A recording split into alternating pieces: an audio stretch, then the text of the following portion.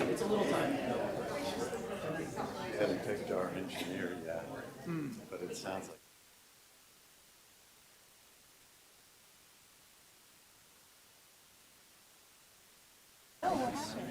Radioactive tailings from Lake Mead. That's waiting for the coffee maker to work.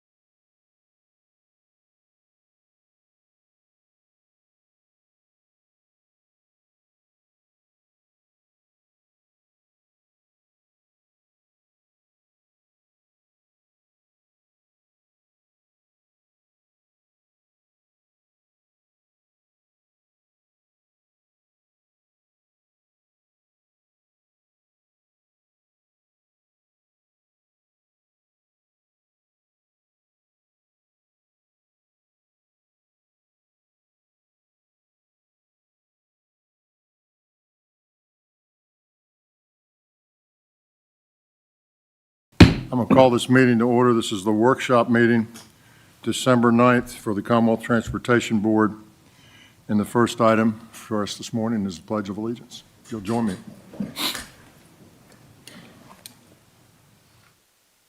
Pledge allegiance to the flag of the United States of America and to the republic for which it stands, one nation under God, indivisible, with liberty and justice for all.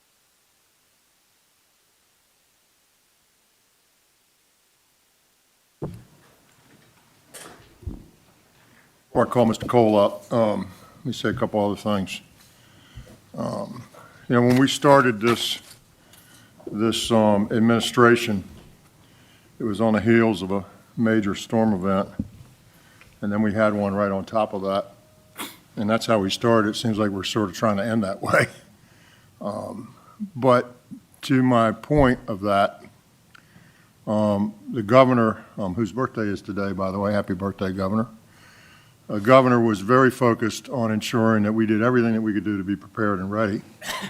Commissioner had the same focus, I had the same focus, public safety had the same focus. And so when we got smacked, I think we handled it pretty darn well, or Steve and his commissioner and his people handled it pretty darn well. But I can tell you there was a lot of involvement and attention, Steve. So there was plenty of support there. And we've continued, in my view, along that same trajectory at VTOT in terms of handling these events. And so today, while we had some bad storms overnight and lots of parts of the Commonwealth were impacted, the airport shut down, roads shut down a little bit. Our system, the part that's maintained by VDOT, is in pretty good shape. Certainly the interstates and the primaries are in really good shape. Secondaries, it takes more time, and that's just the way it is. But and this is in no way to be critical, but you come off the interstate, you come into the city, you can see the line of demarcation. You can see it all around the metro area, the VDOT demarcation versus the local responsibility. And that's lots of reasons for all that, but at the end of the day, Commissioner, you've done a great job making sure that those roads are available and safe for us to get here. So I want to thank you and your folks. Lots of people do a lot of work. There's a tremendous amount of planning, folks. And we're on weather calls, and there's 40 and 50 people on it. A lot of people involved in this. I just want to thank you and all of them for that. So speaking of VDOT, Mr. Cole. The first item on our agenda this morning is a delegation of authority to correct the Virginia Manual on Uniform Traffic Control Devices versions 11.0. Welcome, sir. I hope you're well today. Thank you. We're officially, Commonwealth is officially open. It's 11:02. Yeah, Mr. Secretary, members of the board, glad to be with you today and get to talk some more about one of my favorite topics, which is our Manual for Uniform Traffic Control Devices. As you may recall, back in September, the board adopted the Virginia MUTCD version 11. It's based on the national MUTCD, but our Virginia document incorporates things like the Code of Virginia. It picks options from the national MUTCD, and it includes some Virginia-specific signs. Federal Highway has already identified a number of minor errors in the national MUTCD. They've posted those known errors on the Federal Highway website, and we anticipate that they'll be taking action to correct the errors in the national MUTCD. And since our Virginia document is based on the national document, we will need to amend and correct the Virginia MUTCD once we are cleared to do so. Some of the types of minor errors that we are already aware about that we'll need to update in our Virginia document are shown here. You can see in the top left there's a reference error in the federal MUTCD. The turn lane marking on the lower left says through lane instead of turn lane. And on the right, this exit sign has two exit A's when one will be exit A and one will be exit B. So these are pretty minor errors, but there are a number in the federal document that we'll need to update our document over time as well. In addition, because our Virginia document does have some differences, there may be errors that we find in the Virginia document that we'll want to update. You might be wondering why these errors were not already incorporated into the Virginia document. And basically, we were advised by Federal Highway to wait until all the states get past the point in January where the manual is fully adopted before we start making changes to address the errors. So at the January meeting, plan to come back to you to ask for your authorization of the commissioner to submit regulatory actions to amend the code to correct minor errors in the MUTCD. So what this will do is it will allow us for things that are very minor in nature to save a couple months worth of time to bring those to the board before starting the regulatory process to do the updates. Anything that is a significant revision to the MUTCD, we will continue to be bringing those back to the board for your approval and action. And by significant, a couple of examples is if there were a law change or a policy change that resulted in needed changes to the MUTCD, we would still bring those back for your input and action. We're just trying to keep things moving and look out for your time as well and be able to go ahead and address these minor issues with haste. So with that, that's what I have for you this morning. Are there any questions? Are there any questions? Yes, sir, Mr. Minshew. Just one, Mr. Secretary. Will this implementation require us to actually change a lot of our hardware and software on interstate signages? I mean, if we could take down one piece of green metal and put up a new piece of green metal, and if so, any idea on the cost component of bringing all these signage elements up to meet the current regulatory requirements? This doesn't go backwards, Mr. Cole. Is that correct? Correct. Yeah, Mr. Secretary. Okay. That was my question, whether that is grandfathering or whatever. Mr. Secretary and Member Minshew, the new manual is effective in January of 2026. So let me jump in here, Mark. So this isn't about going back and fixing signs. This is about, we're going to put a new sign up, or we're going to do something. What guides us in that process? Got it. Previous to this, even minor technical changes where there's been a mistake, which you saw in the previous slide. It said through instead of turn, which was a federal government mistake that we adopted in and doubled down on the mistake. Prior to this action, if we take it, you would have to bring that back to this board to make that change. We thought that was a waste of our time.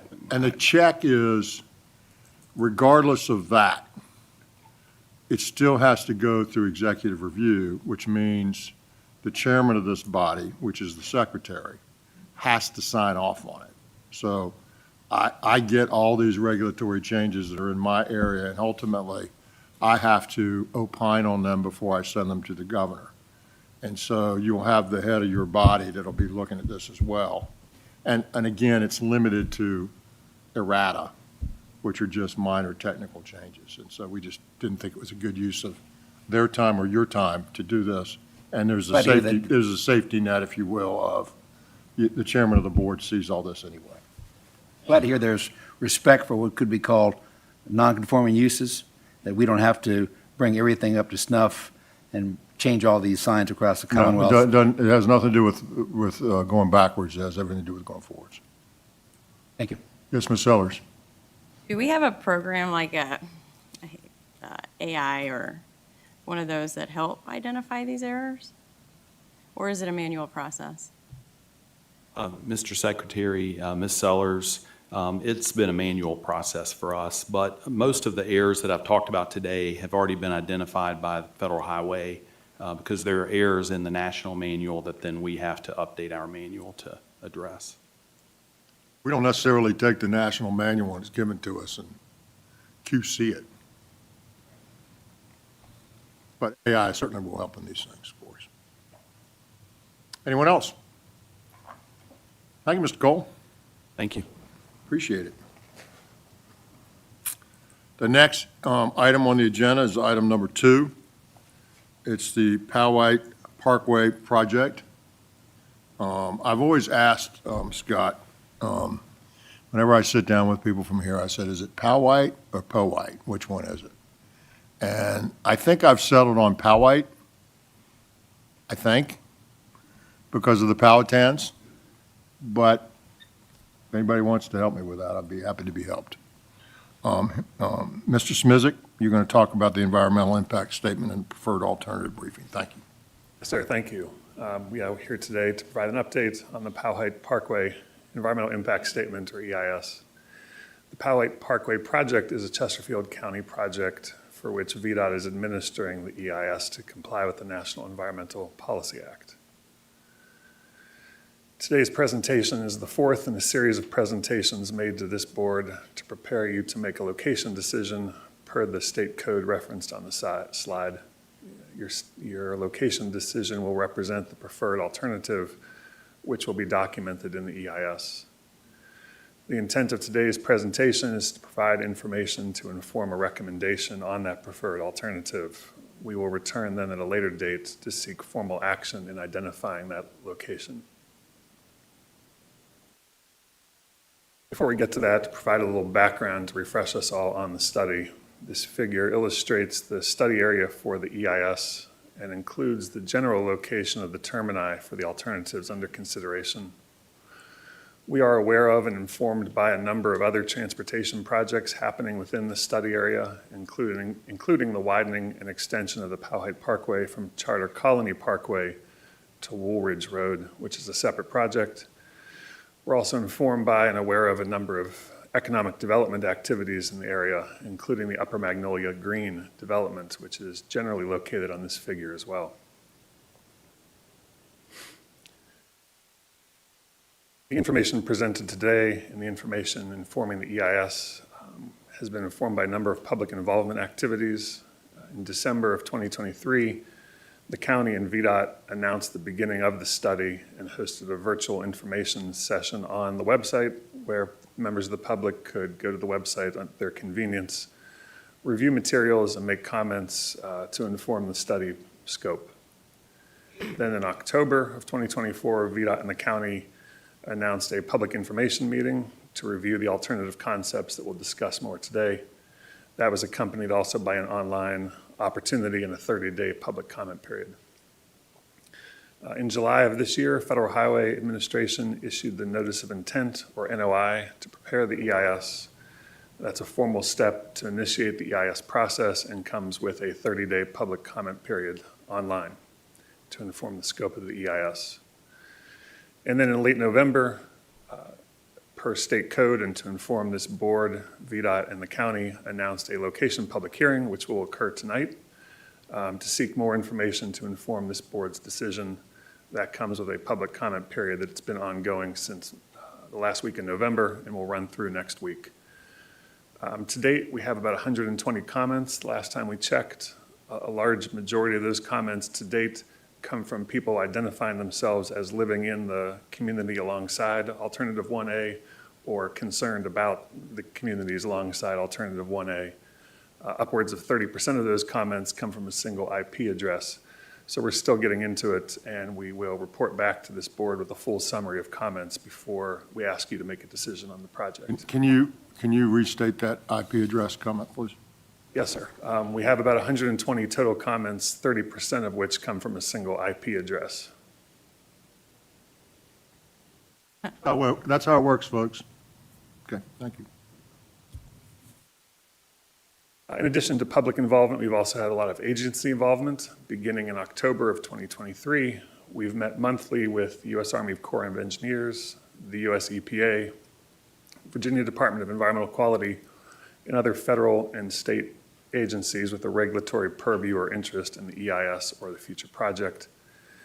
These meetings provide an opportunity to exchange data, review draft documents, and focused us in on the level of NEPA document, the EIS that we're advancing, the range of alternatives that we'll discuss today, and the influence those surrounding transportation and economic development projects should or should not have on the EIS. We've talked in the past to this board about the purpose and need, which is one of the key milestones in the EIS process. The purpose and need documents the goals for the study and serves as the primary criteria in the alternative screening process. I won't read this whole slide to you, but focus you on the two bulleted items in the lower half of the slide. Relieving congestion and improving regional connectivity are the criteria which any alternative that is to advance through the study must meet. Getting into the alternatives, Alternative 1A results in a new 4-lane roadway being constructed from Hull Street Road to Woolridge Road. This assumes the reconstruction of a planned access road that would run from Hull Street Road approximately halfway up the corridor to the economic development site we pointed to earlier.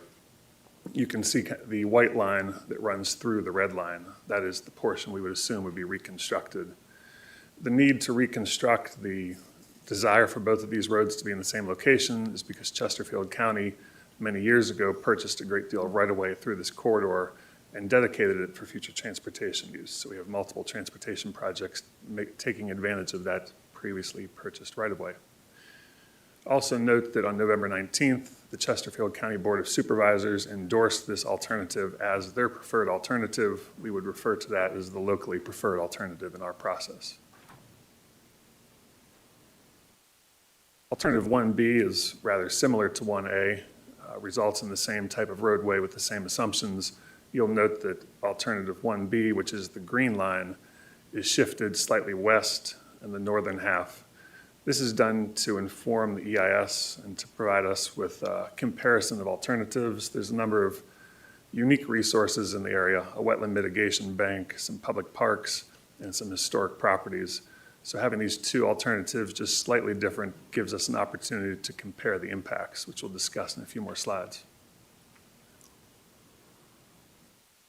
Then Alternative 4 assumes adding an additional travel lane in each direction along Route 288 and Hull Street Road between the project termini. There has been and continues to be some discussion as to if this alternative meets the purpose and need. It is important in the EIS process to have an improve existing alternative. So this alternative represents an improved existing option. And then finally, the no-build alternative is a standard in any EIS and serves as a baseline and comparison for impacts of other alternatives. So based on all of that information and action taken by the county board, we present Alternative 1A as the recommended preferred alternative. It comes with a couple of commitments. I mentioned before the wetland mitigation bank, which we set up Alternative 1B to attempt to avoid that. Through our analysis, we've learned that when the bank was created, they set aside a transportation easement through the mitigation bank to allow for future transportation improvements through the corridor. So this alternative assumes a commitment to stay within that easement to avoid impacts to the mitigation bank. It also assumes design to ensure that we do not adversely impact the historic Otterdale School, which is located alongside this corridor. This slide is a small summary of all the data developed for the EIS, provides you with some of the key decision points that informed this recommendation. Alternative 1A is the shortest alignment and also has the smallest footprint, resulting in the least impact to private property. It has comparable impacts to wetlands and streams as the other alternatives and at a lower cost. We consider both the cost estimate and the impacts to be preliminary estimates that would all continue to be refined as the project development process advances. Moving forward, we have our location public hearing tonight at Cosby High School in Chesterfield County. and we plan to return as early as January to seek your action on a preferred alternative and provide you with a full summary of public comments. We have then moved to complete the EIS documentation and expect the draft EIS to be issued for public review with a public hearing later 2026 and a federal highway NEPA decision in mid-2027. The notes on the bottom of this slide summarize that Federal Highway cannot make a NEPA decision until the region's transportation planning documents properly include the preferred alternative in them, and that the schedule we continue to show is based on the Federal Highway Notice of Intent, and we'll refine that schedule as we advance. This concludes my presentation. Thank you all for your time. Welcome any questions you might have. Thank you, Mr. Smizik.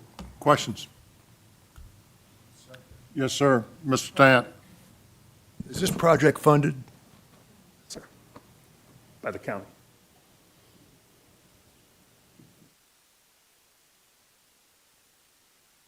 Yes, Ms. Dunlop. Yes, I'm just curious if you could share with us what the majority of the comments were reflecting from the single IP address. That's out here for a second.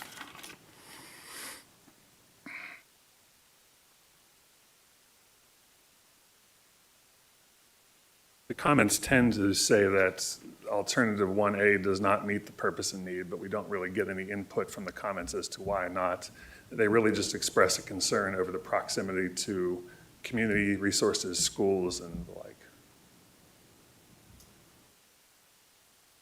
Anybody else?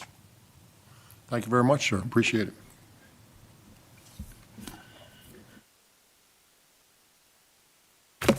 The next item on our agenda is agenda item number 3. It's the Interstate 81 Annual Report. Mr. Ben Manel and Ms. Laura Farmer.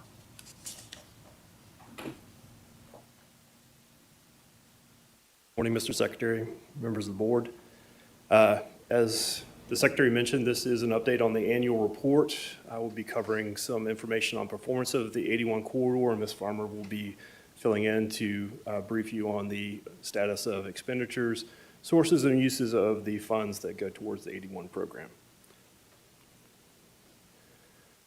This report is required by legislation, and it has to include a number of performance indicators, namely the number of incidents, the duration of those incidents, as well as the number and average duration of incidents involving lane closures, as well as person hours of delay, as well as an assessment of the effectiveness of operational strategies and capital projects that have been implemented through this program, and the status of those capital projects and the current projected balances of the fund. So when you look at 81, and these are some of the very high-level highlights and takeaways in the annual report, it's experiencing a decrease in 2 of the performance measure areas, particularly in the southbound direction. When we compared 22 to 2023, we saw some significant decreases. When you looked at the 2024 numbers, we see a continuing decrease, but it's very much leveled off in the reduction in crashes as well as person hours of delay.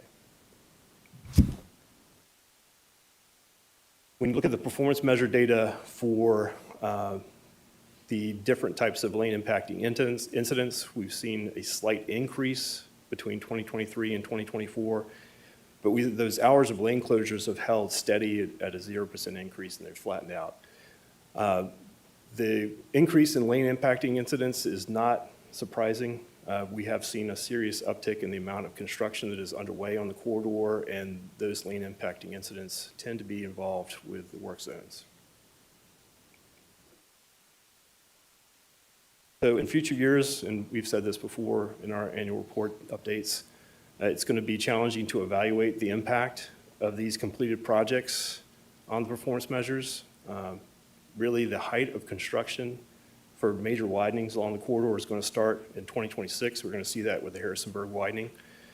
And again, we've said it before, but the performance is going to get worse before it gets better. There will be impacts based on those work zones, and we tend to see an uptick in crashes when those are active. There's also been a lack of sufficient time for projects to be implemented to develop a performance trend. We've seen that with a number of the implemented projects that we have underway on the corridor. Most of those have not been completed except in the 2022 to 2023 timeframe. We typically look for about a 5-year trend to see what the impacts are of those projects. In looking at the program of projects that are out there, we had 65 capital projects that were funded. 38 of those are completed. Most of those are acceleration, deceleration lanes, an auxiliary lane or two, some truck climbing lanes. And we've also had 74 of the operational improvements implemented and completed along the program. I think we can say that the operational improvements have shown us some benefits, because you've seen the uptick in the incidents along the corridor, but we've seen no significant increase in delay. And a lot of that is due to the Safety Service Patrol cameras and providing awareness, situational awareness of those incidents, as well as the towing and recovery incentive program, which we've seen some big benefits in reducing the amount of those lane closure incidents along the corridor. With that said, the remaining capital improvement projects are anticipated to be completed by 2035. With that, I'm going to turn it over to Laura. Farmer, welcome. Good morning. Good morning. This slide provides the revenue and expenditures to date. So the Interstate 81 program through fiscal year 2025 has had active revenues dedicated and allocations dedicated to it since 2020. So we're looking at 6 fiscal years worth of activity. Healthy collections in the fuel taxes, just shy of $470 million. We have a dedicated IOAP allocation of $436 million to date. The general fund through the General Assembly has made significant one-time investments to advance projects on the corridor of $245 million to date. And then other sources in the early years of the interstate program, there were other dedicated revenue streams prior to 2021, which makes up $71.5 million. And then interest income life to date is just shy of $49 million. That, in addition to the financing that we've secured through municipal bonds and TIFIA loans, we stand at $1.466 billion available to date for I-81. The right chart summarizes the expenditures to date for projects with just over $400 million of PAYGO dollars, cash available. The bonds and TIFIA financing just shy of $117 million. We've paid $18 million worth of debt service costs to date and $1.4 million of financing costs, for $541 million life to date.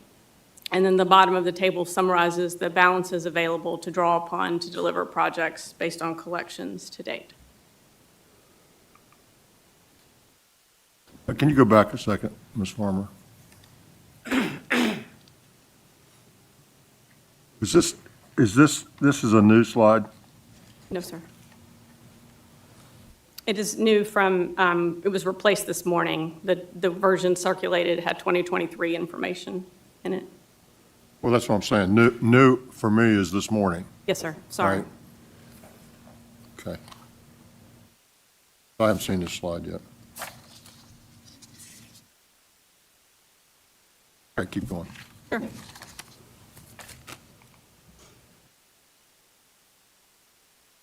This slide just provides those same sources and the projection that we have available from the 6-year financial plan that you adopted in June, and what will be available from the fuels tax, as well as the interstate allocation from construction to deliver the I-81 program and the projects that are advancing.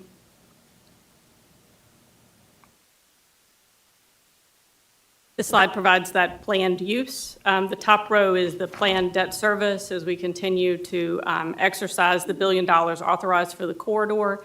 Our estimated debt service maxes out in the mid-2030s at approximately $55 million. And then the remaining funds available through the fuel taxes and the IOEP program are provided on the slide and give a projection as to what is available to deliver projects within the 6-year window.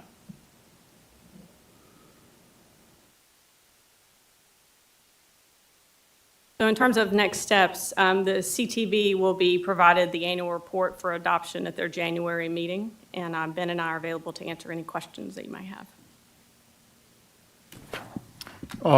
Before I take questions, there's What's not included in here because it's outside the program is a couple $100 million, a little bit in excess of that the governor has asked to put on the S-curve projects there. We've talked to you all a little bit about that, I think, but we have. But so that's not part of the traditional program per se. It's outside the program, but it's doing things that are inside the program. And that money is not included in the financials, is it, Mr. Farmer? That is correct. The annual report reflects financial activity through the end of June 30th. That's out there. So there's been an uplift of like $550 million to the original program in general fund and other monies.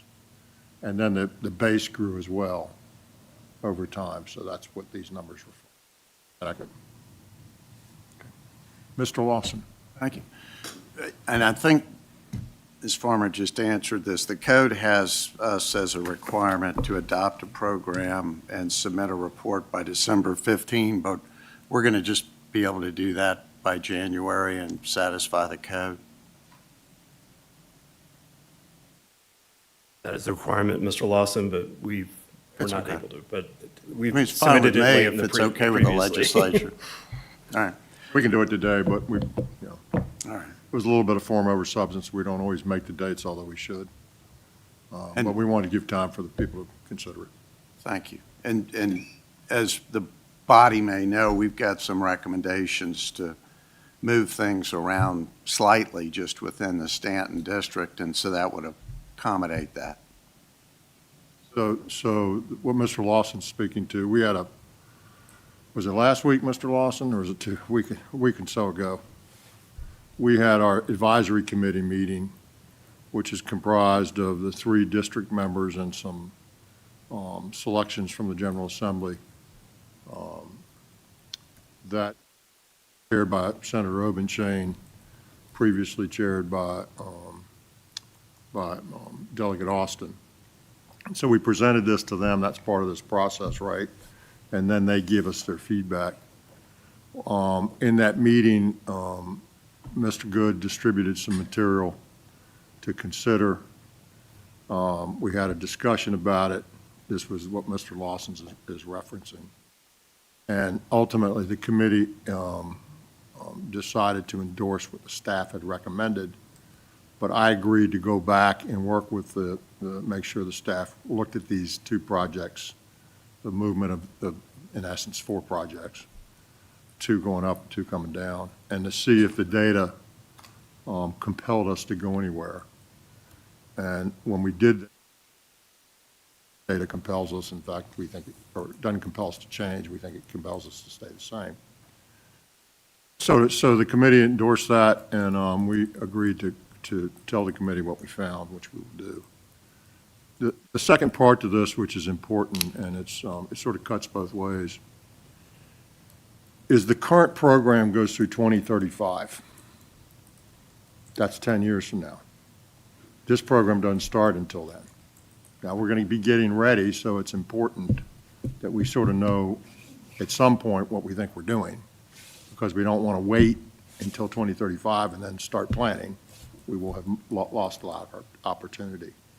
But 10 years out, stuff's going to change, folks. And you'll remember when we looked at this in the beginning, we agreed, and Mr. Lawson and others encouraged us to do that, and I think it was the right thing to do.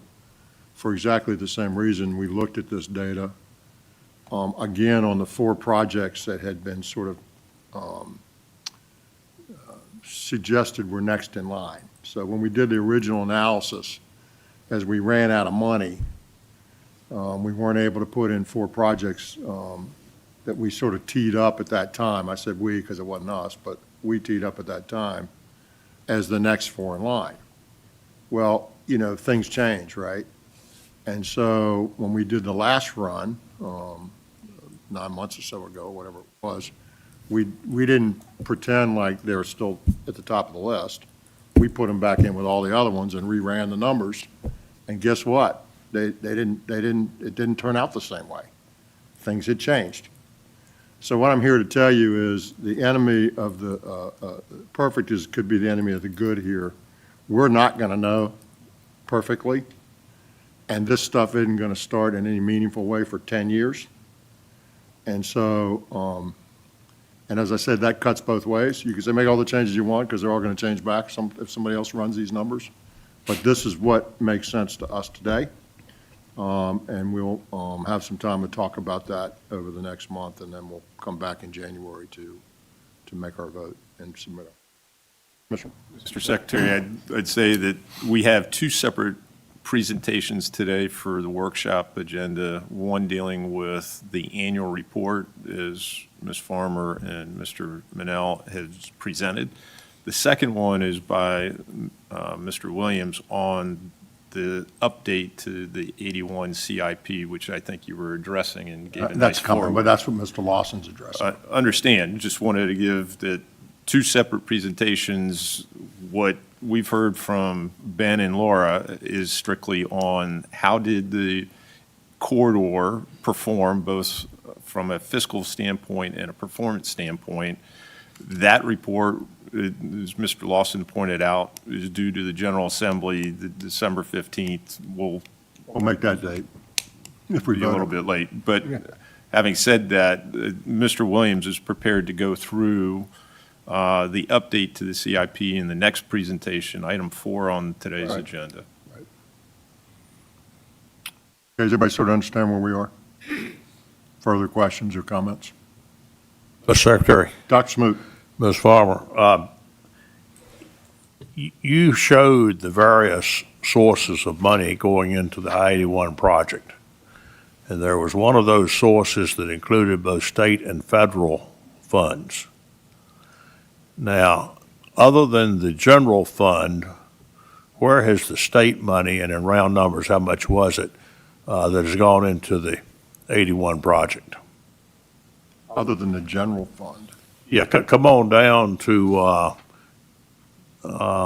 there was another slide that had state and federal. Yeah, the general fund was the money, the 200 and some million dollars, 245 million, is that the number? Right, and then there's the allocation from IOEP, whatever that is.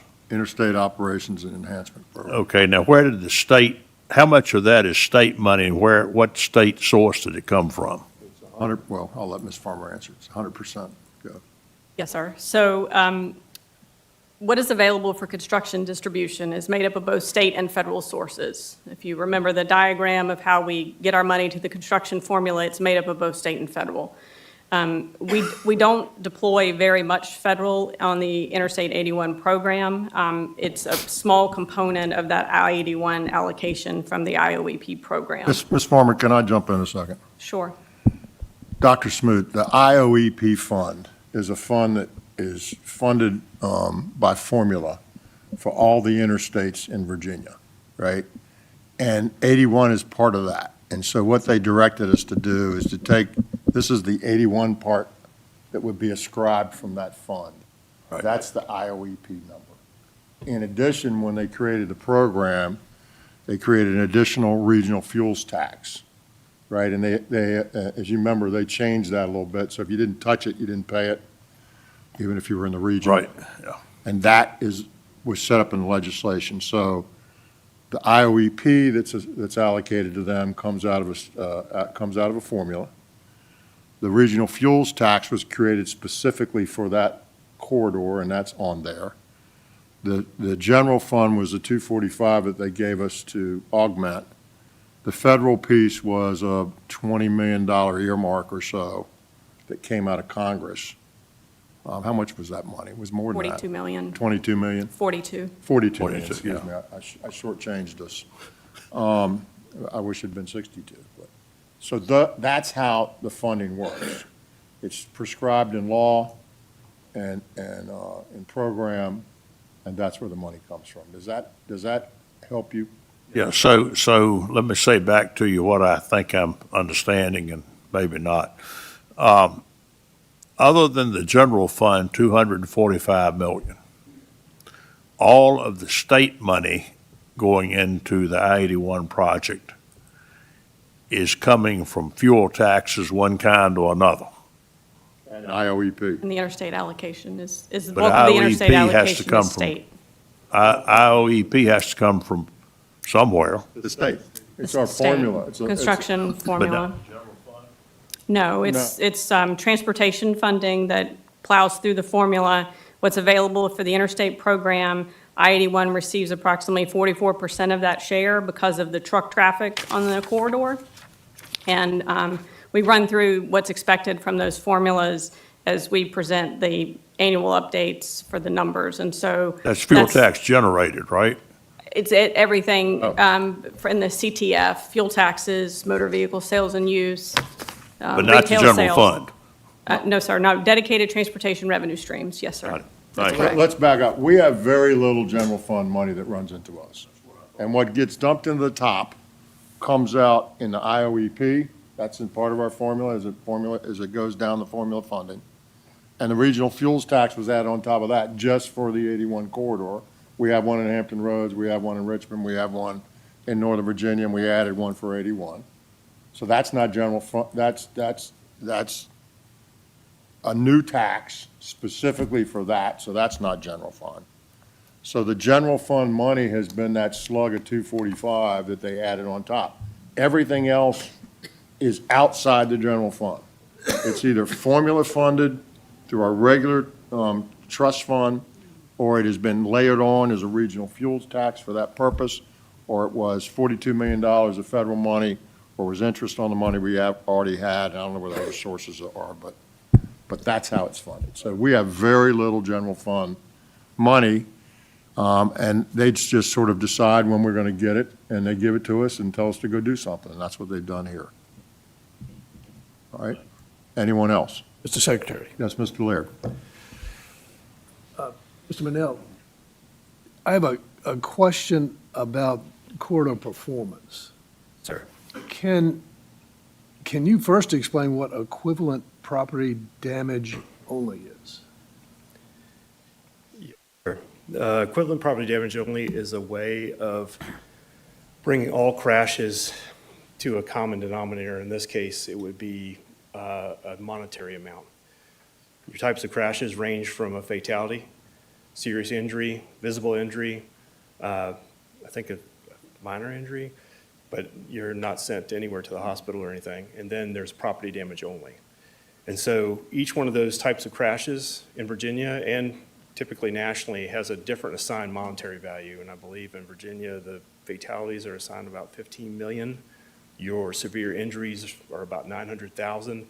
And then it just drops on down as you go. And that way, we're able to look at crashes throughout corridors and on system to try and bring them all to kind of a consistent base to evaluate, the impacts of those crashes. So unless there's a crash, are we not recording a delay? We are recording a delay if there is an incident that is causing, specifically we're reporting out whether or not we have incidents and then incidents that cause a lane closure. So absent an incident, we don't record a delay. So if there's a traffic jam because some truck went in the left lane and slowed traffic down and that has backed traffic up, that doesn't get recorded. And no accident, but that doesn't. That's actually being accomplished in the person hours of delay measure. That measures all delay. Table 3, Mr. Laird, if you look at Table 2 is the EPDO factor. Table 3 is just person hours of delay, period, end of story. But that accounts for your delay that's due to congestion. It accounts for delay due to incidents, weather, All delay. you name it. It's all delay. And I understand what we're looking at, but are we, when we're looking at performance, and I know what is required us to report, but us to make good decisions about where we're spending our money, do we drill down and determine a certain percentage was speed-related, a certain percentage was weather-related, a certain percentage were deer crossing the road? Do we evaluate that Or crashes or hours of delay? delay? No. Just report out on the total delay here, but When we look at crashes, we do look at crash types to determine whether or not it is something that we can mitigate through an engineering countermeasure, or whether it's something that it's behavioral, like driving under the influence, or as you mentioned, deer strikes. So how are we handling the speeding? If we're offering a correction to something that is primarily related to speeding,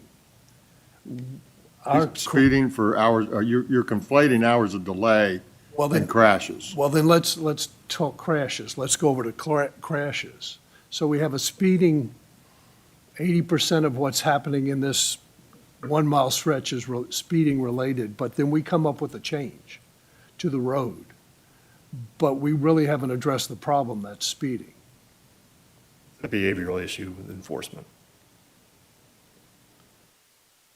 All we're doing here is we're trying to say, for this measure, where are these incidents happening and what's the impact?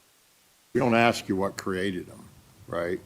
We didn't ask you if the guy was on the phone or whether he was drunk or whether his wheel fell off or he didn't get his whatever safety thing. We don't, that's not in the measure. We do track those kinds of things.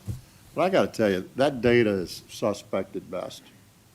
When you think of everybody that's making a judgment, that's enforcing across the Commonwealth, and do they know if you were on your phone? Do they know if you don't tell them? Do you know what was really happening in the car? You know, we're coming there after the fact, trying to figure all that out, and it's not, it's not fully accurate, you know? Do you know if they were speeding or not? You don't know if they were going 10 miles over, 15 miles over, unless you get the little thing out of the car, and we don't do that. So some of those things, yeah. What exactly was it? We don't exactly know. And by the way, there are thousands of people that are writing this down, determining what happened. And are they all on the same page, Captain Byers, and they all look at it the same way? You know, so we don't know. We sort of know, but we don't know fully. But back to your point, so we're measuring the impact, and we're trying to come to a baseline, saying this is sort of the economic impact, sort of what we're saying. Okay, so that's a hot spot. Go look at it. Why is that? Unrelated or not directly related to that is person hours of delay, and that's for any delay. I don't care why it caused. You know, the sun was in your eyes as you came around the corner. Doesn't matter. It's what's the delay. Then we try to figure out why that is, and then go fix it. So these are things that take us to those points and highlight those places that we need to look at. Is that fair enough, Mr. Minot? Yes, sir. And I think to Mr. Laird's point, when we do look at crashes, particularly when we're developing recommendations along the corridor, we are looking at the crash type. Driving under the influence, behavioral issues like not paying attention, looking at your cell phone, those are things that we cannot engineer a way out of. However, departures from the roadway, incidents where we have Truck climbing, no climbing, low decel, side low swipes, L rear cell. ends, those are typically congestion related. We do try to develop countermeasures to address those, sir. Mr. Secretary. Ms. Dunlop, and then I'll come back to you, Sorry. Mr. Lawson. Yes, thank you. Thank you, Mr. Secretary. One issue that I've noticed is wide loads. Is that considered something that would be personal hours of delay? Because, boy, do the cars back up behind the wide loads, and there are a lot of them on 81. Anything that would impact the travel speeds of vehicles along the corridor would be impacted. So if you are seeing, you know, if the posted speed in a segment is 70 miles an hour and you've got a wide load and people are traveling 60 miles an hour, that's going to show up as a person hours of delay. And how is But- that calculated? It's- Sorry. Let me get to your point. Yeah. We don't track and we don't know that delay inside those numbers was because of a wide load. We don't know that. We can't tell you that 8% of that person hours delay was for wide loads. So your point is well taken in the sense of, we just know where the delay is, and we know we have wide load issues, but we don't have we don't track wide loads down the highway aside our congestion. We don't have a mechanism to do that. So we really don't know. Is that fair, Ben? It's incorporated in the total amount of delay, but to your point, yes, But we to don't know the anyone's specifics. space, we don't know. And it goes back to some of this data, it's just hard to get to the data. Now, listen, all this is gonna go away with technology, folks, because we're gonna know everything, right? I mean, you just are, all right? These things are all gonna be connected, you're gonna have cameras everywhere, you're gonna see everything you can do, and like, you're gonna know. And maybe there are too many wide loads, and maybe we need to restrict them, or maybe you need to put them in a different place, or maybe you need to route them a different way. I mean, I don't know. I don't know the answer. But we don't have enough empirical data to do that. Mr. Lawson? I don't believe. Don't help me if I'm wrong. No, you're correct, sir. I was just going to answer Ms. Dunlop's question, I think, about where the information comes from. We get it from NRIX, which is a kind of a national provider of the information, and they are pulling it from GPS in vehicles. They are pulling it from your location-based data on your cell phone services and a combination of other information, and that's how we're getting the information on personal. And so we're going to get there, right? If you look at NRIX and that thing we looked at the other day, Commissioner, I mean, you can literally see the vehicles moving. I don't know who they are, but I can see the vehicle moving on real time. I see a point, an arrow, and it's a vehicle moving, and I can see what it's doing, I can see where it's going. It's going to set us free once we figure it all out really well. Because it'll show you, it'll be able to say, that's a wide load, look what it's doing. It'll be able to do that. All right, Mr. Lawson. Looking at our task, which we're going to do in January about adopting a program and making a report, we do track these things and the cause of the accidents and so on, and I agree with you. We don't really know these things. They're after the fact, and somebody told a cop whatever, and maybe that's true, maybe it's not. But I would... We know some, we just don't know as much as we'd like to know. And I'm delighted to hear that we're going to get to a day where we're going to know all those things. But until we get there, I would suggest what we focus on, because we can measure it, is the hours of delay, whatever the cause was, and the frequency of the delay in a certain area. And we ought to focus on those areas first and try to solve those. And usually it comes with the addition of a lane or a truck climbing lane. And to Mr. Manel's point about, we've actually done some improvements in recent times, and we just don't know if extending that acceleration lane has given us benefit, because we don't have enough years of data. But we feel pretty strongly, and that's why we built that lane, that it's working, and that those mergers are now at 70 miles an hour as opposed to 40 miles an hour. And that's where we're coming from on our suggested recommendation that we'll vote on in January. We think we've got some improvements that have been installed that are beneficial, and they are decreasing the hours of delay, thankfully, in certain areas. And we ought to focus on those areas where, unfortunately, the hours of delay are climbing and are becoming repetitive, and those are the ones we think we ought to look at. Even if it is 2035 and in the future, we ought to go ahead and plan that now, because it isn't getting any better. We have some guidance, Mr. Lawson, that this doesn't it's not contrary necessarily to what you're saying, but on the beginning of the presentation, on page 1, I'll show you what the code tells us that we should focus on, right? And so that's what we generally do now. We move around that a little bit. Understand. That's what it tells us to look at those 4: number of incidents, average duration of incidents, number and average duration of incidents involving lane closures, and person hours of delay. That's what it asks us to look at. We can look at other things too, but that's what it guides us towards. Yes, ma'am, Ms. Sellers. So if NRIX is the data set we're using, are we negotiating that contract with NRIX to make sure that we're expanding the data collection area beyond. NRIX is very concentrated and does very well on interstates and primary areas.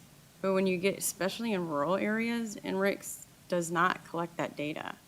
And so just something to consider if we want to know where Which these collects wide data loads are wherever those fleets originating. are, right? That's wherever they are, right? Right, That's but where we the can index- negotiate that contract to some extent with NRIX. And it would benefit a lot of other things as well, because it's also used in smart scale.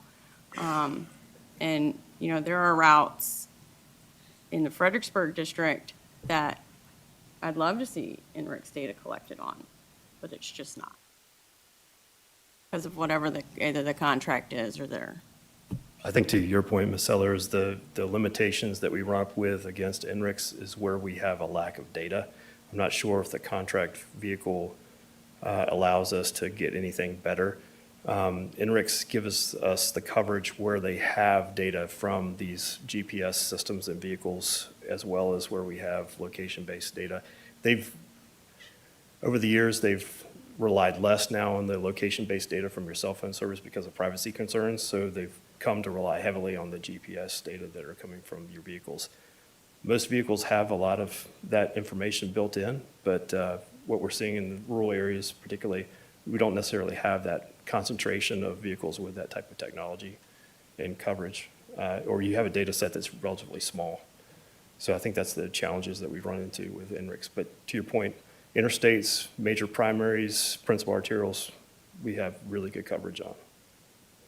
Is there a way for us to see where the gaps in data from NRIX are and see if there's an alternative, particularly as 5G becomes more robust throughout the state? Because that's what's allowing a lot of the collection. I think we can definitely look into that and get information on that, on those routes that don't have as much coverage. Anyone else? Mr. Davis? Thank you. Mr. Monell, as it relates to crash data, do we collect at the time of a crash or an incident if we're dealing with a professional driver, a traveler, a commuter, a gig worker, third party, doing final destination stuff, deliveries? Yes, sir. that way? So every crash has a report that's completed by the law enforcement agency, be it the state police or local law enforcement. It's an FR 300. Those are stored with DMV. They are very sensitive because they do contain personal information, but we do have access to those with some information redacted so that we can get to the bottom of the cause of the specific types of crashes, whether or not it involves a heavy vehicle or a commercial vehicle. Yeah, but you don't, listen, we know if you're a CDL or truck, right? We don't know if you're a traveler or if you're going to the grocery store, and we're not collecting that data, we're not going to, right? The only question in my mind is. Or a gig worker or anything else. It may point to a specific correction that we need to work in I our just want some system. enforcement, Mr. Davis. I'm not so worried about the report. I'd like to see more enforcement, frankly. I don't Listen, disagree with that. There's only so much money, right? We can't analyze this thing down to the bottom. We don't have the money to do it, right? So it'd be great to know all that, but, go figure that out and go collect all that data and train everybody, and we're going to figure how much value does it get us to figure out whether you're a gig worker or you're going to the grocery store. I mean, it's data that's valuable. It's just not valuable enough, right? Given the collection costs, in my view. So, but we do know if you're a CDL. We know that. Ms. Dunlop. Yes, Mr. Secretary, could we get a copy of the new slide on revenue enhancements to date, just sent to us to compare? Thank you. My apologies for that, sir. All right, everybody?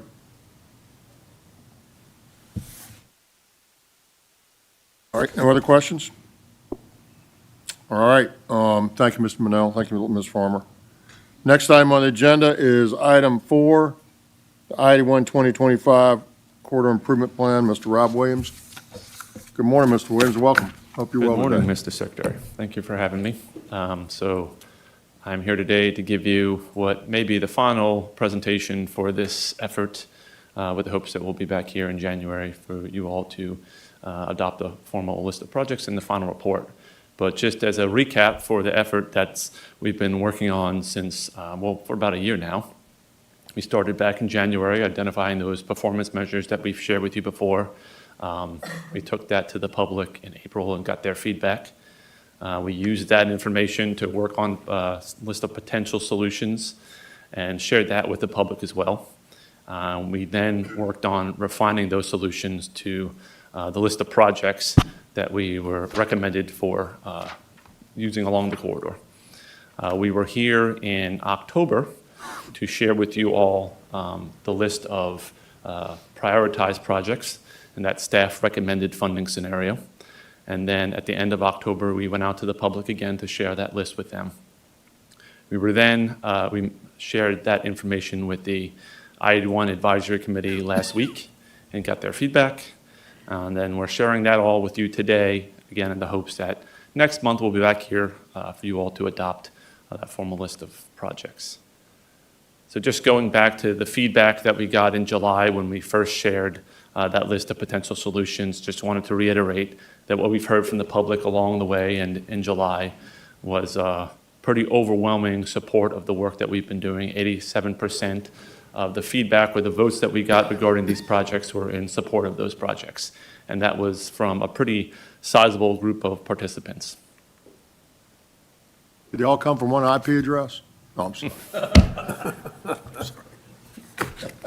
So in October, we went back out and engaged with the public again, and this was for the staff recommended funding scenario. And so that's that list of projects that staff is recommending that we move forward with based on the smart scale prioritization. So we gave the public the opportunity to provide open-ended comments on that and just to share with us any additional thoughts that they have along the corridor and the projects that we're proposing to them. And what we heard essentially was a reiteration of things that we've heard throughout the process, and that's they want to see continued safety improvements. They want to see continued improvements to capacity and congestion.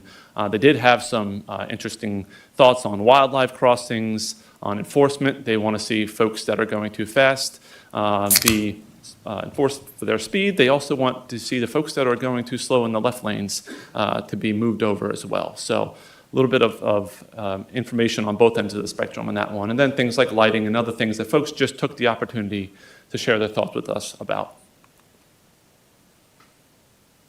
So this is just a summary of what we shared with you in October, and this is how that staff recommended funding scenario shakes out by district. So in the Bristol district, you'll see a number of auxiliary lane extensions, an auxiliary lane extension, number of acceleration lane extensions, and the widening project, totaling upwards of close to $500 million.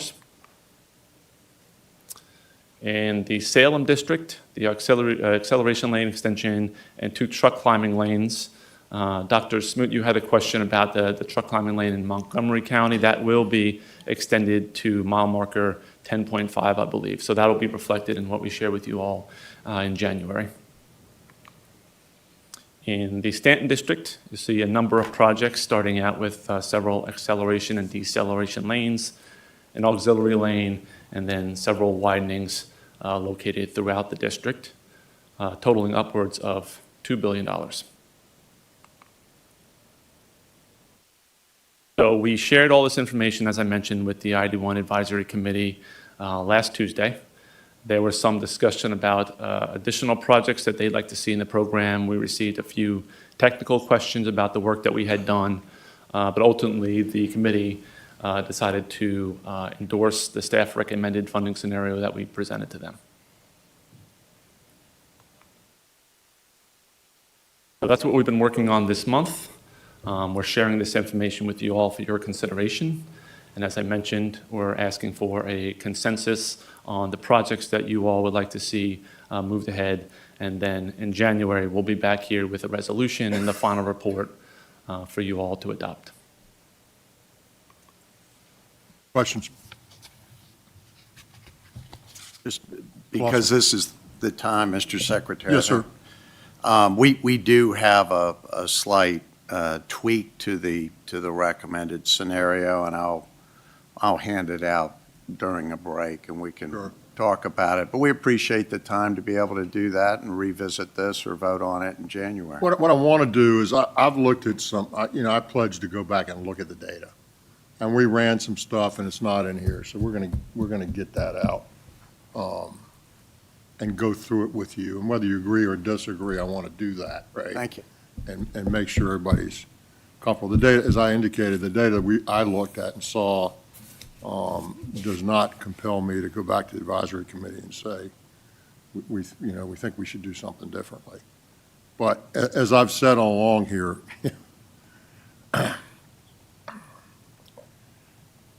this is 10 years from now, right? Not fully, because we got to get started before 10 years, and that's why we're doing this. But there's a lot of time between now and when we're going to actually do something real, meaningful. I would tell you that I wouldn't rely 10 years from now on the plan that we have today. I would be 5 years from now looking at it again, saying, is this still, or 6 years, or 4 years from now, are we still in the same place? That's what I would do, because 10 years is just too darn long to stick with something when everything else is changing and moving. And so, that's part of it, is there's a ton of opportunity between now and then, and we ought to take it, frankly.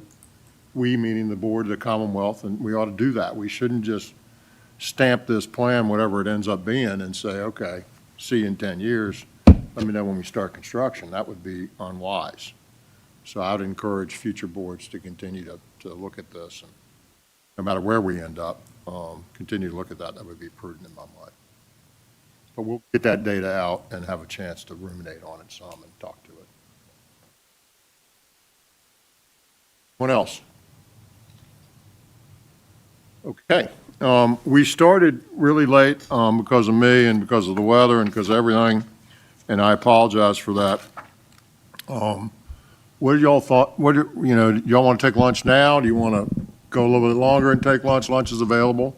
It's noon. What's the pleasure? Want to keep going for a little bit? Let's keep going for a little bit.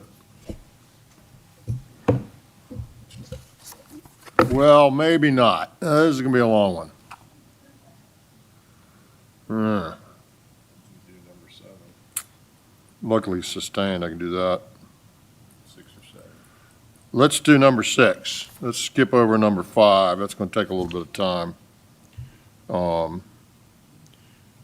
And if I do it after lunch, everybody will go to sleep. It's sort of detailed. So we're going to skip to item number 6. It's Locality Sustained Performance Program, Performance Year 2026. Terry Short. This is an important presentation, folks, I think. And Ms. Short, welcome. Great, thank you It's so good much. afternoon now. Yeah, good afternoon. Hope you're doing well. I am, thank you so much. So we're going to go to item number 7. Excuse me, item number 6. Locality and Mr. Secretary, Sustained members of the Performance board. Program. Yes, so this afternoon, I'll be presenting an annual report on our LSPP, Locality Sustained Performance Program. And just by way of introduction, in October of 2023, the board adopted performance policy for localities and their portfolios. And this requires an annual update of that program and how folks are doing. Let me just jump in a little bit here. We administer our own projects, and then we administer some for others, and others administer some of their own. And so we were having problems over a number of years with some of the localities not being timely and getting things done. And so back shortly after we got here, the commissioner recommended to the board that we have a program to help those localities perform better. And there's some carrots and there's some sticks in this process. And so we instigated this process back in 2023, as Mr. Short said, and the goal is not to penalize people. The goal is to get them to where they need to be. And so we've worked hard in that regard. You'll remember we've had a number of localities, including one in Northern Virginia, we actually pulled a project back from. we got, everything that I've heard from the localities that have been under the microscope, if you will, has been positive, not negative.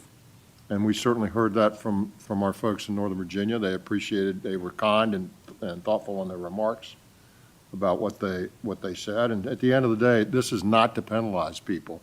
It's to help them get to where they need to go.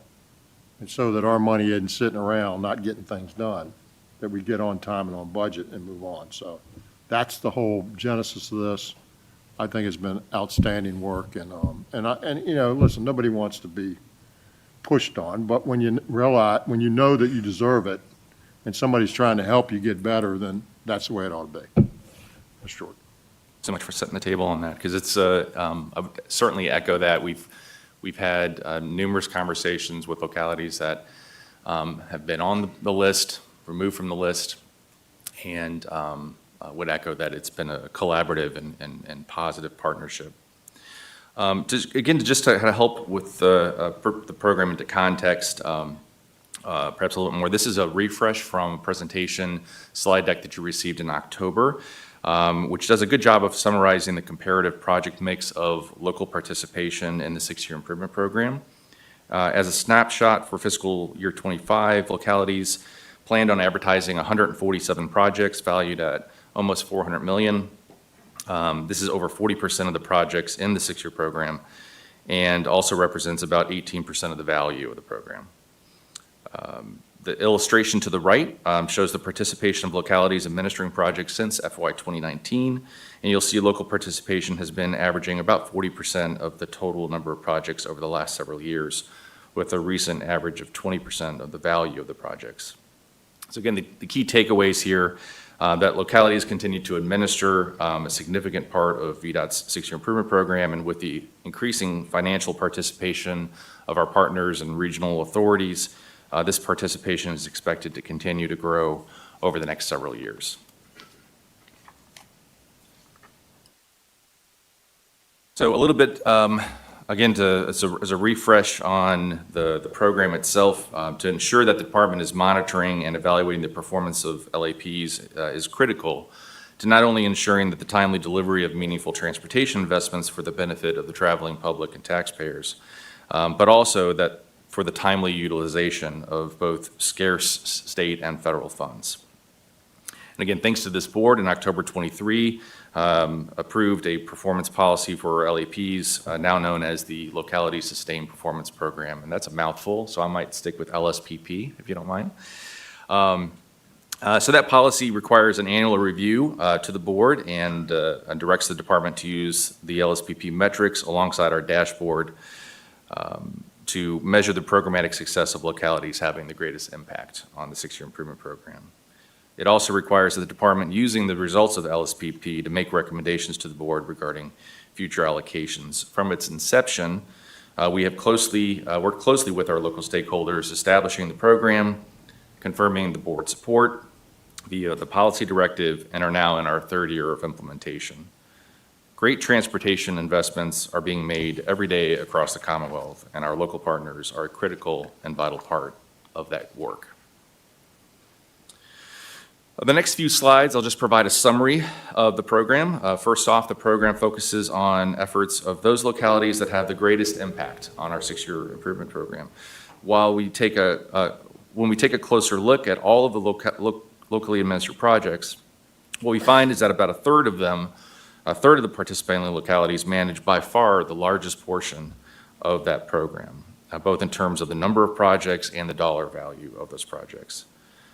This third of localities that participate are those that manage 5 or more active projects, and as a result, are the localities that this program focuses on.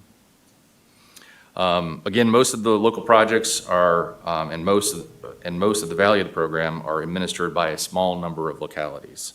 This year we have 36 localities who are administering about 84% of the total number of projects, representing about $2.4 billion in federal and state allocations. All of those localities are administering 5 or more projects, as I mentioned. And so you can see that these 36 localities have a significant, huge impact on the portfolio. So I'll spend, kind of set the table a little bit on these performance metrics, and I'll go into each to just help give you some reorientation to it, because, I forget what I did last week, let alone what we talked about last year, so hope this is helpful. So during the development of the program, we spent a little over a year working with our local partners and VDOT stakeholders, identifying metrics that made the most sense when looking at the actual impact of the 6-year program. We identified 3 separate metrics and various measures that make up those metrics. And they are on-time performance, reasonable progress, and fiscal management. So talking about on-time performance just a bit, it's comprised of 3 separate measures or sub-metrics. First is dashboard performance for project development over the last 2 years, with the goal being that we want localities to hit a 70% average. This measures how well you've been performing and meeting our overall dashboard performance. Second is the on-time performance for the current milestones of their current projects. We track a number of milestones on local projects, including project agreement execution, scoping, public involvement, right-of-way acquisition, and so on, with the goal of having a locality achieving 70% of meeting their current milestone schedules. This measures the locality's current performance. Oops, can't see that. And then lastly, third, we track the percentage of localities' projects that have carried over their planned advertisements from previous years. What I mean by that is that these late advertisements have a serious impact on the ability to manage new projects coming into project development, so we don't want to lose sight of those. Locality becomes deficient for on time when they fail 2 of these 3 measures. Moving over to reasonable progress. It is a weighted score. During the development of LSPP, everyone basically agreed that missing a deadline by a day or 2 or a week isn't an appropriate measure when looking at overall programmatic performance. And so what we really care about is whether or not a project is making good or reasonable progress. And to do that, we took the 4 major project authorizations and we measured the ability of the localities to meet those authorization schedules if they are provided a grace period of 90 days. And essentially that metrics takes this scheduled authorization date and adds 90 days to the date to the performance measure. Failure to achieve 70% of active project authorization dates when given this extra time results in deficiency for reasonable progress. Again, our current established grace period is 90 days, but we monitor that year over year to confirm that it is still appropriate. Lastly, moving to fiscal management, expenditures of funding provided to us by both the federal and state is extremely important. Every day that those allocations are not expended only increases the cost to deliver that project. Plus, we have deadlines for the expenditures, federal funds that provide us very little flexibility. So looking at the amount of funding that is available to localities to spend on their projects is an important indicator of project and portfolio progress. Projects that are not progressing or, of course, will have money sitting, which isn't being expended, which isn't a good thing. So for this metric, we expect a locality to have less than 80% of their available allocations available to them, and we expect them to have less than $100 million available to them. Now, there are occasions where a high percentage of value of that $100 million is reasonable. So, you can put a slash after that and, because it's really more of a qualitative assessment. We kind of afford some common sense assessment of it.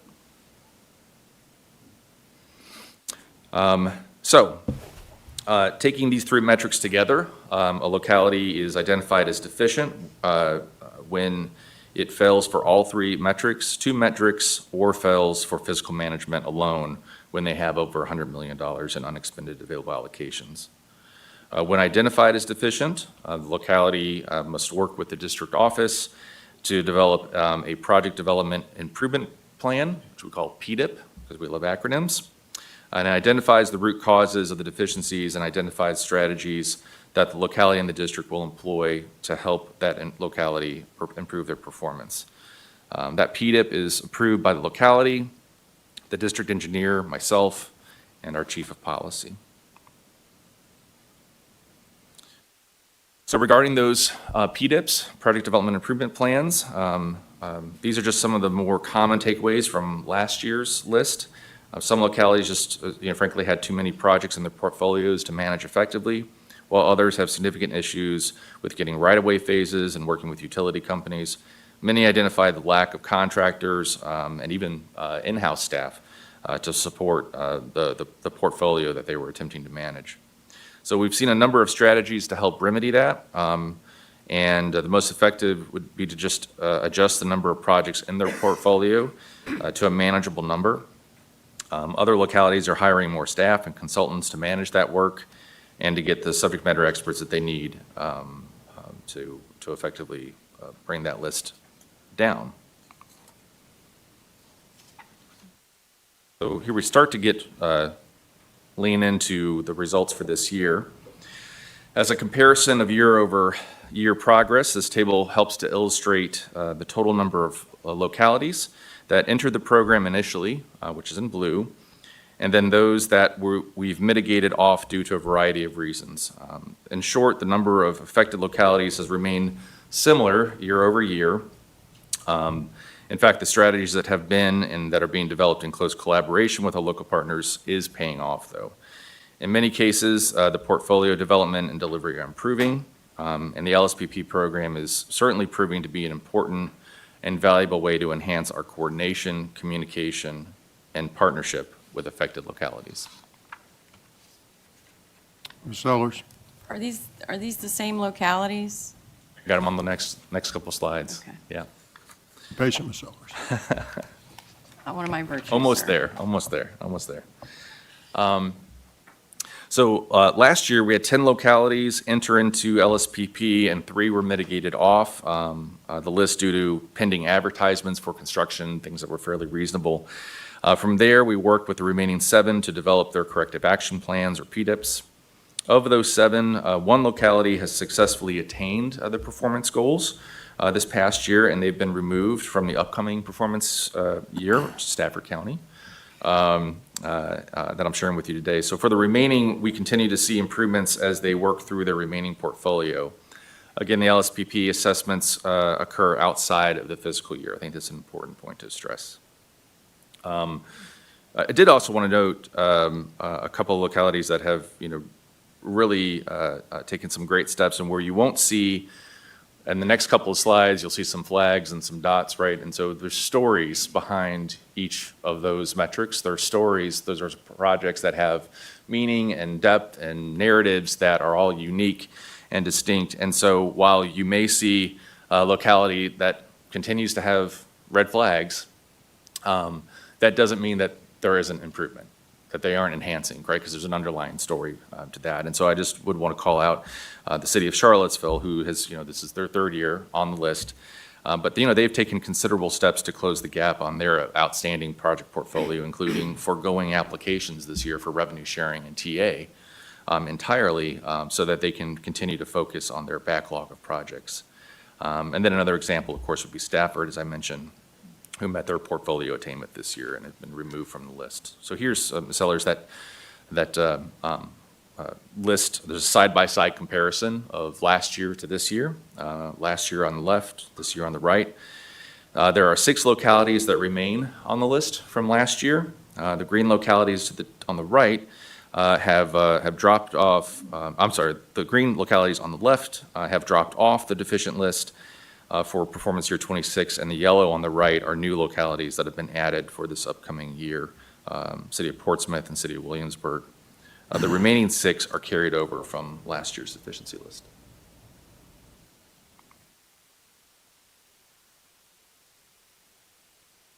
So again, here's just a summary to focus in on those 8. We have 8 that are entering and or returning to this year's list. Over the next 30 days, we will work with each to evaluate each and every project in their portfolio. We will develop strategies for their improvement, and we will establish a timetable for compliance. This work will result in the development of a new and a refined PDIP. Our plan is to have the majority of this work completed by the end of January for those localities that are re-entering the program, with a few extra weeks for those that this will be a new experience for them. Just a recap of the summary of the schedule moving forward.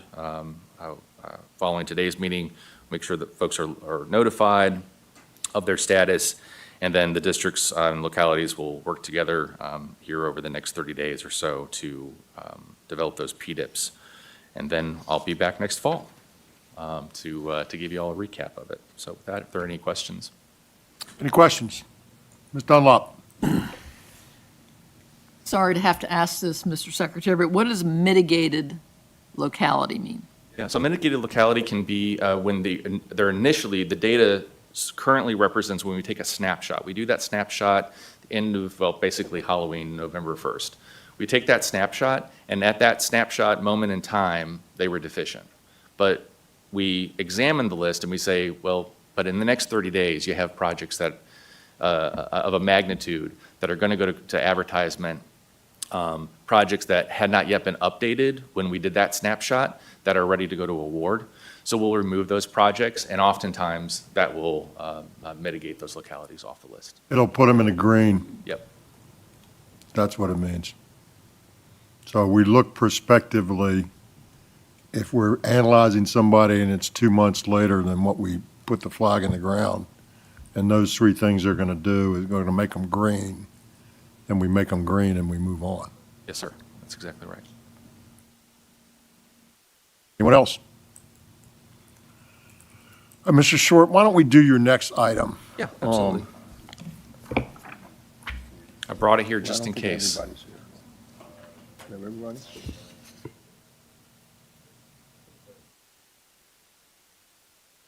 John, are we ready to do the tip-off ones? We ready on both counts?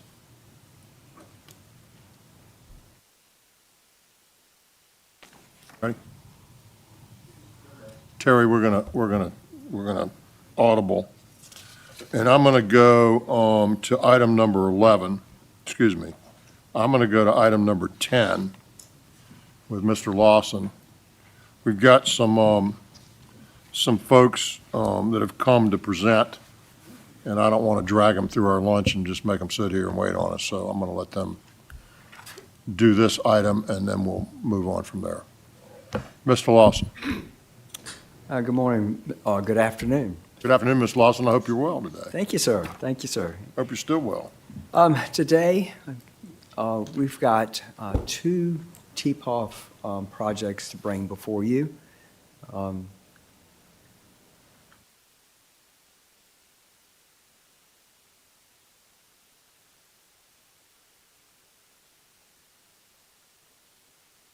Not Mr. Lawson. We don't have them printed out yet? No, I have them electronic.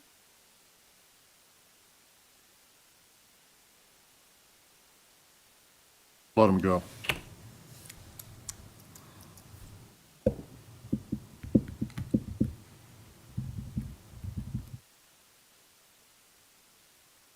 So go ahead, Mr. Lawson. All right, so just very briefly, and I'm just going to set the stage for the two project owners to come forward and speak. Just as a refresher, the chapters 546 and 547, as amended in 23, does allow the TPOF to provide funding to projects based on an application or as a direct allocation by the governor. And with those direct allocations, the governor can support projects that would support major economic development initiatives or to enhance the economic opportunities of the Commonwealth's transportation programs. And they move forward based on a recommendation of the Secretary of Transportation and Secretary of Commerce and Trade. Today, we've got two projects that I want to bring to you. I'm pleased to bring to you.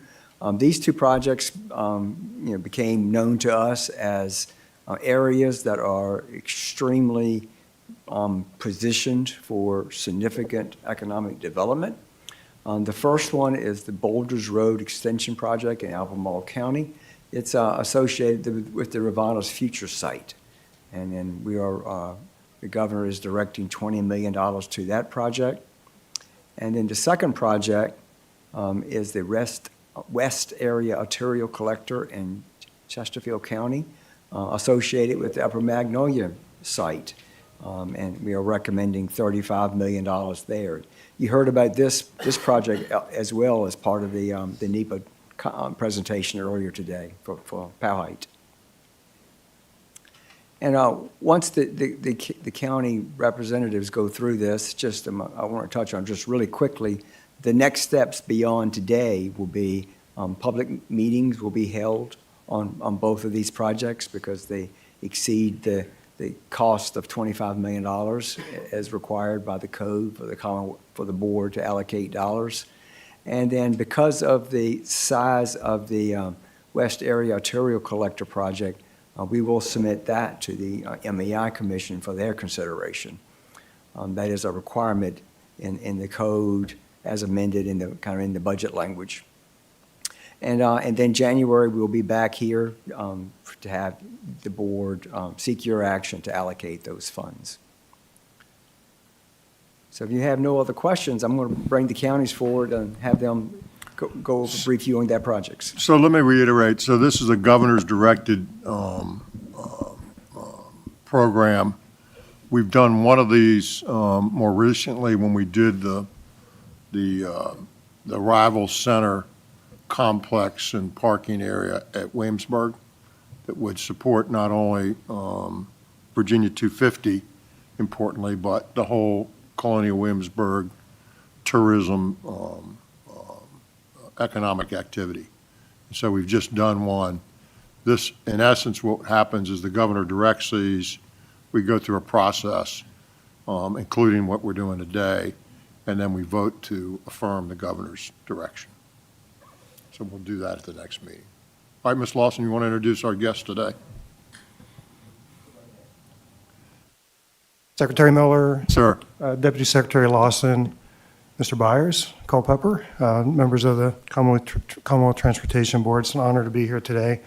My name is Trevor Henry. I am the Deputy County Executive for Albemarle County. With me is Mr. Jeff Richardson, our County Executive.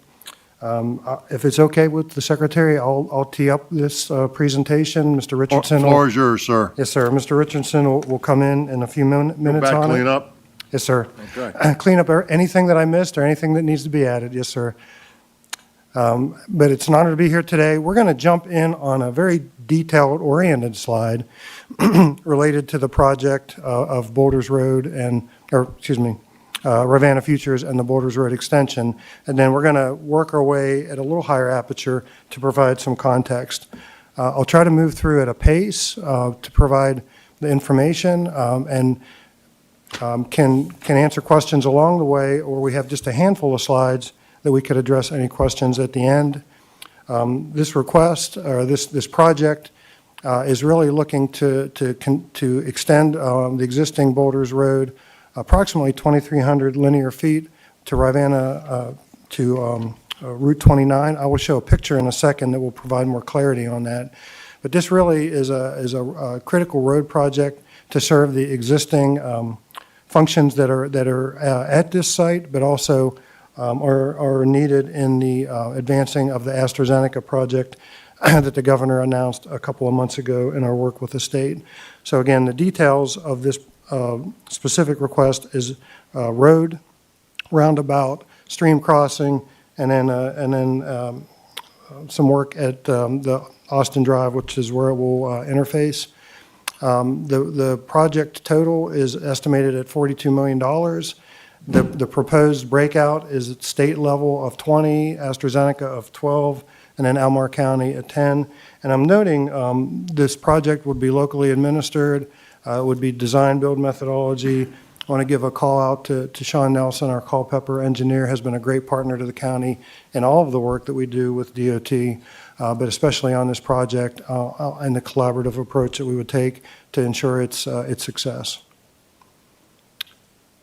Stepping back graphically, the Route 29, if you look at the bottom left, it runs to the left of the screen is north, to the right is south. On the right of the screen is the existing Boulders Road, which currently serves Ravenna Station. I'll talk more about that. that function in that facility in a few minutes. It is a secured campus for, it's an intelligence campus that is a secured facility. There is a commercial building which is leased to serve the existing workforce there at Rivanna Station. And the road, as it exists today, comes off of Route 29, and it is a DOT road. It has been accepted into the system, and it is maintained.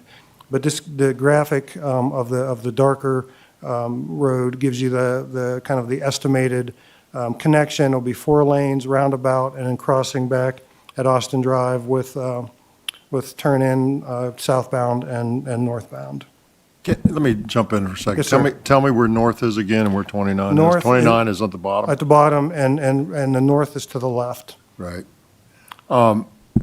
Most, y'all may not know so much, and I don't know a lot, but I think it's important, and you'll speak to it a little bit more in detail. But this area that we're working in here has 3,000 people that work there in sort of military, I'll call it intelligence, right? There's 3,000 of them, right above Charlottesville. It's an incredible place that does incredible work, and it's growing, right? And what we're talking about is sort of glamming onto that and around that, and using the synergy of all these things together. And AstraZeneca's going in there, but there'll be others. But there are already 3,000 people working at, some pretty highly skilled jobs, making really good wages. And I don't know exactly what they do, but I'm glad they're doing it. That's all I can tell you. All right? It's really kind of cool. Secretary, thank you for teeing that up. I moved to a graphic which I think really helps visualize what you were just describing. You can see Seminole Trail, Route 29 better. North is to the top of the screen towards Greene County and Culpeper. Southbound is towards Albemarle County, Charlottesville. The triangle area is Rivanna Station. It is a sub-installation of Fort Belvoir. It is approximately 76 acres. It is secured perimeter.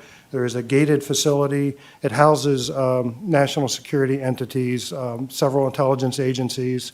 As the Secretary mentioned, within that triangle footprint is approximately 3,000 employees. Several hundred are military. Mostly the rest are civilian or contractors. And it is a significant site for our defense. The Fort Belvoir out of Northern Virginia actually is the installation commander, but it's 100 miles away. And so this quietly sits in the northern part of Albemarle County. Many folks in the county don't even know of it, but it is significant to our national defense. And then a few years ago, in working with our State Veteran and Defense Affairs Office, the county and UVA and the city sponsored a Weldon Cooper study to really understand the impacts. And so that's where we really got a better handle of number of employees, but also it generates almost $1.3 billion annually in revenues for our small community, Albemarle County and the city. It is really the centerpiece of the defense contractor work in that region, and is significant to our work. And so that's why the county has paid attention to this. Several years ago, and really I mentioned the Veteran and Defense Affairs Office. This is a view. I'm kind of broadening out now really to the 10,000-foot view. Since I believe it was around 2005 when BRAC, the base realignment and closure process, was active, the governor at the time created the Veteran and Defense Affairs Office out of the state, really to focus on active duty and veterans in the Commonwealth. As part of this office, and over every governor since then, they have done listening tours and really a SWOT analysis at all of the Commonwealth bases and installations. Since 2014, Rivanna Station, or what we call Rivanna Futures now, really has been lifted up as an opportunity and a threat. The opportunity is that it's at the time, the only base or installation in the Commonwealth that had land that was buildable around it. One landowner that was buildable. That's the opportunity. The opportunity also is that in the national defense area, that has been the intelligence has been the largest and fastest growing mission set within our DoD.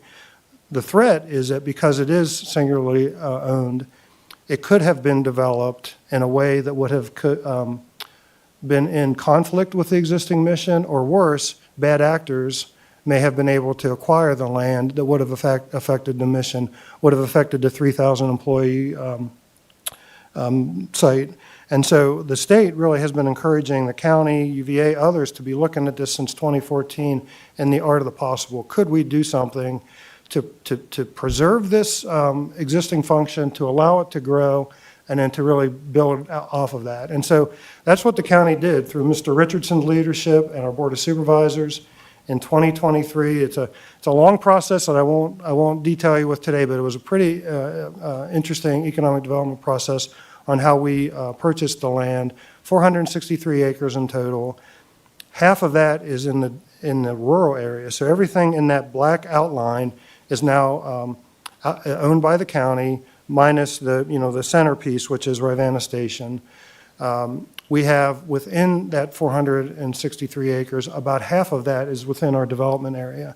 So our focus, really since 2023 into 2024 was getting it rezoned properly, working with the state and our Commerce and Trade, Economic Development Partnership, really to look at funding to partner to design and develop that. Our focus has been around what's up there now is Land Base 30 and Land Base 25, which is where we think would be, where we originally thought would be the first to build out. It's closest to the existing infrastructure. There is keen interest by on the federal side for potential expansion of that fence line really to the east and to the north, and then really moving forward with a campus concept for what is called Land Bay 30. I'll note that road extension has, in almost every discussion we've had with our Fed partners, they've talked about that road and the importance of it being extended from a redundancy and a resiliency perspective. At a county level, an economic development level, we've recognized that it's important to activate the site in total. But our thought was like that work would be further out. Like we looked at this as a 10 to 15 year project. Land Bay 50, we kind of joked and referred to it as the back 50, would be pretty much the last to go. And that's really where we were focusing on the road work. And so that's where we were in, I'll say beginning of June. And then along came the state, reached out to the county late June and reached out with a site opportunity, and the parameters of the site fit really well with Rivanna Futures. We knew it was a pharmaceutical, but we didn't know the name of the company. And we turned to Mr. Richardson and our team and our partners at the county. We were, I think, very responsive to the state, and we worked through what felt like a speed of light selection process with the company. And I want to say, and Jeff can correct me on this, it might have been our second meeting and 3 to 4 weeks in before we even knew the name of the company, because that's how fast it was moving. But we wanted to be very responsive to the needs of the state and the needs of the company and be a good partner. And so at the end of the day, through work in August and then ultimately announced in October, is that AstraZeneca is coming to Elmore County. It's one of 3 major initiatives of the governor and the state related to this industry. We are thankful of the opportunity. We think it's going to be a great partner for the campus, and it will be a driver of a lot of additional business and work for the region, for Elmore County. 82 acres. They're going to build state-of-the-art manufacturing across 2 sites, two facilities. At an investment of $4.5 billion. 600 direct jobs, we are told, is a conservative estimate from the company, but that is the estimate of which they've provided. And then we have an additional 80 acres that we are continuing to pursue for our campus concept. And so if you think about the slide just two slides ago, we kind of, we had a vision for what it would look like in June. This is where we're at now. And so this just reflects really the full picture of what we're referring to as Rivanna Futures. We have the existing sector of national security with Ravenna Station to the right, the triangle area. AstraZeneca is going to take approximately 82 acres in total, which is to the northern side of the property. The road really forms the bound of that, of that site on that side. Land base 25, land base 55 are part of our development area, and we believe will be part of our future expansion. And so we're really excited about where we are. The timeline for AstraZeneca is, wanting to have their first site open, which is a cancer-producing drug that has done very well in their testing, and they would love to be producing that tomorrow if they could. We're pushing as hard as we can to be able to be in a position in the year, 2028, 2029 timeframe to be able to open that first site up, and then the bigger facility would be about a year later. You can see just the proximity of the road and the importance of that as it relates not just for AstraZeneca, but for the existing community that's there now, and then really it activates the rest of the property for future development.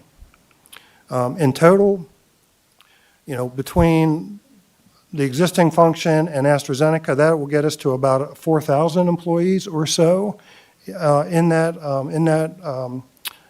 Ravenna Futures area, and then using Weldon Cooper modeling for how we think the rest of that site would develop, we would expect another 1,000 to 1,500 jobs coming in as it develops over time.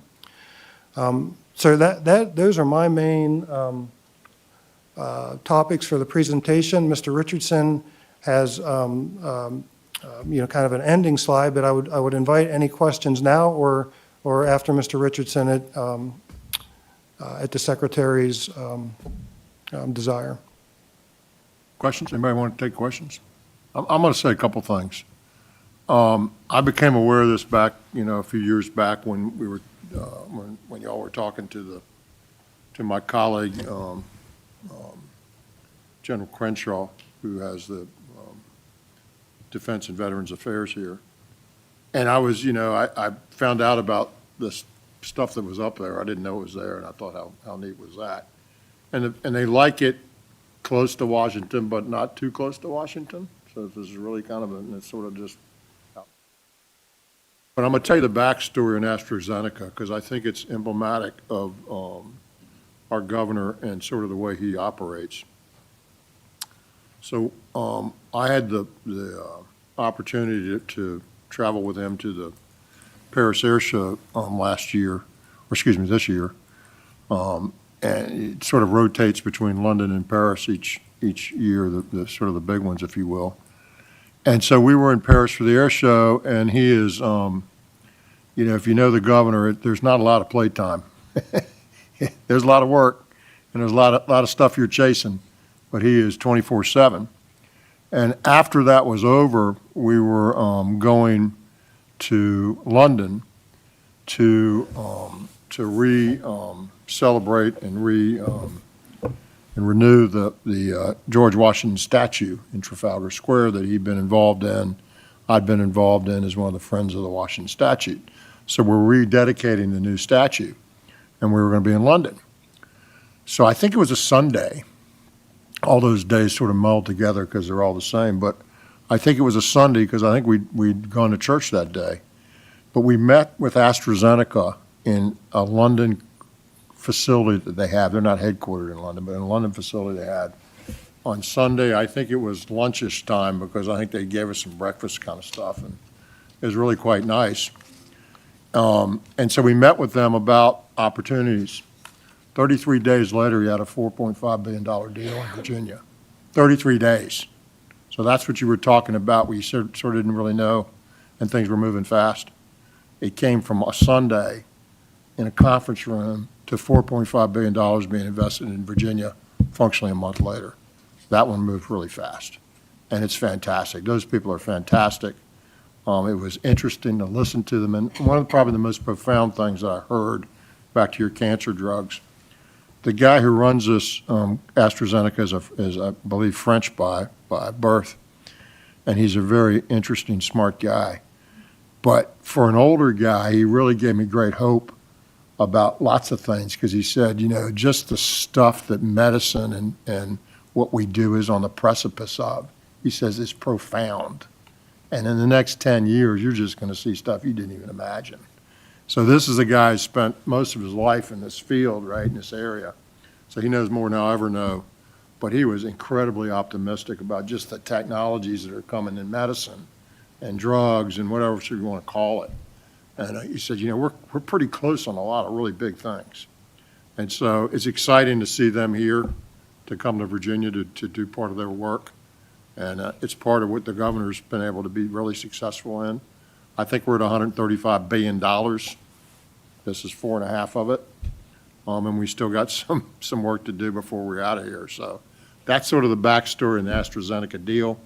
It's fantastic. You've seen additional pharmaceutical company deals in Virginia. There's some more to be announced. But we really had great success in bringing these people. And these are great jobs, folks. These are great jobs and a great place to live. So that's the backstory on the deal. Any other questions or comments before Mr. Richardson knocks it out of the park? Don't mess it up. Mr. Chair, I think you did a great job of teeing me up with what you just said. Don't mess it up. Mr. Chair and distinguished members of the board, on behalf of Albemarle County, thank you very much for the opportunity to be here today. There is a backstory here, and it is lightning fast in 33 days to be where we were in being considered for this private sector announcement. On the opposite side of the table is the other anchor tenant that has been at this location since 2000, and that is our DOD installation that houses 3,000 employees inside the fence line, 500 employees outside the fence line. And I will take this board really quickly back to 2004, 21 years ago, when then Governor Warner came to Charlottesville because of his concern due to BRAC, base relocation and closure, that we stood to potentially lose this site to be relocated elsewhere in the United States. That is when Albemarle County and the region said we must do something to retain this DOD campus and over time grow it. There's been a lot that's happened since 2004, but about 4 years ago, we were meeting with Fort Belvoir, the commander there, Colonel, at dinner, and he said, if you could do one thing to strengthen this campus, it's 2 ways in and 2 ways out. And that's before we bought the property. That's before we were able to figure something out to buy the 462 acres. When we did that, we sent a clear message to Washington, D.C. that we're serious about retaining DOD jobs in Commonwealth. We're one of the only sites in the Commonwealth that is poised to grow, and there really started the journey.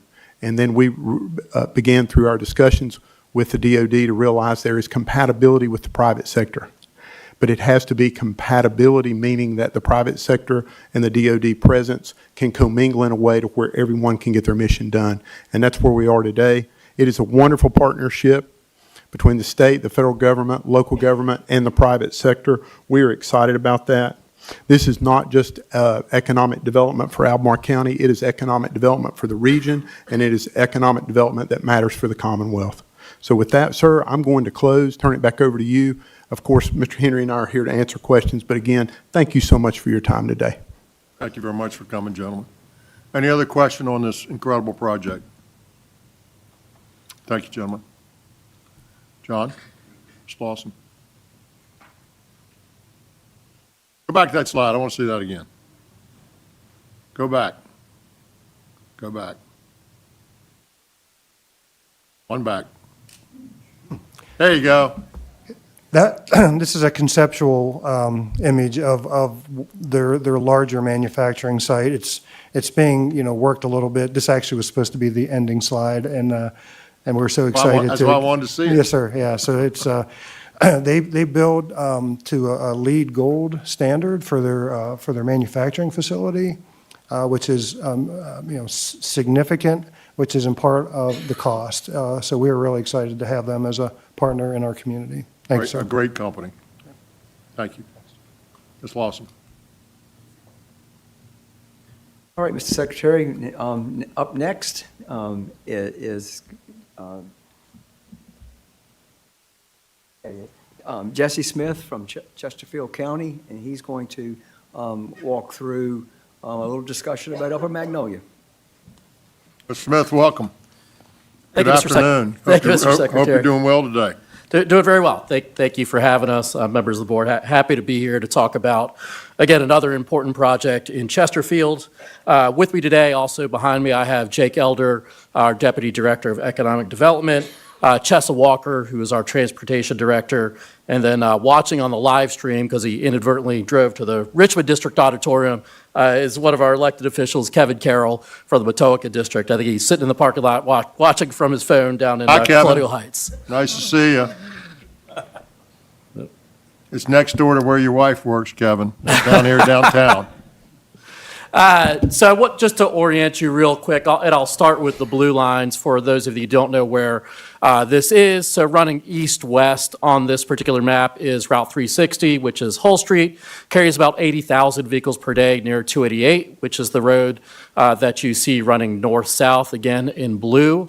On the east, running east-west again is another blue line, which is the Powhite Parkway, State Route number 76, which you see on there. The blue portion, it's important to note, is the VDOT owned and operated toll portion. Thanks to our friends here at the Highway Department, tolls are scheduled to be removed around December of 2026. So really good news story there for the folks in Chesterfield that use that to commute. Next, going west on 76 is the pink line, which is what we are calling the Powhite Parkway Phase 1. That is currently fully funded. In teal, as you move west, combined with yellow, is Powhite Parkway Phase 2, which is the subject of the EIS that Mr. Smizek presented to you this morning. And then sort of to get more granular, in yellow, again, is what we are calling the western area arterial collector, which is the subject of this particular discussion. And then in orange is the economic development site, which we're calling Upper Magnolia. It's approximately 2,000 acres that the county purchased a little over 5 years ago. The east side of it is predominantly public facilities, so we've constructed a middle school, are underway on an elementary school and a new high school. On the west side of the yellow line is really where the economic development property is situated, and that's about 1,200 or 1,300 acres that you can see there. So again, just wanted to orient you. If you need another reference, Mr. Secretary, of course, Hampton-Sydney College, the largest landmark of the area, is approximately 50 miles to the west. All roads lead there. Absolutely. So to tell you why this is important and why this is important economic development opportunity. So the Commonwealth has really been winning the talent attraction battle. You could see here that you've got your usual suspects on here, Northern Virginia, Virginia Beach, increasing in population. But then you'll also note that Greater Richmond increasing by 4.7%. So that's the largest gain in the Commonwealth between 2020 and 2024. And to get a little more granular, the outline you see here, of course, is Chesterfield County. The blue star is approximately where the Upper Magnolia site is located. This data is a little bit dated, and that's July of 2024. We have now surpassed 400,000 population mark, fourth largest county in Virginia. We increased by about 30,000 between April of 2020 and July 2024. It's about half of all the growth in this particular MSA and the largest nominal increase among all 133 jurisdictions in the Commonwealth. The easy way we like to note it is we have 20 new people move into the county every single day. So good place to live. People often ask, well, why are they moving there? Number one, it's always going to be schools. We have a great school system, and we partner with our school board to make that happen. Number two is we still have housing options. Our locality is one of the few that continues to zone for new residential. Now, certainly there's headaches that come with that, but we do have new housing opportunities. And then good governance. We were the first quad AAA rated locality in the Commonwealth. Our utility, which is separately operated, is a AAA. And then, of course, public safety, water supply. If you remember back December of last year, when we had the water issues within the region, Chesterfield County is fortunate because we could also pull from Lake Chesden. We never lost pressure. We didn't have to have any boil water advisories. So as things like data centers and other things come online, that's been crucial in being able to continue to attract continued economic development. So what does our track record look like from 2020 to 2025? This is just a very small snapshot in terms of pictures of what we have here. I will note that out of the 6 pictures shown there, the governor was at 5 of those ribbon cuttings, the largest of which is the Lego Group, so $1.8 billion investment. It's going up now. I know Mr. Davis and I were talking. It's an absolutely phenomenal development. We are super proud to have that. But then we also, in the sort of the center right, Commonwealth Fusion Systems, which will be the first commercial nuclear fusion plant in the world, has decided to locate in Chesterfield. And then Plenty Unlimited, you can see with a tiny strawberry there, giant vertical farming. So we have a real history of success, and we want to continue that. Over $11 billion in investment in that 5-year period. About 8 million square feet and almost 7,000 new jobs. So, thanks to folks in economic development and both locally and with the state, we've really been able to have a lot of successes over the past few years. What are we trying to set up? Well, if you saw where Upper Magnolia is, it really needs that yellow line to make it work. We met with folks from Intel, this is important, a few years ago. They loved the site. They absolutely loved the area. We took them on a tour. You could only go see it by ATV or helicopter. I know we've taken some folks up it in the past. It's a tough site to see because of, there's no way to get in there. So that's what this allows. They would have located in Chesterfield, they said, were it not for the fact that the site work and site readiness simply just was not there. So over the past few years, that's what we've been working on. And I'm not going to read the whole slide. You can see what's funded, what we have underway in terms of NEPA, and then what the delta is. You can see there's a $35 million shortfall, which we need in order to build the Western Area Arterial Collector, which they're going to make me say this, they're calling it WAC, so that we can get into the site and really make it accessible and developable. And you heard this from the Albemarle folks as well. You have to strike while the iron is hot on all of these. Folks don't come to you saying, hey, I want to look at my business there and I can wait 7 years. They all want to do it tomorrow. And that's really the one thing we've learned. The Western Area Arterial Collector is shown here in green. You can see the cost breakdown and again, where that $35 million would come into play. I will say there's also $10 million, a little more than that, in Virginia Business Readiness Sites programs commitment. From a local commitment, we're going to kick in $56 million, and then that leaves that delta of the $35 million. Mr. Smith, do you remember the Intel number? The investment number you expected? I do not. 20 billion. We just missed 20 because we didn't have a road. That's a great point. So yeah, that was a $20 billion investment. I'm going to talk more about that in a minute. So this is just an update on where we are with the particular project. Much like our friends at Albemarle, the property is 100% zoned. It's zoned for advanced manufacturing, technology park, pharmaceuticals, so very similar to sort of some of the AstraZenecas that you've seen. We are having conversations with lots of different folks. We due to confidentiality requirements, can't actually talk about who they are, but I would anticipate that we have a similar project as to what you've seen on some of those earlier slides underway in the next few years as the Western Area Arterial comes out of the ground. We hope to start construction in second quarter of 2026 and then complete it in 28. And again, without funding, we can't deliver another win for the Commonwealth, another win for the locality. So that's why we're here.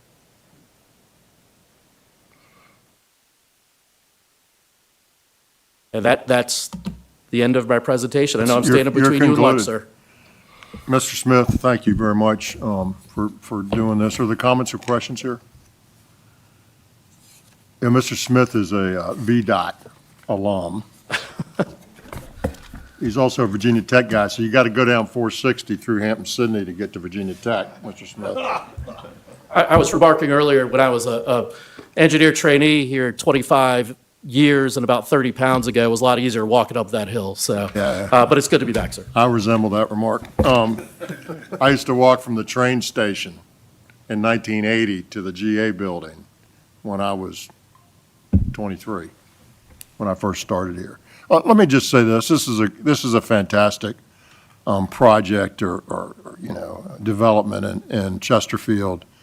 And it's going to be great. It's going to attract a lot of attention. It's going to get a lot of great value for not just Chesterfield, but the entire Commonwealth. I've told you all this before. The governor expects all of his cabinet to be involved in economic development, and obviously transportation is a key piece to any economic development. We have economic development programs. But he expects us to be all engaged in this, as well he should, and we are. And the reason, there's a couple of things that have really come together. Obviously, the general environment has an impact. But this focus by Virginia, particularly over the last 4 years, to put a bunch of money into site development and to have these business-ready sites and to pump that food into that system is just, it's not just build it and they will come. It's be ready where they want to go. And when they're ready to go, they'll come. That's what it is. And so we've invested a lot of money. The General Assembly and the governor invested a lot of money in business-ready sites.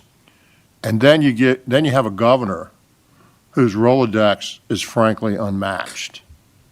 He can literally pick up the phone and call the heads of all these companies because he knows them or knows they have a common friend. And that's hard to do, folks. The governor coming in doesn't necessarily have that same Rolodex. She's got a different Rolodex. But the results have been profound. And you don't just need the closer, right? All the other things have to happen up front. And so it's these kinds of investments that the Commonwealth and its localities make that allow this thing to be the way that it has been and is going to be. Very successful, lots of activity. And to the point where, at 135 billion or 140, wherever we are today, that's more than the last 5 administrations put together. The last 5. So this is, at the end of the day, this is what powers Virginia. If we do these things and get these businesses here, these are good jobs. These are good paying jobs that come out of these companies that we're seeing. And Linda knows that better than anybody. But if you're not ready and you don't have something to show them, it's kind of like going down, you're ready to buy a car, and you go in the car lot and they say, well, here's a picture and I'll get it to you in 6 months. And the guy next door has one waiting. Guess what happens? If I'm ready, I'm ready. And so we're trying to have those cars on the lot, if you will, in the right places where people want to go and be ready to go. And I think there's been a lot of progress over the last 4 years.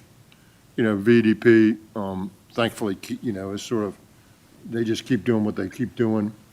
And they will keep doing that. And I'm just hopeful we continue the momentum that's allowed these things to be so successful. So, good work. We look forward to supporting you. And this is going to be neat to look back on in 10 or 15 years and see what's gone in there. Don't know yet, but stay tuned. Thanks, sir. Any comments or questions? Hearing none. We are going to break for lunch, and we'll come back after 2, a little bit after 2. So we are recessed.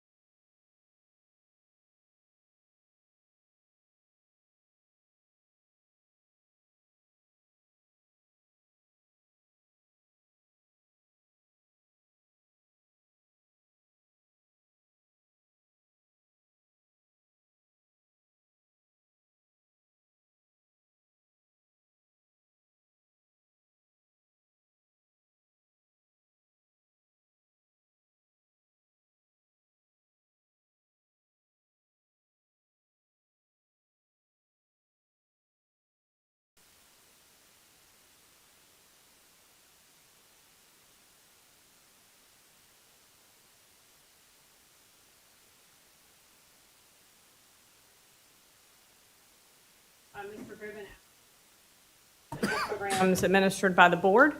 And so later on, Mr. Gribben can watch this video feed, and hopefully I will have answered his questions. So with that in mind, I'm just going to give you a brief overview of debt for the Commonwealth Transportation Board, the programs that we have. I will try not to go through each item in verbatim for what's on the slides. This is meant for a resource for you going forward. So debt is authorized for the Commonwealth under Article 10, Section 9 of the Constitution of Virginia. Within that section, there are 4 categories of debt that the Commonwealth can incur. First, to meet emergencies and redeem previous debt. Next is general obligation debt for the Commonwealth. The next section is debt for certain revenue-producing capital projects that are specified by authorizing law. And the 9D section is obligations to which this section is not applicable. So anything else falls under 9D if it's not covered under sections A, B, or C. The Commonwealth Transportation Board has issued debt under 9B, C, and D, and has that authorization for a few programs going forward. So pursuant to the Revenue Bond Act, the board has the power to issue revenue bonds to finance the cost of projects. The legislation determines the method and the structure of the sale, and bonds are sold at the national tax-exempt bond market through both a retail process for individual purchases or institutional investors. We have done both competitive sales and negotiated sales, depending on the market conditions as well as the program and whether the market is familiar with the board's program. In recent years, we have generally done competitive sales of bonds when we go to market. The maturities can either be in serial terms or a term bond, and generally all CTB debt is 39 years or less in terms of maturities. Most of our programs that have come along over the years have a 25 years or less maturity. So each time we go to market, the board must authorize that issuance and the method of sale. And then we also take the matter to Treasury Board after CTB approval to approve those terms and the structure of the sale. In addition, the CTB has authorized refunding opportunities that VDOT can advance based on recommendations of the financial advisor as well as whether the bonds are in a callable status. And so the authorizing resolution allows us to move forward with the refunding as long as there's at least 3% savings in terms of present value, but also any other threshold that's approved by Treasury Board. And then we cannot extend the term of the bonds. And so VDOT advances what we call a shelf resolution to you all every 2 years so that this approval is staged in case market conditions allow for a refunding. The last time you approved that, it was effective July 1st of 2024, and it will expire in about 7 months. So this is just an overview of the board debt that is in existence or has been paid off in the last 40 years. Prior to '86, bonds were issued for toll roads with dedicated toll revenue that repaid that debt service. And most recently, new debt programs allow it to play a larger role in highway funding, and it supports construction projects within the construction program. Powhite Parkway Extension, when it was advanced in the late 80s, was under 9B in terms of the section of the Constitution. The other 2 toll facilities that were advanced were under 9C. And then 9D is most of our capital programs going forward, and I'm going to walk through these individually. This table just provides a view of those the debt programs I've mentioned, any outstanding amount as we speak today, counting for what we paid off in May and what we paid off in September for Garvey's. And so all in, the CTB has $2.9 billion worth of outstanding debt as of today. So to start, I just want to briefly touch on Dulles Toll Road. In the late 70s, there was an authorization to construct the road and then a further authorization to widen it in the late 80s. And then there were several issuances by the board, and then the bonds were refunded. This program was paid off in 2008, And you may be familiar with an arrangement with the Metropolitan Washington Airports Authority, where the Dulles Toll Road has been formally transferred over for their operation to support the construction of the Silver Line, and that took place in 2009.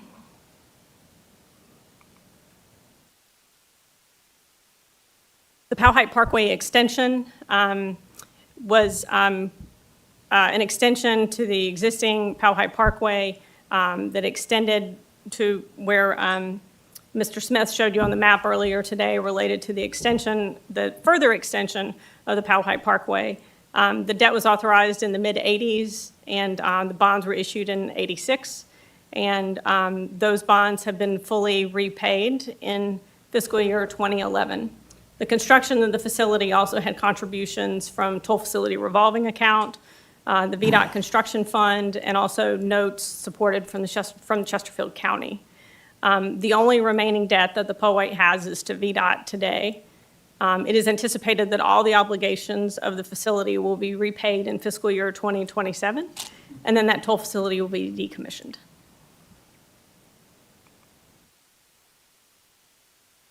The coal heard a lot about in recent months, so I won't belabor the status. I think you have an understanding that the bonds were paid off in fiscal year 2021, and the remaining debt is due to VDOT's toll facility revolving account.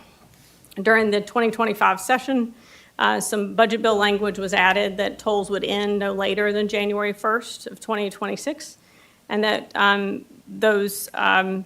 we would forgive any remaining outstanding balance from toll facility revolving. The toll ceased on August 8th of this year, and the decommissioning of the toll gantries and the facility is underway today.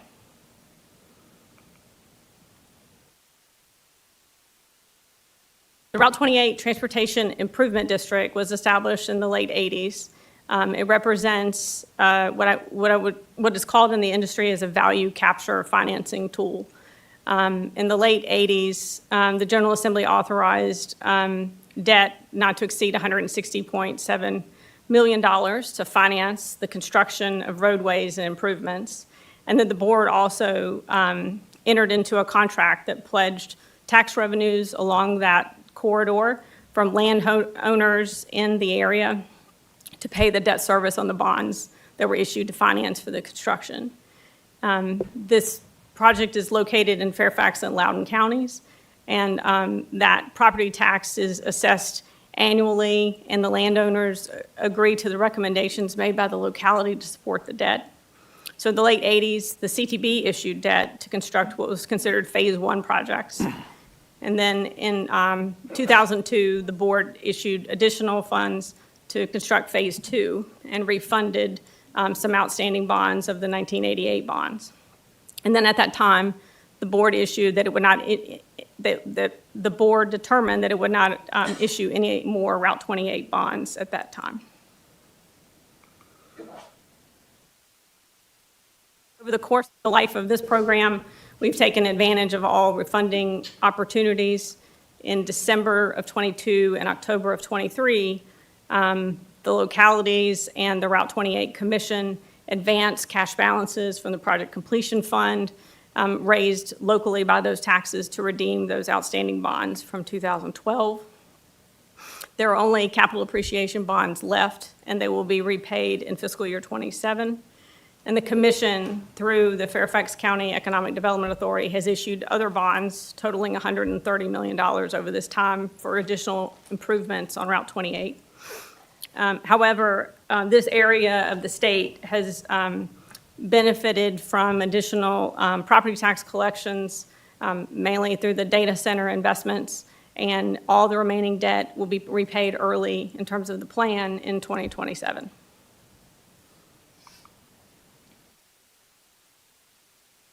Federal Highway Reimbursement Anticipation Notes. So in 2000, the General Assembly authorized the board to issue FRANs. These were the precursor to GARVIes that we have today. They were considered indirect GARVIes in that they were not specifically related to federal eligible projects, but issued based on the ability to repay via federal reimbursements. So over the first few years of this century, the board issued 3 series of FRANs totaling $1.15 billion. But the authority to issue any new money FRANs expired in July of 2011. And subsequently, Garvey's became the replacement program.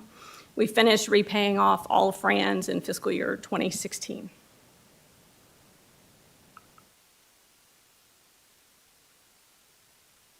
The Oak Grove Connector is an extension of 464 in the city of Chesapeake. This code section allowed a special non-reverting fund to be set up for a transportation improvement program set-aside fund as part of our transportation trust fund. Annual collections of the state recordation taxes that are attributable to a local a local jurisdiction that adopts an ordinance to dedicate those revenue streams makes this possible. And so the city of Chesapeake enacted that ordinance in 1995. Additionally, the 2020 Appropriations Act allowed for transportation revenues to replace this dedicated recordation tax stream for Chesapeake for just a few years until the remaining bonds were repaid. And so the history of that, in terms of the city also contributes to make good on the bond repayment over this time period.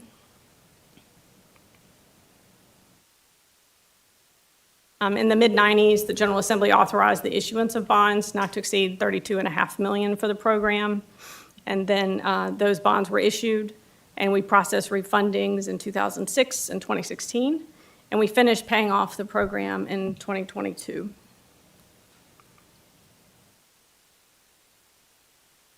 The Northern Virginia Transportation District Program was created in the Code of Virginia to address special projects in the Northern Virginia area, and those projects were enumerated in the Code of Virginia.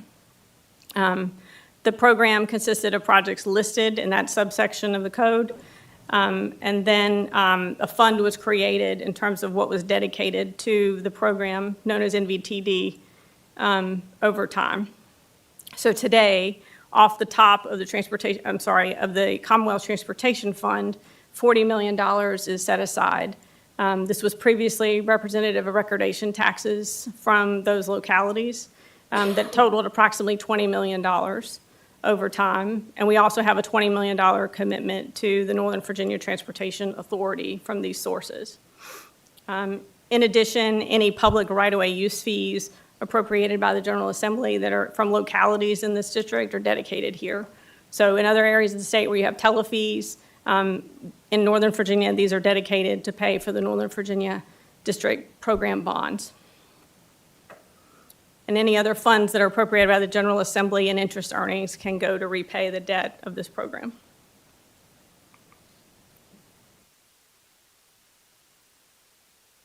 So in the early 90s and through subsequent adjustments, the board was authorized to issue bonds in the amount of $500.2 million. And then we issued them over a series of years in the late 90s and early 2000s, totaling $477 million. We've obviously taken advantage of any refunding opportunities over time to make sure that the program is incurring any savings that are available. And right now, those bonds should be fully paid off in 2034. As I mentioned on the previous slide, it does have 2 annual commitments to the Metro Washington Area Transit Authority Capital Fund, as well as the NVTA.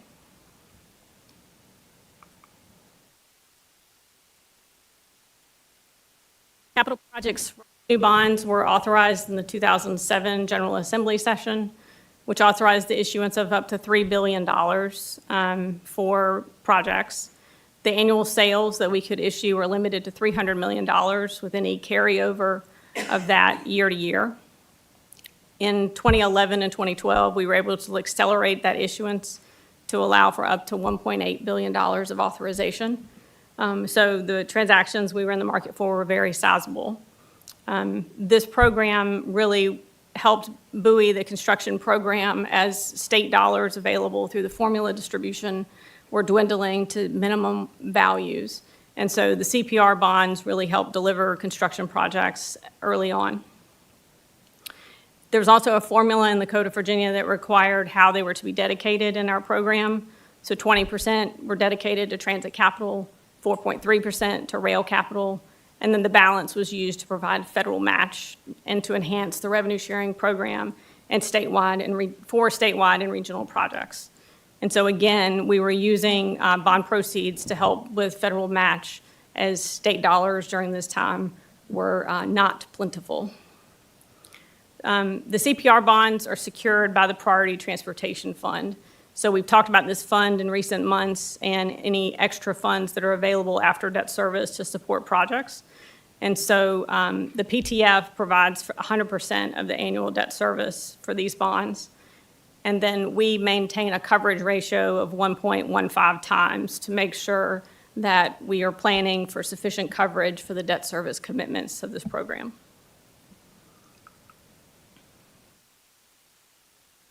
So all in, the board has issued 9 series of new money bonds totaling $2.97 billion. And then a portion of the 2010 bonds were issued as Build America bonds, where we got an interest subsidy through the IRS. That helped for a few years, and then those were refunded later. So we've taken advantage of refundings on those bonds to maximize interest. And then we are currently working on a planned refunding with potential savings of $6.3 million based on current conditions. And then the next couple of months, you will hear from Kim Pryor on the results of that refunding. But we will likely be with Treasury Board in January to get a good understanding of advancing that transaction. So we have some remaining bonds in the program that need issuances to support their activity. So today, those are currently planned for fiscal year 2027 and 2029. And based on the status of the projects, those dates may change. So based on what's currently issued, this program will be fully repaid in 2046, and then any new debt would be repaid in 2054.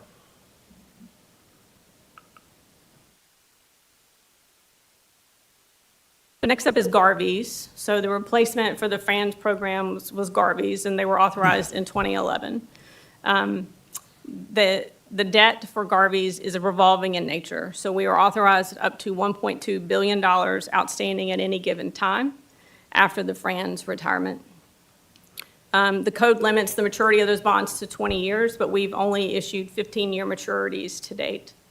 They are secured by project-specific federal reimbursements. So as a project is advancing with planned Garveys, we are working with Federal Highway Administration to obligate the debt service commitment for that unique project. In addition, it's backed by legally available revenues from the Transportation Trust Fund, and then anything else designated by the General Assembly. We are in a memorandum of agreement with the Federal Highway Administration for that program. It was executed in December 11, and we've updated it recently just due to time and administration changes in July of 2025. I did bring that to you this summer. We also update Attachment A to this agreement that identifies all the projects that are supported with Garvey bonds. In terms of planning and debt management, VDOT maintains a coverage ratio of 4 times the federal highway reimbursements, and so we do have significant coverage to support this program. And of course, any remaining federal funding goes to our program areas of maintenance and construction.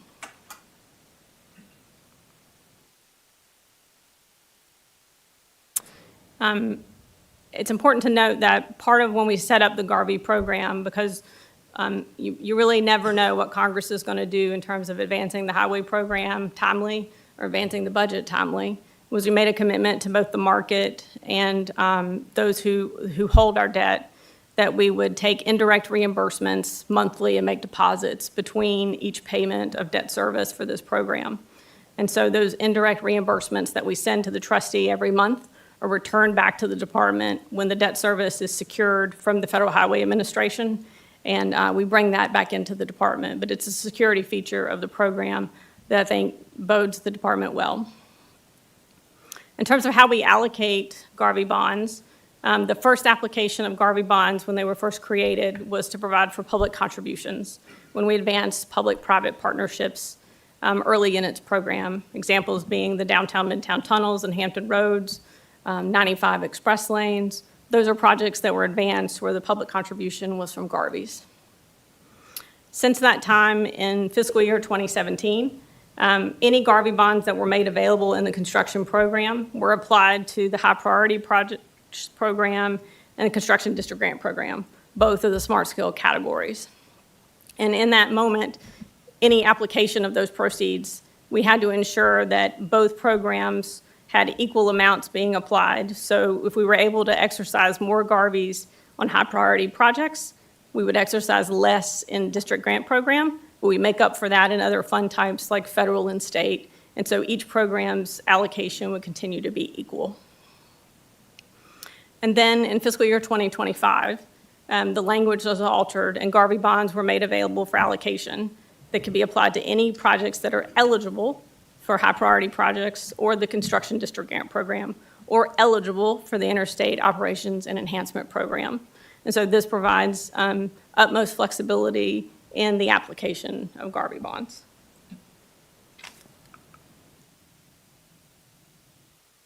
So to date, the board has issued 8 series of new money bonds totaling $1.5 billion. And we've done 1 refunding in 2017.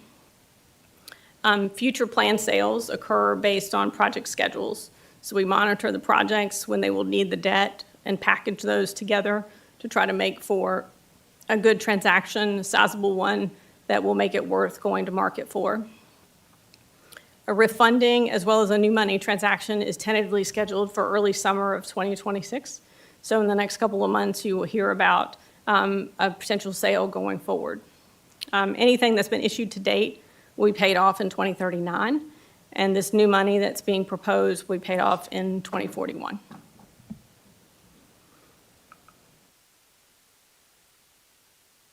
The Route 58 Corridor Development Program has been with us since the late 80s. It was authorized to improve a largely rural portion of Route 58 along the southern border of Virginia. The code section that set up Route 58 identified $40 million of annual collections, which was formerly a representation of recordation taxes across the Commonwealth. In that area, it was provided from the general fund originally. And then when the omnibus bill was passed in 2020, this became an off-the-top allocation of the CTF to provide this $40 million each year. It also, any other funds that are provided by the General Assembly, and it also maintains its own interest earnings. So when the General Assembly enacted legislation in 1989, and then it was amended in the future, the total amount as of today is not to exceed $1.3 billion.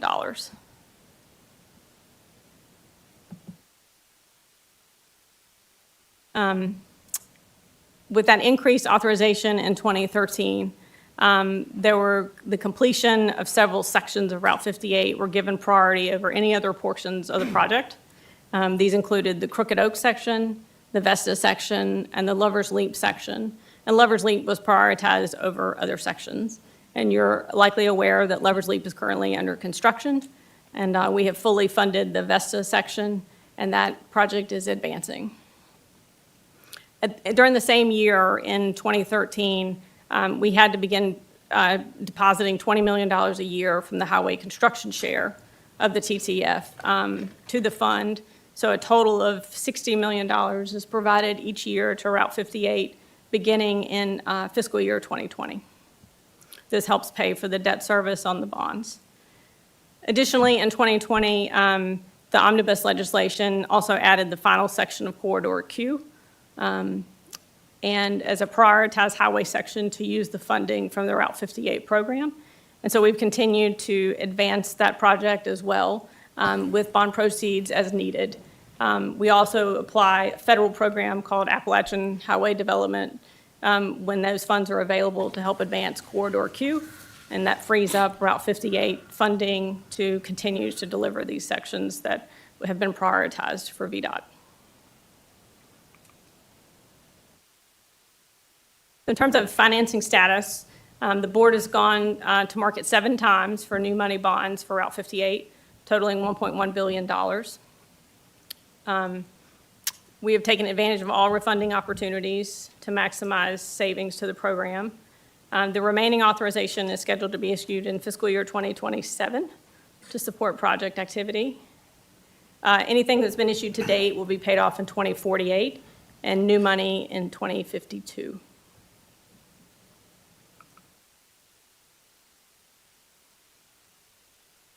One of the newest programs was authorized in 2020 as well for $1 billion on the I-81 corridor.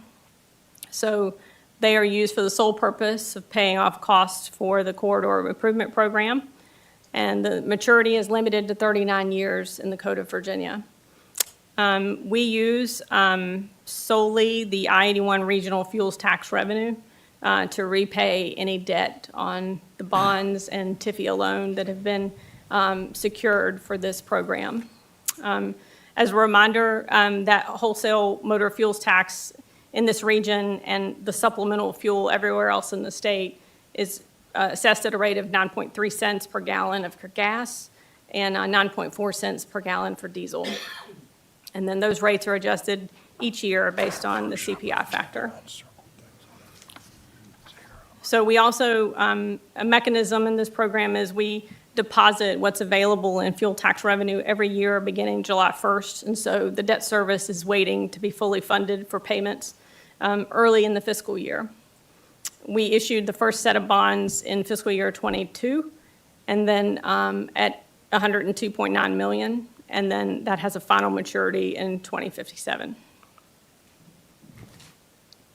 We also secured TIFIA loans in December of 22 for project activity. The details are on the slide. We've also submitted the next tranche of TIFIA rule loans to the Build America Bureau for a financing of $189.9 million. This one we're watching very closely. TIFIA has indicated that those loans will be processed and provided on their lending capacity and on a first-come, first-served basis. There's an aspect of this loan package is that they qualify for what's known as a rule rate, which is half of treasuries. And so, but the Build America Bureau has a limit on how many projects they can advance with that particular feature. And so we're continuing to work with them on these loans to date and monitoring the cash flow to make sure we're maximizing the debt for this program as well as we possibly can. Moving on, passenger rail facility bonds. Also in 2020 in the omnibus package, there was an enactment clause that authorized the issuance of up to $1 billion of Commonwealth of Virginia passenger rail facility bonds. They are for the sole purpose of rail improvements as defined by the Bond Act, which is namely the Long Bridge project for purposes of this financing. The maturity was limited to 39 years in that action. So those bonds are to be payable subject to the General Assembly's appropriation from toll revenue on the 66 inside the Beltway facility. This financing will likely advance in the next 12 to 18 months. We are working with the Build America Bureau today and have submitted the letter of interest on this.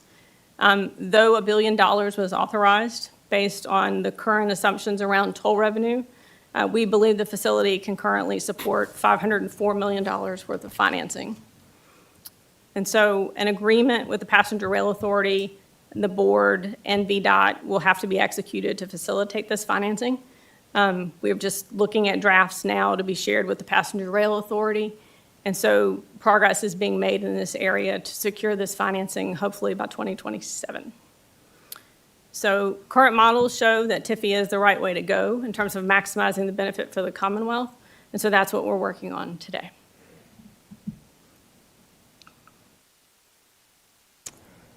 And last but not least is the Special Structures Program revenue bonds. So in the 2025 session, the issuance of up to $1 billion was authorized for special structures. We talked to you about this a few times in terms of advancing construction of the Norris Bridge much, much sooner. And so the details of the program are provided on the slide. Right now, we plan on the same 25-year maturity and advancing these projects, this project and this financing likely in fiscal year 2028. Special Structures is secured by an off-the-top allocation that started at $80 million a year, and that gets adjusted by CPI as well each year. I believe this current year, we're at $89 million, close to $90 million in allocation this year. Anything legally available from the trust fund can also be used for Special Structures, and any other available funds can also be used to support that. Currently, bonds are planned within the program to support the Norris Bridge construction, and then we will issue it in accordance with the project's schedule and cash flow. And then a determination on how to get up to the $1 billion planned will come with time as VDOT works to identify projects that would most benefit from financing and proceeds to advance their improvements today as opposed to later.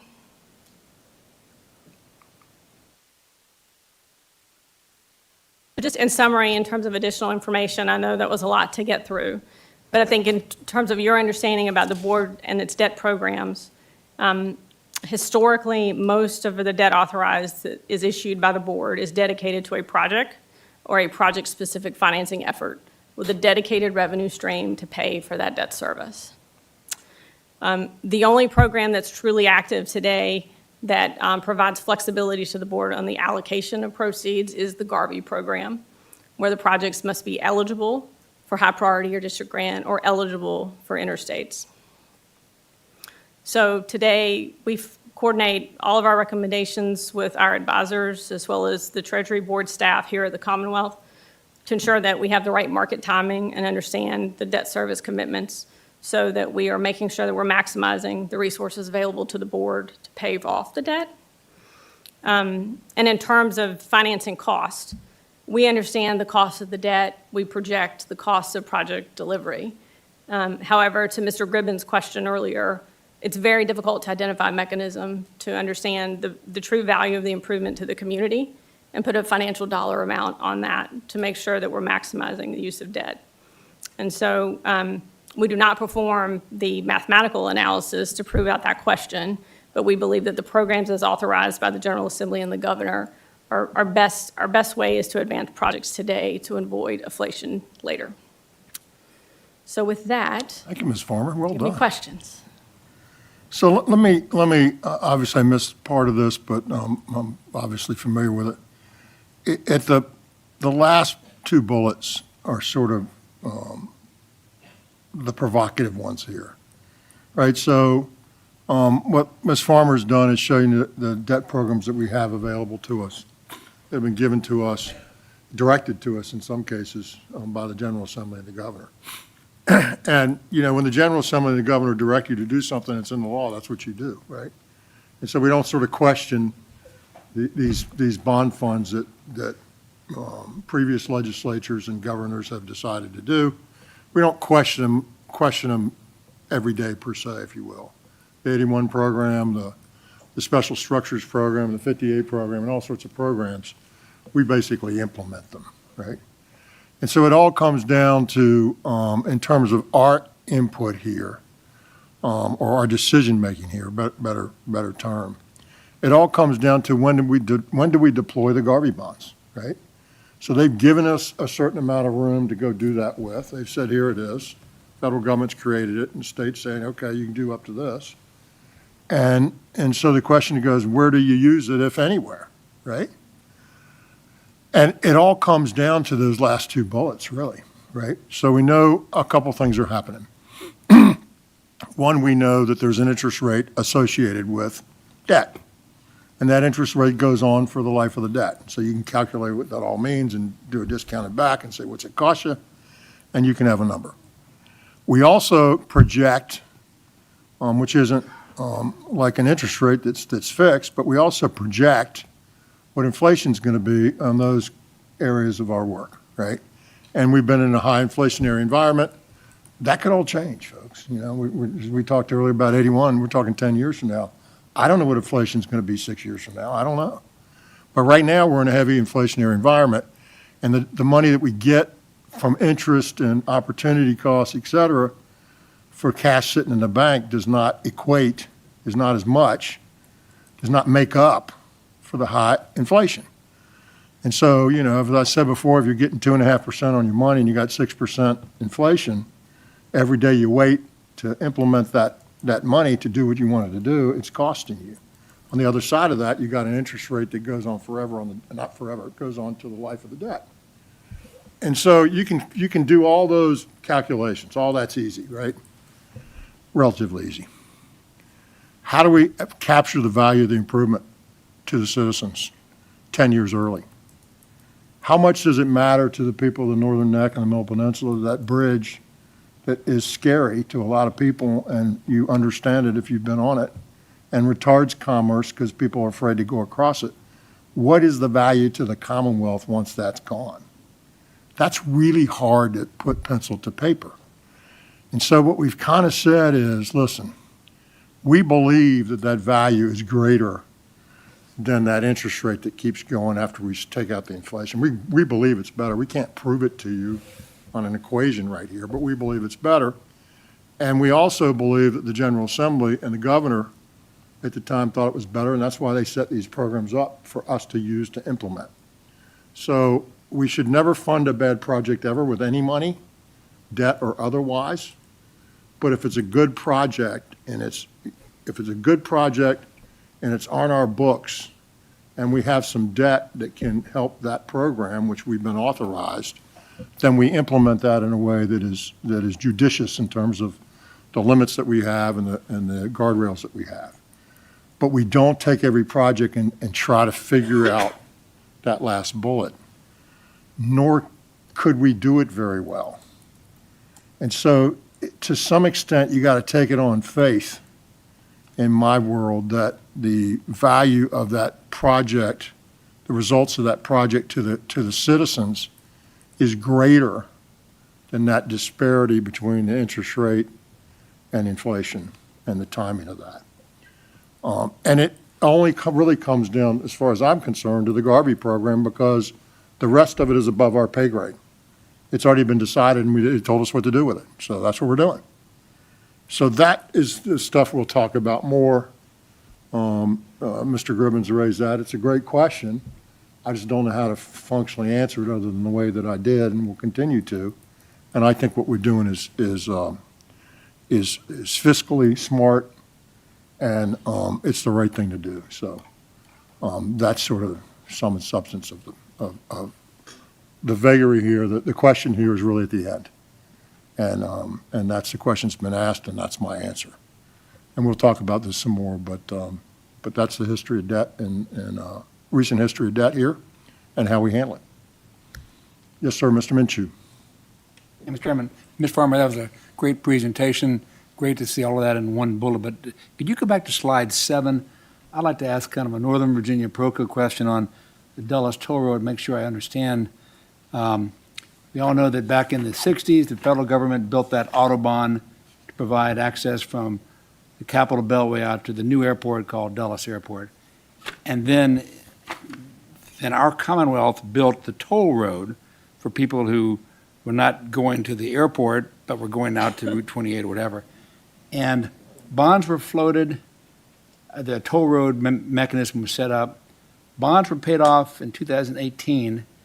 2009, 16 years ago, our Commonwealth turned over the road that we built to the taxpayer expense to MWA.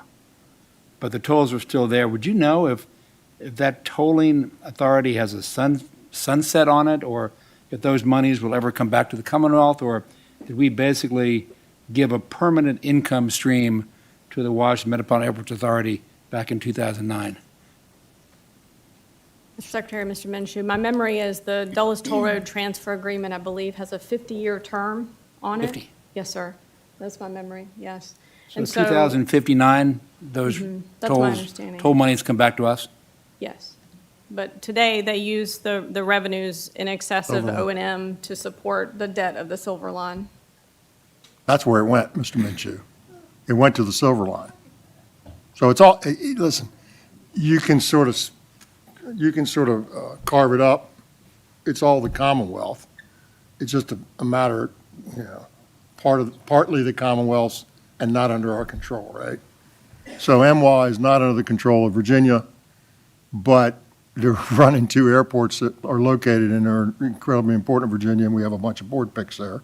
But they also have Maryland members. They also have DC members. But that was in order to pay for the Silver Line, sir. Are those tolls paid by the people driving the toll road provide the money for MWA to pay their share of the Silver Line? To build the Silver Line. They built the Silver Line. MWA built the Silver Line, and they got to pay off what they got to pay off. And that's what it's for. Now, would we have done that? I mean, that's a whole different question, right? But that's what it went for. It was for the Silver Line extension. That was the revenue stream they went and took out and said, okay, go do this. Thank you. Mr. Secretary. Dr. Smoot. Laura, thank you for that great dissertation. Something I wish I had seen 8 years ago when I first came on this board, but a lot of good information there. I believe you said that 9D debt does not have the full faith and credit of the Commonwealth, correct? Sorry, that's correct. Okay, to the extent that 9D debt is issued and the source of repayment is toll revenue or some other kind of appropriation, maybe from the feds or something, who is left holding the bag when those revenues are not sufficient to pay the debt? With each of the established programs, it's first the dedicated revenue stream, and then second, anything legally available from the Transportation Trust Fund. And so when we look at that and provide the coverage, when we include the Transportation Trust Fund, we include VDOT share for construction, rail, transit, airports, space, everything that falls under that Transportation Trust Fund umbrella. The other modes would have to contribute if there was a failure. But we promote the coverage of the existing revenue stream on all of those sources. And then after that, after the Transportation Trust Fund, is anything legally available to the Commonwealth.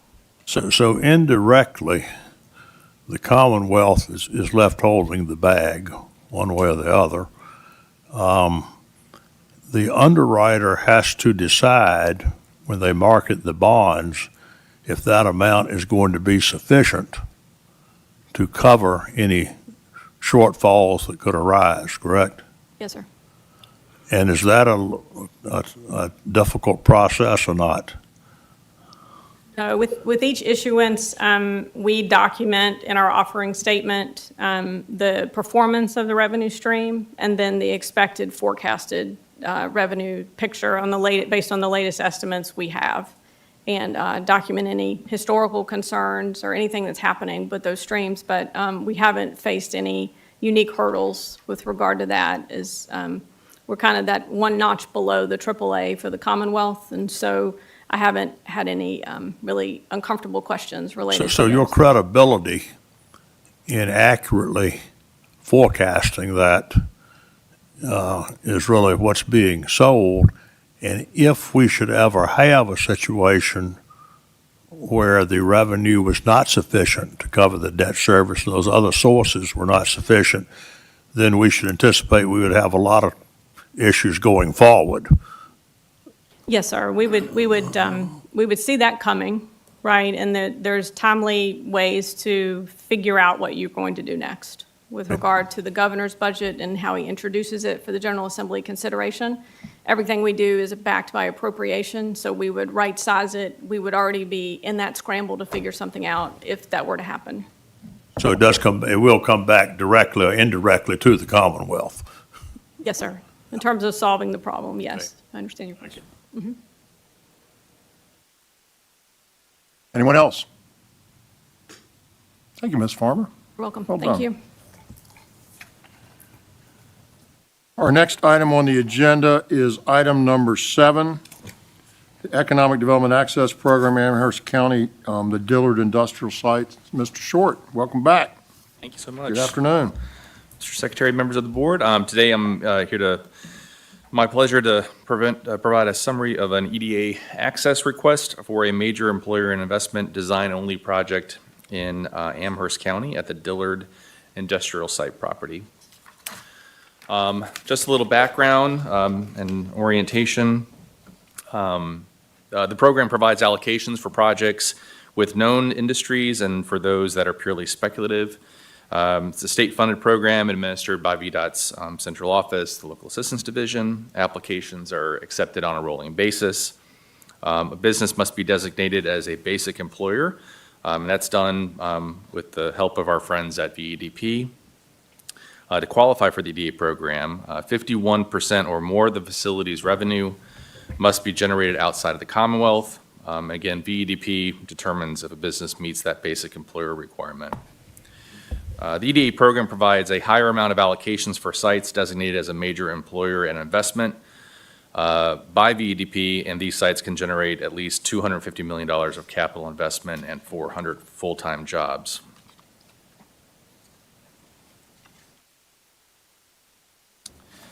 So because the Amherst County project is an MEI site, this slide provides a little more detail on these types of projects. Economic. If you'll allow me a second. Sure. So as I was talking earlier about business-ready sites and investment and all that kind of stuff, by the way, we're at 150 million, I think, billion, I mean. VDEP, the Virginia Economic Development Partnership folks, have the ability to designate certain sites. Ray, I got this. Ray, I got it. Good. Designate them as prime sites, if you will, right? So they're on everybody's radar. And then we typically go invest in those sites so that they're ready. So there's a regular process that goes on, right, that a lot of people are involved in. And so when he says it's an MEI site, that's what it means. It means it's been vetted and designated, and it's something we say, hey, we want to put some attention and some funding here. And then different entities go to work. Terry. Perfect. Yeah, thank you. So the Amherst County allocation request is for a road design only, and the EDA program will provide design-only allocations for, again, designated MEI sites up to $650,000, with $150,000 of that being a dollar-for-dollar match by the locality. These allocations must be guaranteed by a surety, which will be released after the plans sets are approved, and they have 2 years to complete that work. So a bit, here's a location map. It's situated on 545 acre site located off of Dillard Road in Amherst County. The property is 1 mile from US 29 and currently has AEP high power transmission lines, Norfolk Southern Rail Service, and a sewer pump station and water on site. The proposed allocation for this project will provide funding to design an access road extension of Mitchell Bell Road to the 157-acre parcel known as Lot D. I'll have a map here in a second. This access road will serve as the primary access for Lot D and the remaining undeveloped sites. The project will extend the existing 2-lane section of Mitchell Bell Road for 0.21 miles. VEDP, again, has confirmed that the site has multiple parcels capable of supporting a high-impact regional economic development project with a capital investment of at least a quarter billion dollars and the potential for creating more than 400 full-time jobs. It can support development of more than 1.8 million square feet of industrial space, and VEDP has already provided a VBRSP grant to Amherst County to assist with the development of the site for high-impact projects. So they've certainly got the wind to their sails. So here's just an illustration of the location of the proposed new access road for the industrial site, again, 545 acres. It's estimated that Dillard can, again, support that 1.8 million square feet. It's currently a tier 2 site, as designated by VEDP's Virginia Business Ready programs, site program. And the county has received funding, again, through that Business Ready site for site grading and other activities to raise the tier to a level 4 which is great. And that designation is anticipated to be completed by the end of this year. So they're making great progress, as you can imagine. This site is the sixth MEI design-only project to present to the board. The most recent was for our friends in Albemarle County with Ravana Futures, and that was approved in September of this year. So in terms of next steps, the plan would be to bring this to the board for your consideration at your January meeting with a resolution proposing the establishment of the EDA project, and if approved, we'll enter into our standard state aid agreement with them. It's anticipated in this instance that VDOT will administer this project. So if there are any questions. Thank you very much. Any questions? All right, Mr. Short, thank you very much. Item number 8, Smart Scale Typology Change Request for Thomas Jefferson Planning District Commission, Ms. Jackson. Good afternoon, Ms. Jackson. Welcome, hope you're well.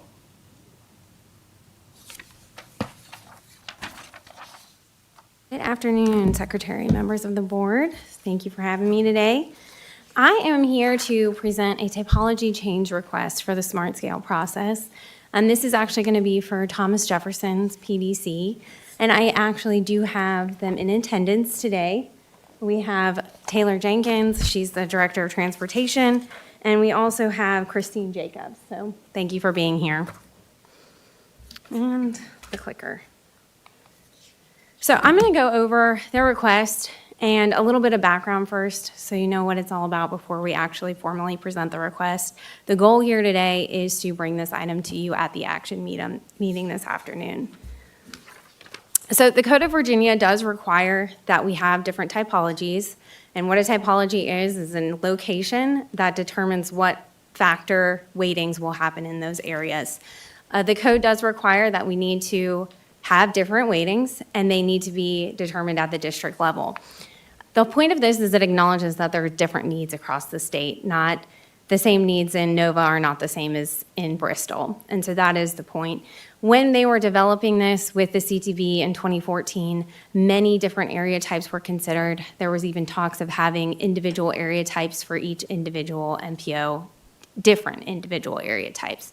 Where they ended up landing was looking at population density, VMT, safety, economic development, population, pollution, and density to determine that they only needed 4 to 6 typologies, and where they landed ultimately was on the 4 typologies that you know today. And this is our current typology map that we have. You've seen it many times, but just as an overview and a little bit of a reminder, the red and purple areas represent urban areas or suburban if you're type B, and the green and blue represent more rural areas.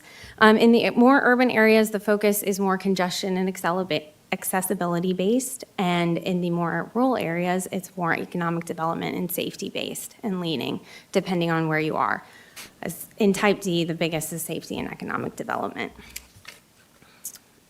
The location we're going to discuss today is in the center of your map by Charlottesville. It's the green area around the purple Charlottesville. So that is the Thomas Jefferson PDC. So we did receive a request for this typology change. We have come to the board 3 different times for 3 different typology change requests. But the process is as follows, that the applicant initiates it. We received a letter from the Thomas Jefferson PDC, and we received the formal request that the resolution of support would then be presented to the CTB, which is why I'm here, and it will be acted on. Like I said before, we've had 3 adopted changes in the past. It has been since round 3 since we've been here, so if you haven't seen one formally, that's because we haven't done one, and since 2020 was the last, February of 2020. Thomas Jefferson has requested this change because they are the only rural PDC that is not area type D. All the rest are D, and they are currently type C. And this is just a little bit more of an up-close map, a little more granular view of which localities and counties would be impacted by this change of going from type C to D. And the point of going from type C to D, again, is more focus on that safety and economic development measures, and that is where their interest lies. And that is all I have for you. I plan to come back during action. Thank you, Ms. Jackson. Let me say this. One thing that I sort of pushed on a little bit is what should guide us here, right? Is this a decision to make or not? And I think the program and the typologies sort of guide it. And what I mean by that is I said, did we just let anybody decide what typology they're in? Could like Northern Virginia decide they're like rural? Could they do that? And the answer is, yeah, they could. It's sort of the way we do it. If we don't decide we're going to make some sort of qualitative decision. But the question is, why would they? Right? That's not the problem that they have, right? They're trying to solve their problem. And so I think, not to put words in their mouth, it's not that they're not in this typology, it's they think they belong in this typology and they'll do better in it, because those are the things they need to get done. And so I sort of said, okay, well, that makes sense to me. And they're not going to do something to sort of game the system, because it really doesn't work like that. If you're going to try to be Northern Virginia and you're rural, you're going to score really poorly, right? Because those factors aren't going to help you any. You don't have them. And so it's our view that sort of the system is self-regulating by the way that it works, and that it makes sense for them to move to the new typology. It puts them in a place that's more relative to who they are and what they are there. And so we'll recommend that you do this in the next, in the action meeting. Questions? Mr. Minshew. Mr. Secretary, if the Thomas Jefferson PDC moves from the type, The answer is no. well, it's going a different direction. If you take this out, there's only a few pockets of type area C left in the Commonwealth. If New River's gone, Thomas Jefferson's gone, you've got a little piece up by the Winchester metropolitan area, little pockets. I wonder, why wouldn't all those remaining area type C want to do exactly what Thomas Jefferson is doing and move to D? So functionally, we get rid of type area C. I mean, they're probably doing it because they're going to get more money. They think they score better in the category that they're in, is why they want to stay, or if they don't think they score as well as they should, they'd like to be in another category, that's fine. As long as it wasn't extreme, then I think that's okay. But the answer is they may go away, but they're not going to go away today, and they're not going to go away in January. They may get redone. It sounds like that the upside is that the economic development type weight figure is prioritized if you're in type area D. Yeah, it is. So that's why the type area Cs would like to go to D to get that priority. They may or may not. But the point is, they get to ask for us to put them where they want to be. And within reason, I think that's okay. As I push through those same questions, because I haven't done this either.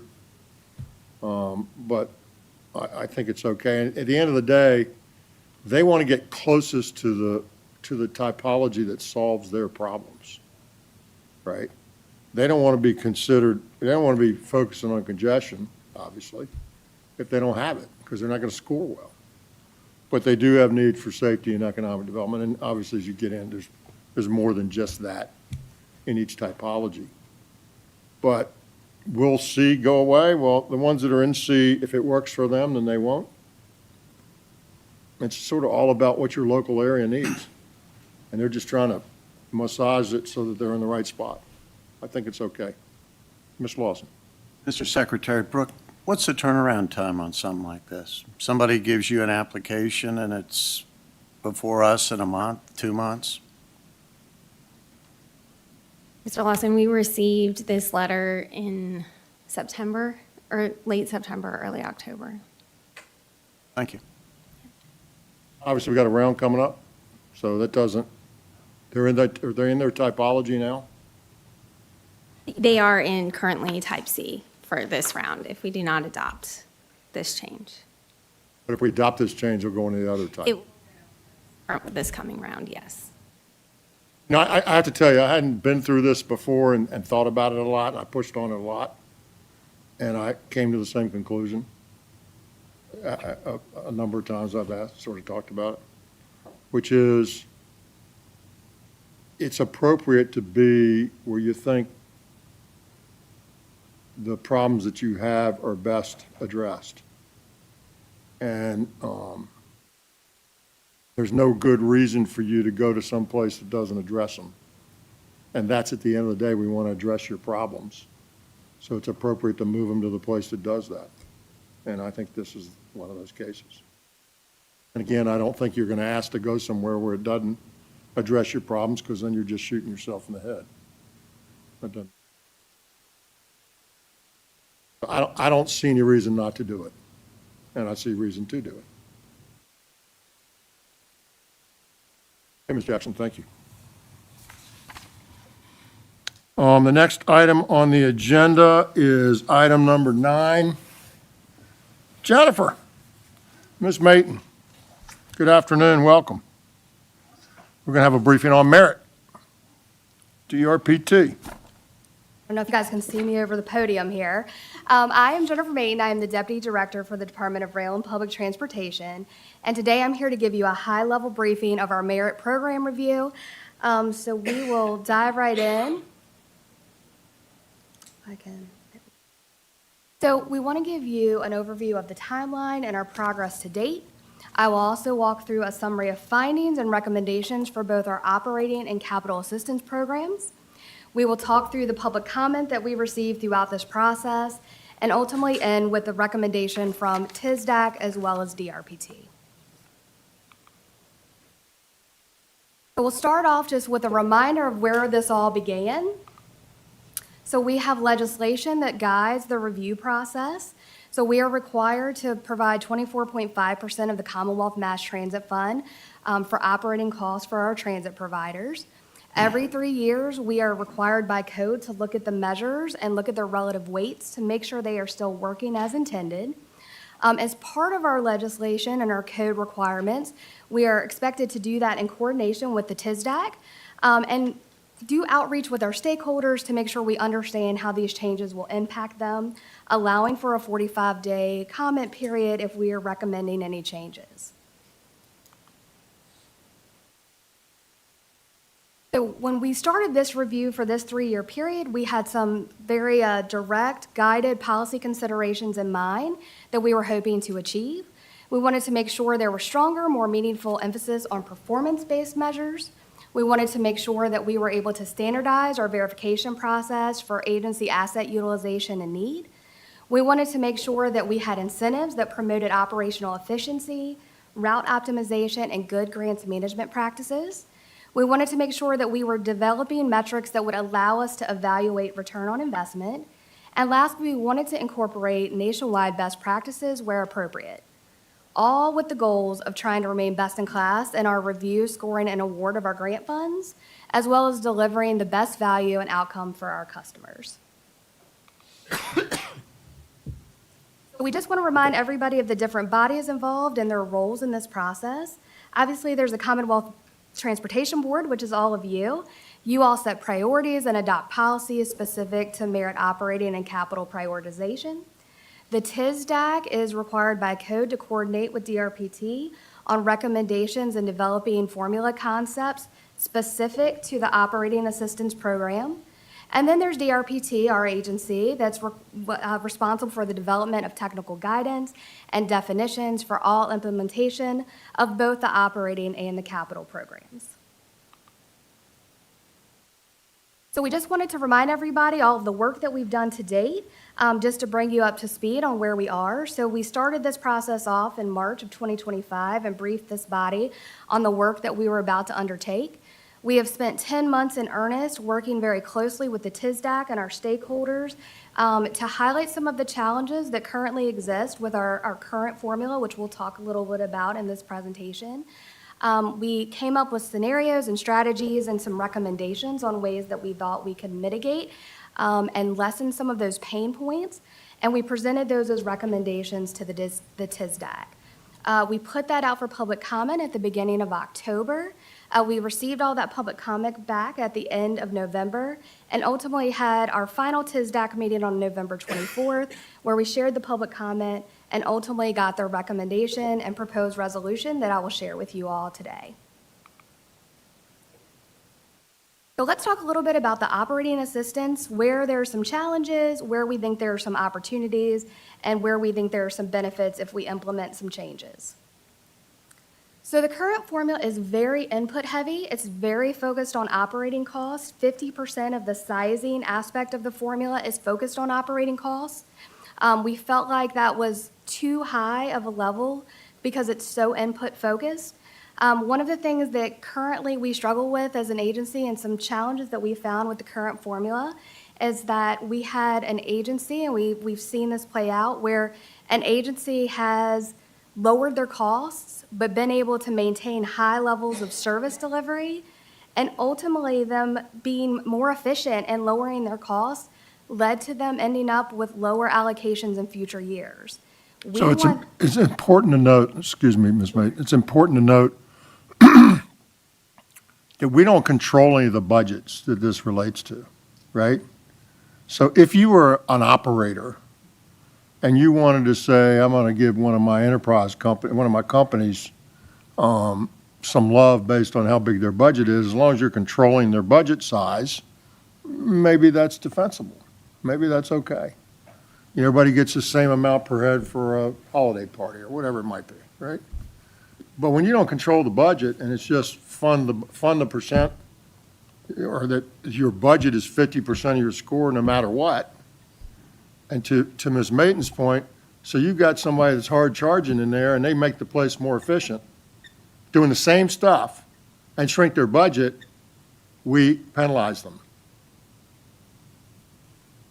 We don't really like that so much. Now, is it important when you got all these operating entities, these transit systems that have staff and have facilities and have what they have? I mean, is it important that you have some concept of how big they are? And, because the bigger you are, then you have different needs than smaller ones. Is it important? Absolutely. But you see the sort of problems there. So that's what we're trying to get at. Keep going, Ms. Maynard. So one of the other complexities with the current formula is that it is based on trend analysis for performance.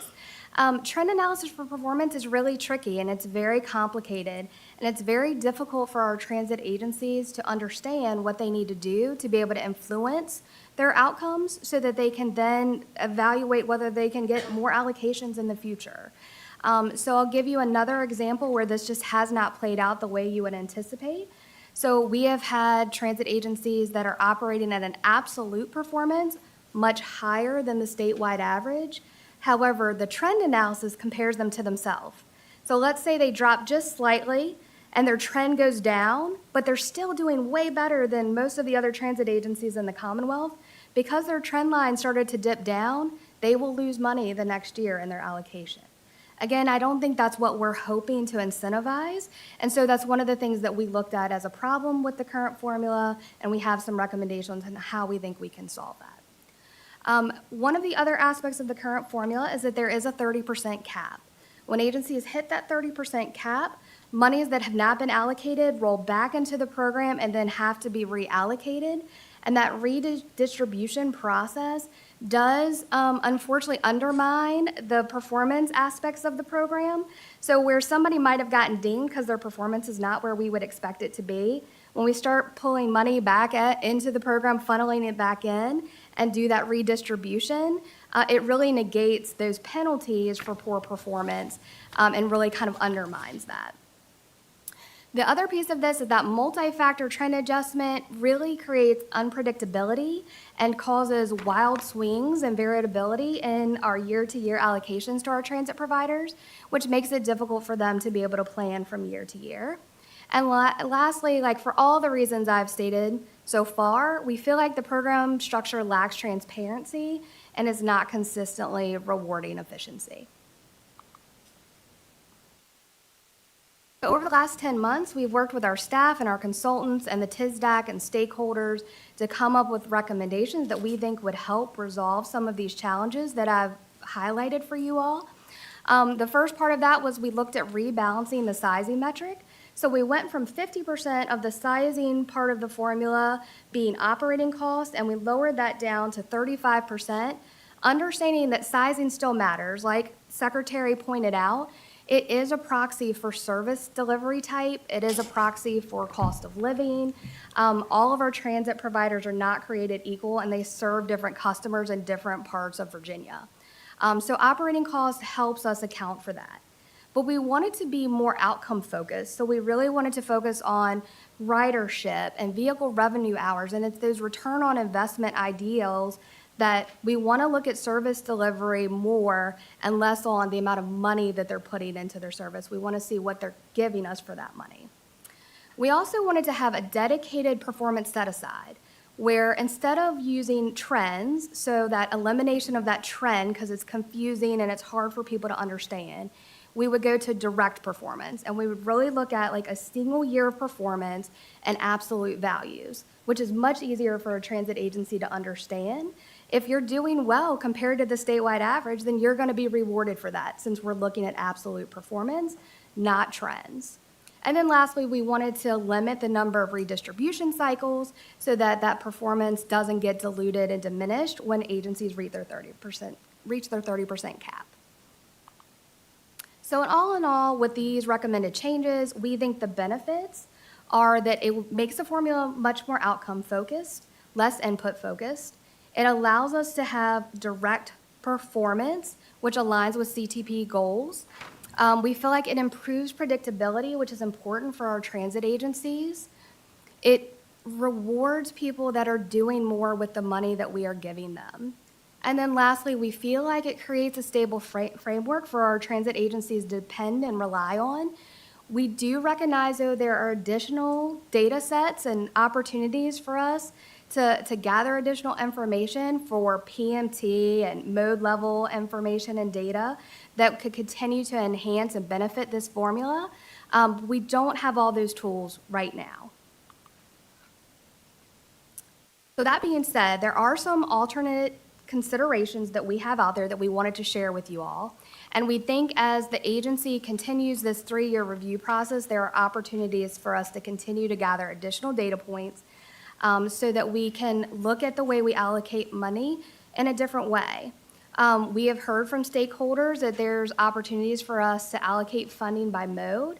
So as I've stated before, all modes of transportation are not created equal. We have providers that do fixed route. We have providers that do commuter bus. They're serving very different customers for very different reasons. And so right now our formula looks at everybody, no matter what type of mode of delivery you provide. It looks at them all under the same formula. So there are opportunities to stratify the funding and award it by mode type. We just would need to work more on that and get additional data to be able to do that. Ms. Sellers? Before you leave this slide, have you, and I haven't seen it, but does it align to the statewide plan, transportation plan? And then I'm going to have a follow-up. Yeah, so I think this is where it does align, but I think this is where the challenges in separating things out by transit agency type or by mode is where's the cutoff, right? Because we're going to have to set cutoffs based on your size, and then we'll have to determine how much funding gets allocated to each tier.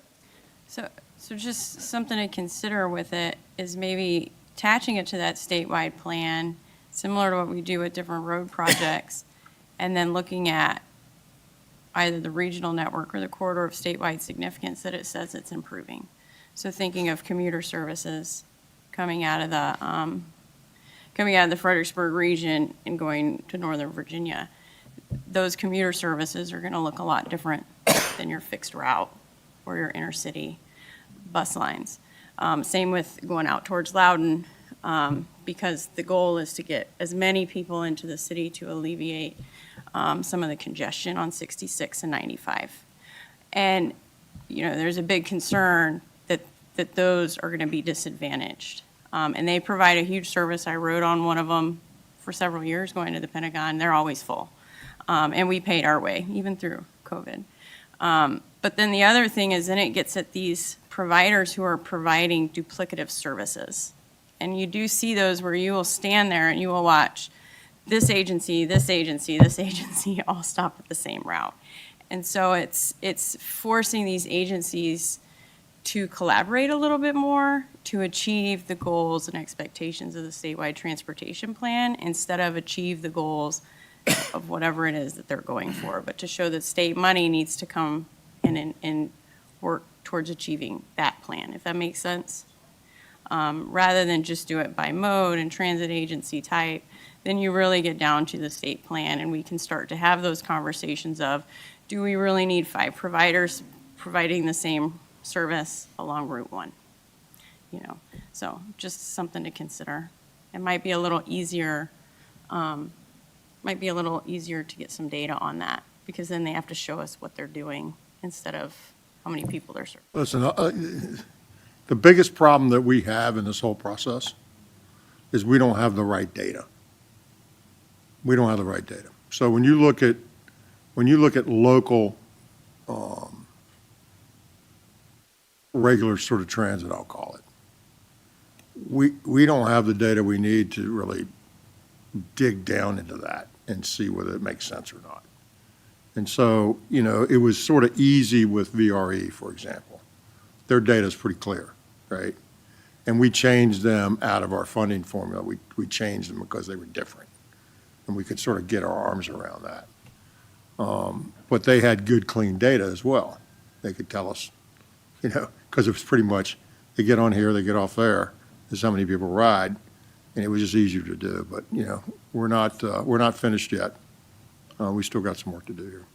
I think that's why, you know, the recommendation would be to pull it back to the statewide plan, and instead of looking at the operating costs that are going to vary by agency and the collecting, we start to look at, okay, how many services and how many providers are we funding that are targeting and going after the same objective? And that's a different, I mean, that shouldn't happen regardless of what I understand that, but I mean, one system or another doesn't obviate that from getting rid of. Just hang it on as one of the other things. You can't be duplicative. If you're duplicative, we're not going to fund you. Right. But we do. So I'm just throwing it out there as a way to kind of bring it back and say this is a statewide focus.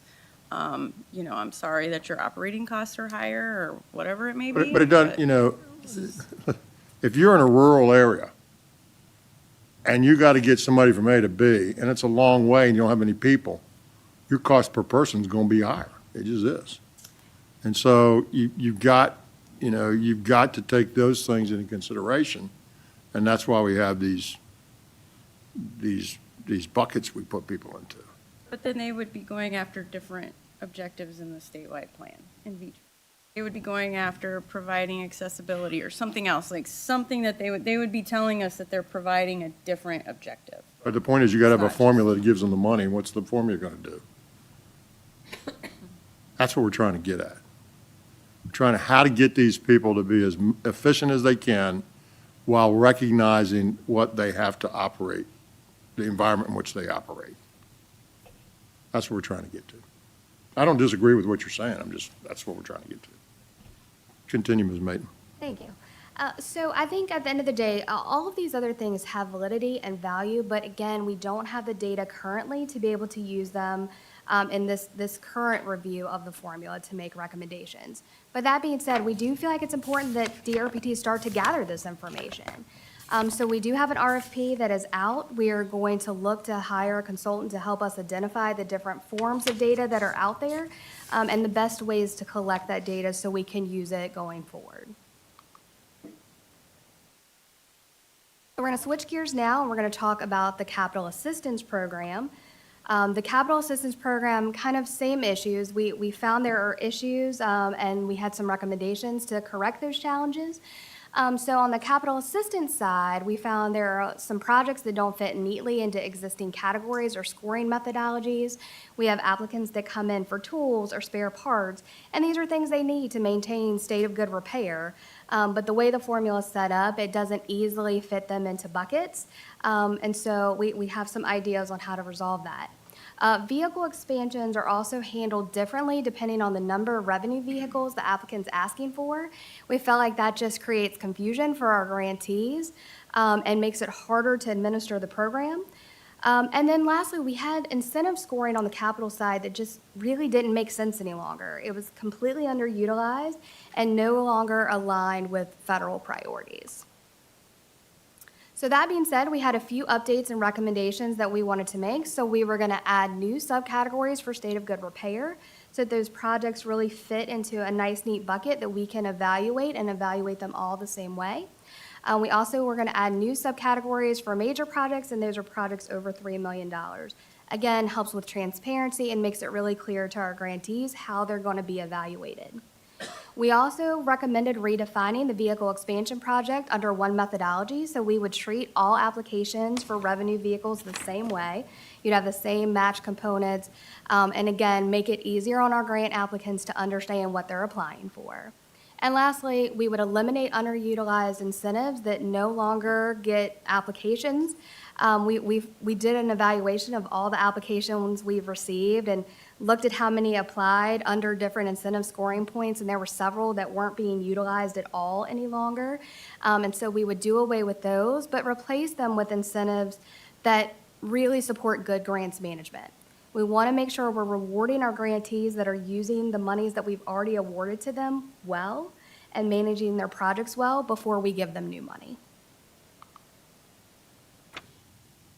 So all in all, we feel like the benefits of these proposed changes and recommendations would allow us to better align our scoring methodology with the actual types of projects we're receiving. It would formalize existing DRPT processes for transparency and just to make the process more transparent and easier for the grantees. It would simplify methodologies for our vehicle expansion projects so there would no longer be confusion there. And lastly, it would incentivize agencies to have good grants management practices, which we want to incentivize. So we wanted to share with this body the public comments that we received on these recommended changes so that you all could know where we stood on that. And then ultimately, we will share with you the TSDAC's recommendation and resolution for this body. So in the public comments, we only received 13 comments. The vast majority we received on the very last day of public comment. The first grouping from our small rurals and small urbans, we received some positive feedback. They said this really fits our service model. These things would help us and help set up some cost control priorities. So we were happy to hear that type of feedback from our transit providers. There was another group where we heard, we're still not sure. We've got some questions. We don't quite understand how the current formula works because it's a little complicated. So what does that really mean for us? And so we answered those questions, and they're in that category of clarification and data. But then we heard from a number of agencies in that Northern Virginia area that felt like there was some concerns with the process and the timing.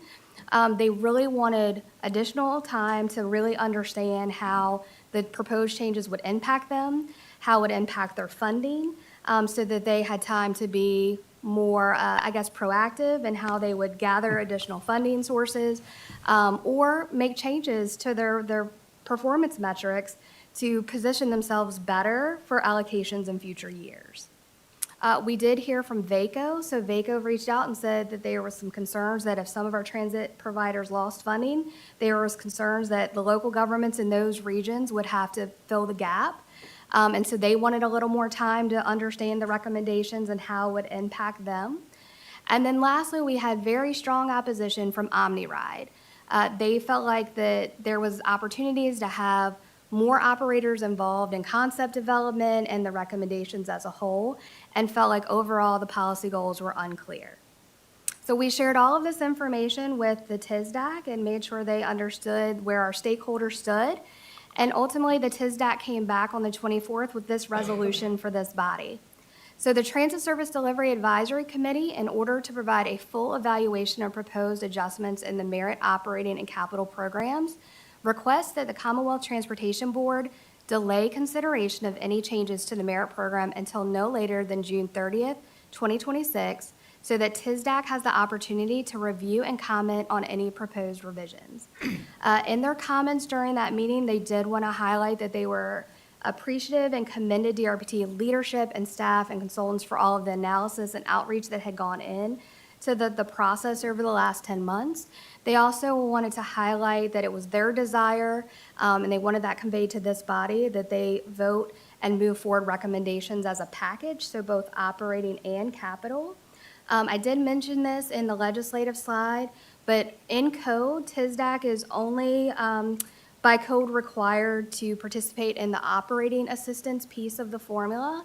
However, in the spirit of collaboration and transparency, we did want to work with them on the capital side, so we shared the capital recommendations with them. And again, they asked if they could vote on everything as a package. So with that being said, we wanted to be respectful of Ms. Maiden, before you go to that. Sure. Ms. Robinson, can you sort of explain the timeline of the process we've been through when we started and where we are today, and sort of what we've done to get here? Absolutely. Thank you, Mr. Secretary. Thank you, Jennifer. You're doing a great job. If we could put the slides back to slide 7, that's a little bit helpful in this timeline, because Jennifer mentioned in her summarizing that we started with the presentation in March of this year to the Rail and Transit Subcommittee here at CTB. 7, please. Next slide. There you go. Thank you. Announcing the kickoff and giving kind of an overview of our merit operating and capital assistance formula. We then met with the TSDAC shortly thereafter, a week or two after, in April. Did the same thing, walked through the current formula, talked about some of the challenges and our policy goals. You can see on this slide that we met with the TSDAC in May, July, August, September, October, and November. In between those meetings, our team, our DRPT expert staff who have implemented this program and suggested policy changes throughout the years, worked very closely with a team of consultants. Some of the consultants were the same ones who worked on this program back in 2018 when the legislature mandated that this formula become performance-based. Back in 2018, that was a time when these stakeholders worked with the TSDAC and our DRPT staff to actually develop a performance-based formula. This 3-year review that our team is responsible for was meant to be an enhancement, a tweak to improve based on the fact that the needs in transit were growing, but our funding, our mandated funding from the General Assembly has not increased, and we wanted to make sure that our dollars were going as far as possible to serve as many customers as possible. And to do that, we wanted to incentivize efficient cost of operations. So this has been our process. We met with VACO, VML, Virginia Transit Association. In between all of the TSDAC meetings, our team had multiple stakeholder meetings. We met with PRTC and OmniRide specifically. Along the way, I'm missing some of the meetings because there have been a lot of them over the last 10 months. So it was a little bit frustrating to hear that the members of the TSDAC wished for more time and more transparency in the process. We felt we had done as much as we possibly could, and we did get a lot of feedback that these were policy recommendations that were long overdue. That's exact language that came in some of our public comments. So we're happy for that. It has been a good opportunity to work with our partners and our stakeholders, and you'll see in our upcoming recommendation that we hope that this work will continue and that we will land in a really good place that builds upon the work that our team has done over the last 10 months. Thank you. Ms. Maiden? I will fast forward. Well, let me address these last couple slides, and I'm going to truncate this.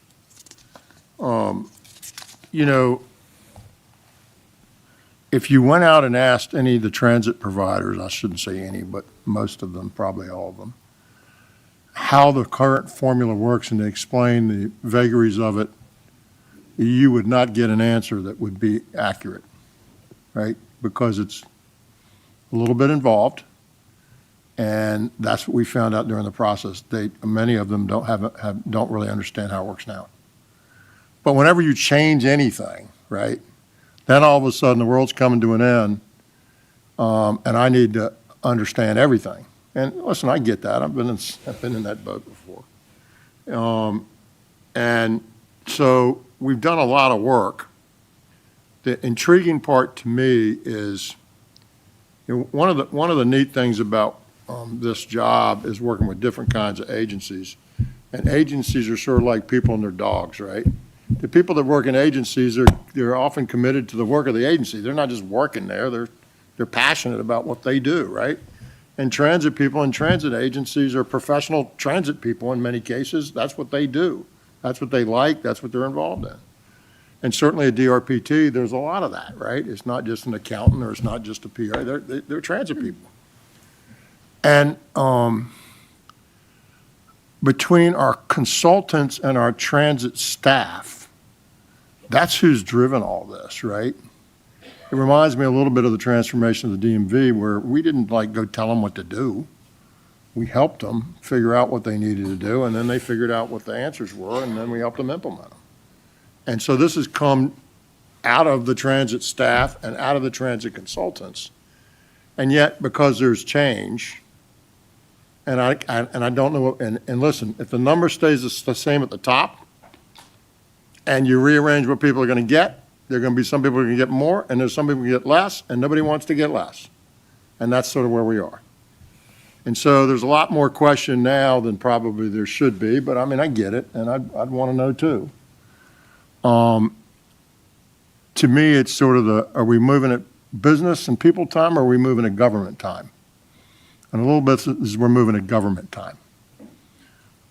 Having said that, listen, there's lots of legitimate interest here. There's lots of legitimate concern. And so I didn't want to sort of push this. Listen, I think where they are is better than where we were today. And I think it's really good work. And do I think it can get better? Absolutely. Should this continue to iterate? Absolutely. But the transit professionals in our own shop and the consultants would say this is a big improvement. That's what they would tell you, right? This isn't the administration coming along and putting some sort of stamp on this. This has come up from our group. And they're all in, right? Unless the director's not telling me the truth, which I don't think is the case. Mr. Secretary, we also have many of our expert DRPT transit staff and consultants here today in case there were questions. So I think that shows you their support. Well, I mean, to me, that's important, right? And so my decision, if you will, was we're not going to ask you to, even though we think that there's been plenty of sessions, there's plenty of information, we've answered the questions we believe, I understand all that. But Northern Virginia has become Northern Virginia, and they're lobbying each other to drag to say, no, let's take more time. And okay, so be it. So take more time. What I would ask this board to do is not to let this thing go. And I wouldn't recommend we wait till June. I'd say we talk about it in April and do it in May. I say we because I won't be here, you. But frankly, what we want to do is answer all the questions, do the hard work, come up with a recommendation, and move on. That's what we want to do. And delay is not the answer. Now, this isn't a huge delay. It's, 6 months. I don't think we need that, but I also didn't want to push it through right at the end of the administration. I want to give people an opportunity to make sure they got heard, make sure they're at the table, make sure we get the best we can get. Listen, this is about getting the best we can get. This isn't about somebody winning, somebody losing. It's about the Commonwealth and the citizens of the Commonwealth winning. And to Laura's part, it's complicated, right? It's complicated how to get there. So our recommendation is going to be we give some more time. I'll probably ask you to look at do we have a resolution at all on this? We were going to present a resolution in January, but these next two slides outline what will be included in that And I'm probably resolution. going to ask you to push that up a little bit. Let's keep the thing moving. We're finished. I mean, we're finished, right? Okay, so does it take 6 months from now? I don't think so. So we're going to give more time. That's what the folks asked for, and then y'all should take some action. Ms. Dunlop. Well, Mr. Secretary, I very seldom disagree with you. But I think this is outstanding. I mean, I was looking for this from the day I joined this board.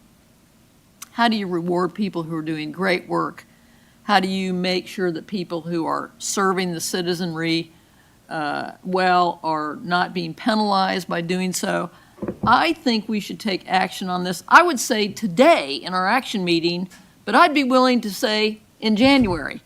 Listen, you can make a decision today, you can make a decision in January. If you need to make modifications, you can do that in the future. But I think we ought to get moving on this. This is great. And coming from a rural area where we have people who do more with less, I say, I'm for action as soon as possible, not waiting until May and certainly not waiting until June. If we can do this today, I think we should do it and move forward and let all these people who have been involved in the process for the last 10 months and probably longer informally take the time, as soon as this is passed and made policy, to begin to implement it. And then if they have further changes in the future, they can come back to this outstanding team who's done this great work. Thank you, Mr. Chairman. Thank you. Ms. Sellers? I don't agree. I would like a little more time, so I'm happy to hear this, because I am concerned of the impacts it's going to have to the commuter bus services coming out of Prince William, Spotsy, Stafford, and Loudoun County. And those commuter services were not available before the extension of the hot lanes. They were not there. They were not there when I was on PRTC, but I took them. They are full. Every single bus is full. And the potential that these could go away, which is what I'm hearing, means that more vehicles will be on 95, more vehicles will be on I-66, because there are no alternatives. We don't have the metro coming down 95 past Springfield. So these commuter buses fill a gap. So, and we are more rural areas. Do you I really, know. Ms. Sellers, do you really think this formula is going to put these commuter bus services out of business? Is that what you're I suggesting? think they're going to raise the prices to where it will price people out of them. I mean, they're already. I think you're they've listening been to a bunch raised- of nonsense hyperbole. That's what I think. I was on these services and the price raised every year. That's So not my they point. raised. That's not about that. This is about what does this formula do? That's what it's about, right? The rest of it's not germane to this. This is about distributing a fixed amount of money, and how do you distribute it, right? I hear ya. I hear ya. I'm not disagreeing with you. But the rest of the money that funds them is not relevant to what we're doing here. What we can do is, I mean, if you're telling me the price goes up, everybody's price goes up. If it gets to the point where people can't pay it, that's all, or your price elasticity is out of bounds, and that's a problem. But it impacts the execution of this statewide plan, where All we of it say. does. All of it does. This is what we want, and we're saying we want to reduce congestion, and doing this will revert, we will go back. We will go back to what it was 5 years ago, 10 I years ago. disagree. Where you just sit in traffic. Come on. And these are really, really reliable programs, again, that are full. These are full buses that go up and down the highway every day. Does this program, as we ran the numbers and looked at the impacts, what commuter programs in Northern Virginia does this put out of business? I can't say that it puts any out of business. I know PRTC and OmniRide had significant concerns about the potential loss. Now, I will say, we did try to highlight for the transit agencies that the numbers that we presented in our scenarios were historical. So they were not forward-looking, they were not forecast for what they would get in the future, because obviously their performance data has changed. And quite frankly, PRTC and others have experienced increased ridership due to the federal return to work. So we expect that they would actually perform better in the formula than our historical numbers showed. But trying to get people to understand that, because sometimes when you see a number and you see it's gone down, there's a reaction to that. And we did try to remind people, again, historical data, that data will change, and this wasn't meant to be implemented until FY28 either. Well, listen, nobody wants to put a good-performing transit system out of business or to hurt them. Nobody wants to do that. I disagree that this does that. I think a lot of this is hyperbole. I think it's classic. I've seen it over and over and over again. And there's going to be winners and losers if the number at the top does not change and you change the formula. And all the losers are going to complain, and all the winners are going to, some are going to say great, some are going to be quiet. And that's the way it works. It works that way every single time. The question is not whether people complain or not. The question goes to your point, which is it in concert with what we're trying to accomplish, and does it do that or not? And it should do that. And so I don't believe that it does what you suggest. But if it did, I wouldn't like it. All right? I wouldn't like it. Now, if their budget gets cut by 1.5% and the sky's falling down, the sky isn't falling down, folks, and there are other people in this country, there are other people in this state that aren't there. They're in other places, and they deserve the same fair shake as everybody else. And there's only so much money, and this is about putting the money where we get the best return and making people be as efficient as we can get them to be so that there's more that we can provide. We want more of this, not less of this. We just don't want to do it inefficiently. So this is an attempt, and albeit because there are questions like Ms. Sellers has and others, Ms. Dunlop, I'm going to have to disagree with you, and I made a judgment that we're going to give people more time so they can get a little bit more comfortable. But at some point, we got to move on. And we've answered the questions, we've showed the data, we've had dozens of meetings. It's not unlike the smart skill stuff we went through, right? And at some point, you got to make a decision and move on. And this board to kick the can because somebody doesn't like it, that's not the way it should work. So I think it's a reasonable solution, compromise, if you will. I mean, this is real stuff, and it has real impacts, and we take it seriously. And we're not trying to hurt anybody. We're just trying to make sure that the citizens get the biggest bang out of this pot of money that they can get. It's that simple. And so, to Ms. Sellers' point and the TISDAC's point, it's mostly been Northern Virginia, but others, and they say, give us a little bit more time. Okay. This board is going to make the decision, right? This board is going to decide, and I would tell you not to continue to wait and wait and wait, but if you give them 3 or 4 more months, I think that's okay, and then you can say, hey, we gave you the time. What other questions do you have? That's a reasonable thing, and the world's not going to go south while we wait. But at some point, waiting and waiting and waiting, it's got to stop.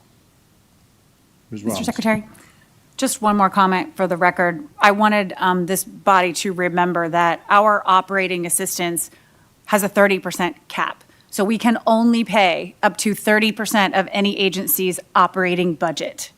And that's important because on average, less than 3% change that we saw to a handful of agencies under our new proposed formulas, certainly not going to put any agency out of business.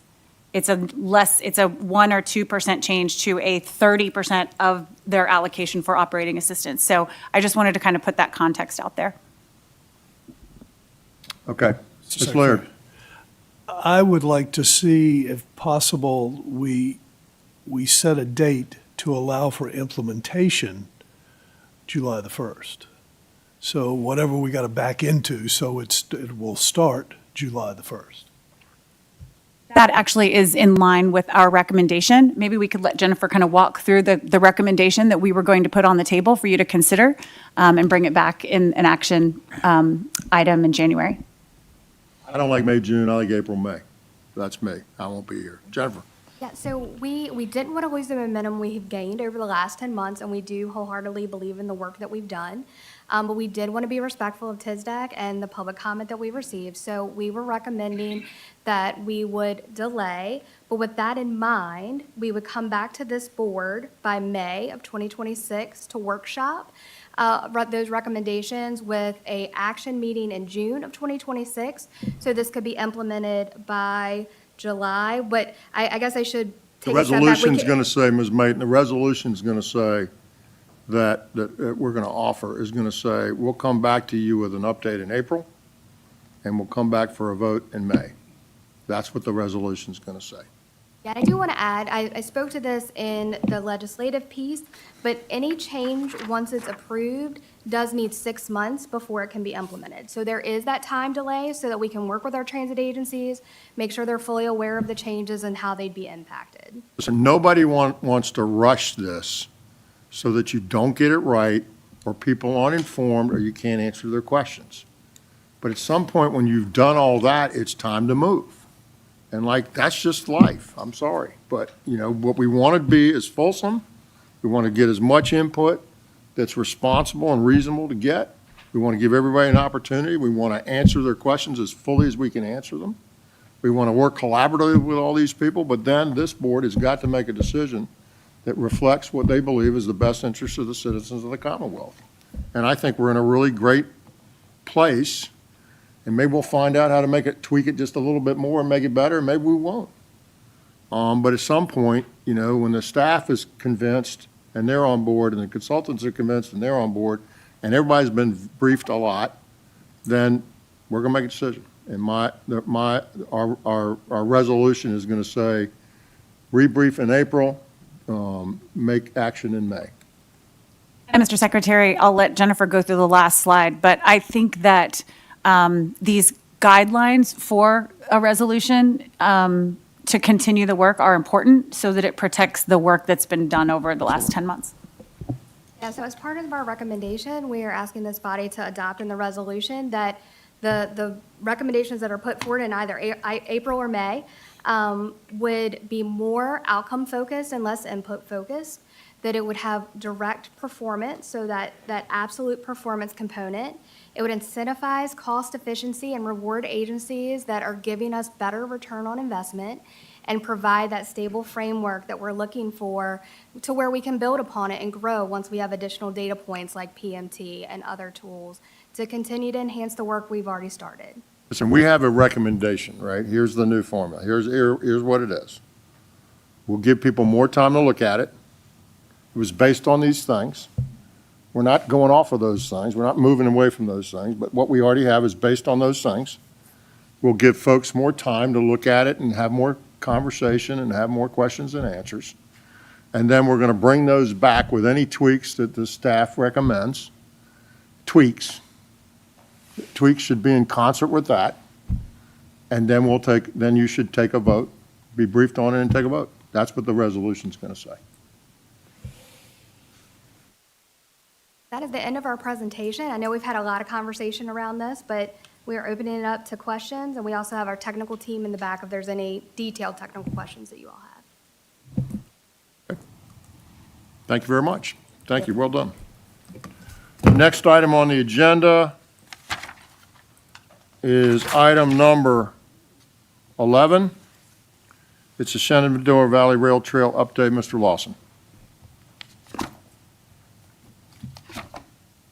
Good afternoon, Mr. Secretary, members of the Good afternoon. board. Glad to be back in front of you, even though I'm sure you are looking at your clock and saying, I want to go. But I'm happy to be here today to kind of talk a little bit about the Shenandoah Valley Rail Trail. Obviously, this has been a topic of discussion for quite some time, so I'm going to just spend a very brief moment with just a little bit of background, and then I want to talk about a path forward. Your slides are coming, John. Just go. So, as you all know, there's been quite a lot of interest in developing a trail on the Norfolk Southern Corridor in the Shenandoah Valley. This runs from Broadway in Rockingham County to Front Royal in the county of Warren. The General Assembly kind of stepped in 2021 and asked that a feasibility study be done to look at the conversion of rails to trail on that corridor. And that was done. The effort was led by Department of Conservation and Recreation, and VDOT provided some assistance and input into that report, and that report was published in 2021. What came out of that, was a public survey and a lot of outreach, and that found that there was a lot of interest. There was widespread interest in that project. This is just a graphic to kind of give you a point of reference of where the trail is for those that may not be familiar, but you can see on Broadway on the bottom left and how it moves northward, kind of paralleling 81 to Strasburg, and then east to over to Front Royal.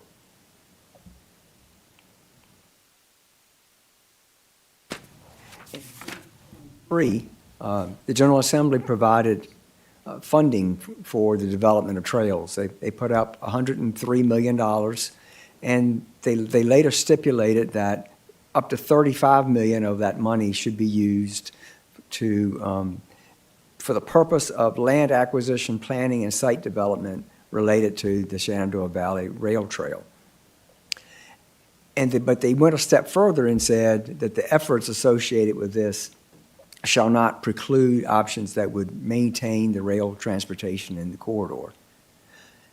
So to address that, VDOT conducted a study to look at not just a rail-to-trail option, but an alternative of what it would be like to continue to preserve the rail corridor.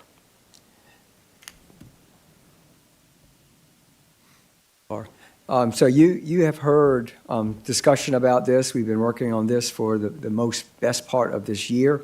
The alternatives analysis was completed in March. Its purpose was to evaluate and identify the typical sections of what a rail with trail alternative would look like. Phase 2, the corridor assessment was completed in September, which provided more detail and included some field evaluation around the track and the structure conditions, and to talk some public outreach. And then the findings, the assessment findings were presented in November, and with developed cost estimates and documentation around those assessments.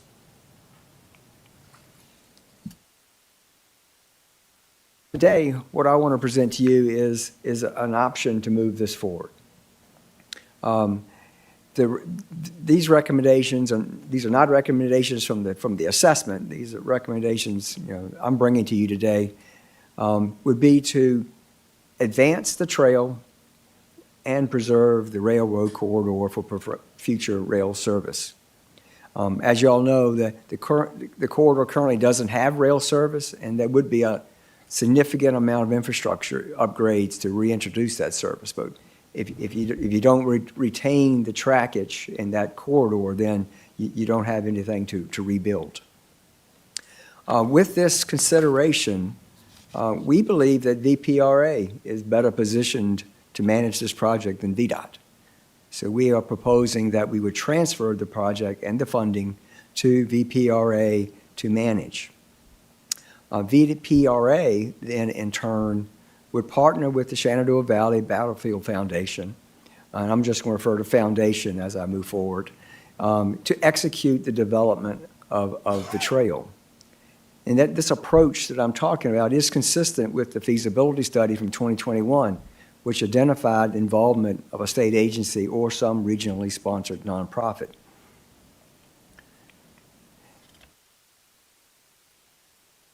I'm going to speak to the parties just for a minute, just so you understand. I think you clearly know who VPRA is, but I wanted to just touch on that as well as the foundation.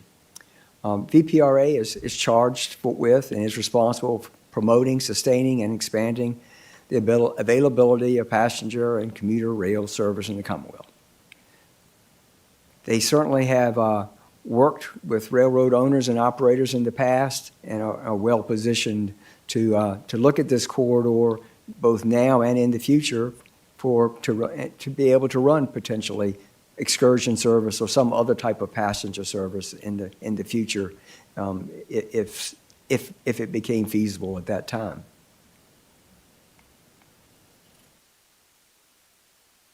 Foundation is really uniquely situated to be this managing partner. The Shenandoah Valley Battlefields National Historic District was established by Congress in 1996. The foundation was formed to serve as the lead managing partner of the district. The foundation is also charged to investigate the establishment of a Shenandoah Valley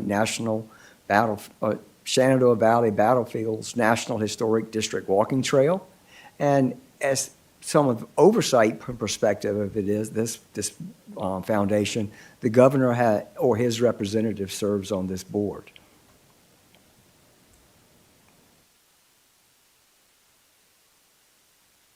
The way we see this working is the foundation would be the purchaser of the corridor.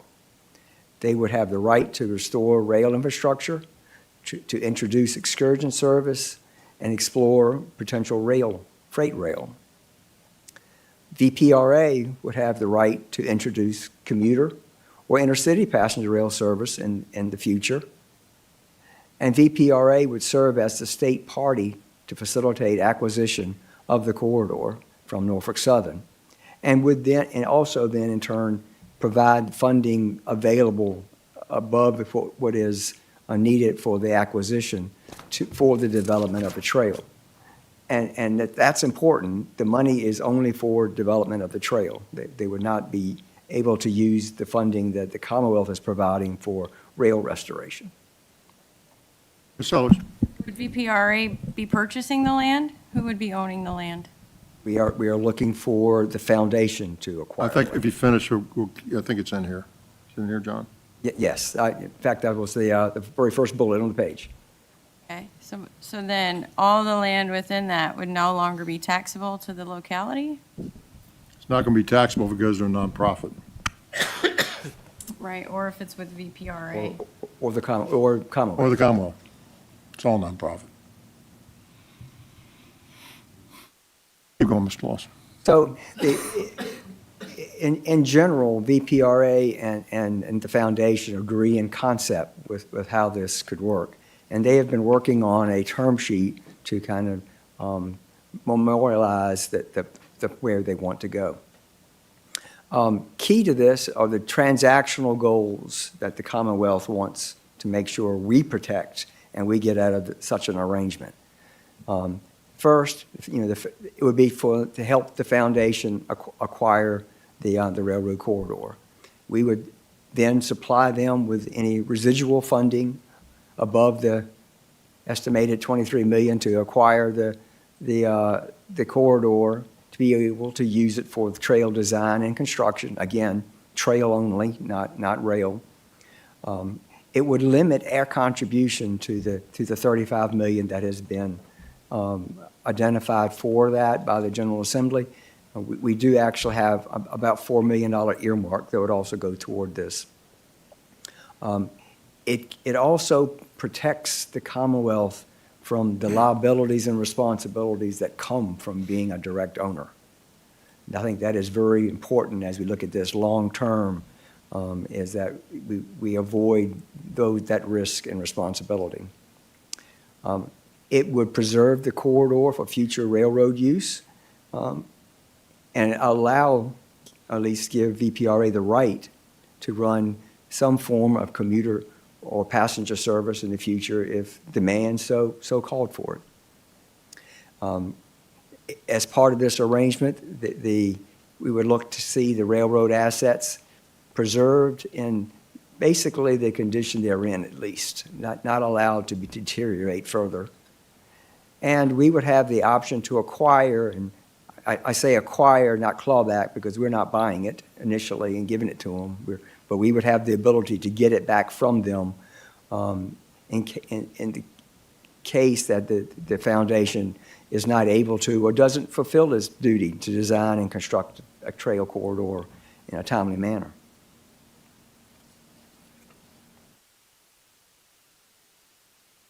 So again, I'm reiterating this point. The foundation would be the purchaser of the corridor. VPRA would have the right to introduce passenger service, and VPRA would serve, I'm going the wrong way, I apologize.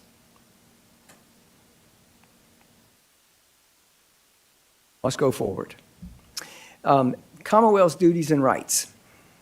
Again, $23 million for the corridor acquisition with the residual funding going toward rail development and construction. The rights that the Commonwealth would retain or preserve would be the review and approval of trail designs, the rehab, to be able to rehab and introduce commuter and/or passenger service. They would consent in any abandonment proceedings. Again, another important item. The foundation would not be able to abandon the rail corridor without VPRA's consent.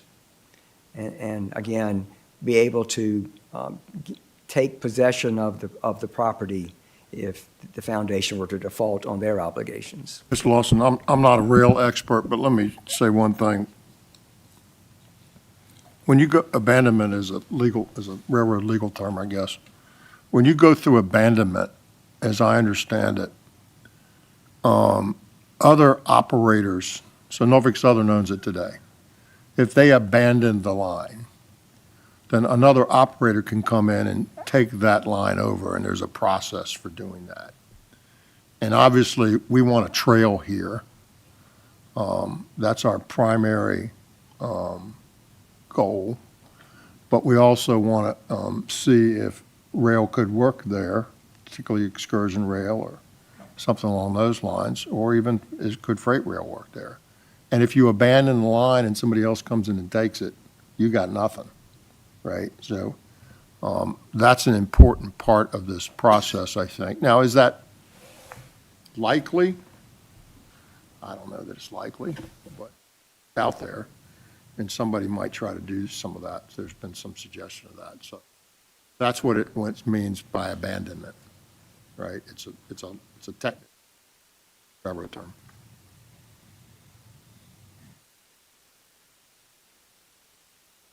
So the foundation's duties and rights, okay, obviously fit in with that. They would have the duty to purchase the property. They would have to satisfy the Surface Transportation Board approvals. They would design and construct the trail. We would require them to submit annual reports to the Secretary of Transportation on progress made, to maintain the railroad assets in generally equal or better condition to what they take it over from. Again, refrain from abandonment proceedings unless VPRA approves. And they would have the right to rehab the rail and introduce excursion service. And they have the right to explore the opportunity and feasibility of freight rail.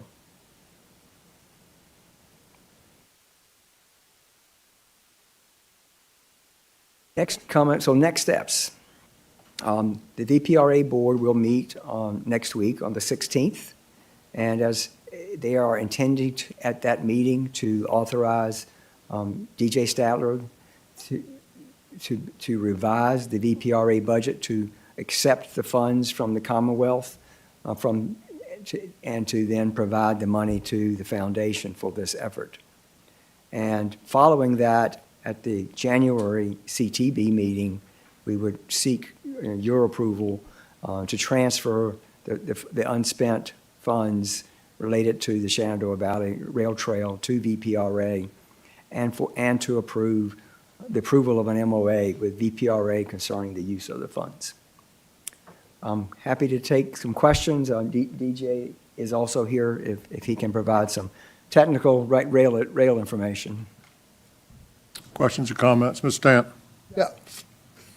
I didn't see any description of the costs expected for this project. You said these studies were done. Were there cost studies done? They're out there, and I think there was 178. What was the trail cost? They're out there. They're published. The conversion, the rail to trail conversion is in the 160, 170 range. 70-something. And the rail with trail is it's a little more than double that. Double that. But let me say this. One of the problems that we've had, and we will continue to have, is that when VDOT looks at trails, they look at trails according to the stuff that they do, right? We have manuals, we have procedures, we have ways that we do things, right?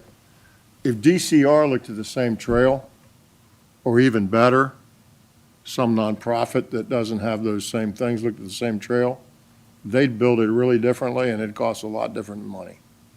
And so whether it's 180 million or it's 350 million, I don't know what to say about all that, right?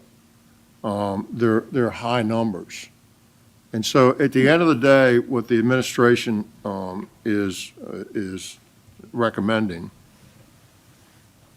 is that we want a trail, the legislature has given us $35 million and said, go forth and conquer, and don't eliminate a trail with rail from your thought process, okay? A lot of people don't think that the rail will work economically. It's not able to work. Freight rail won't work, excursion rail won't work, no rail will work.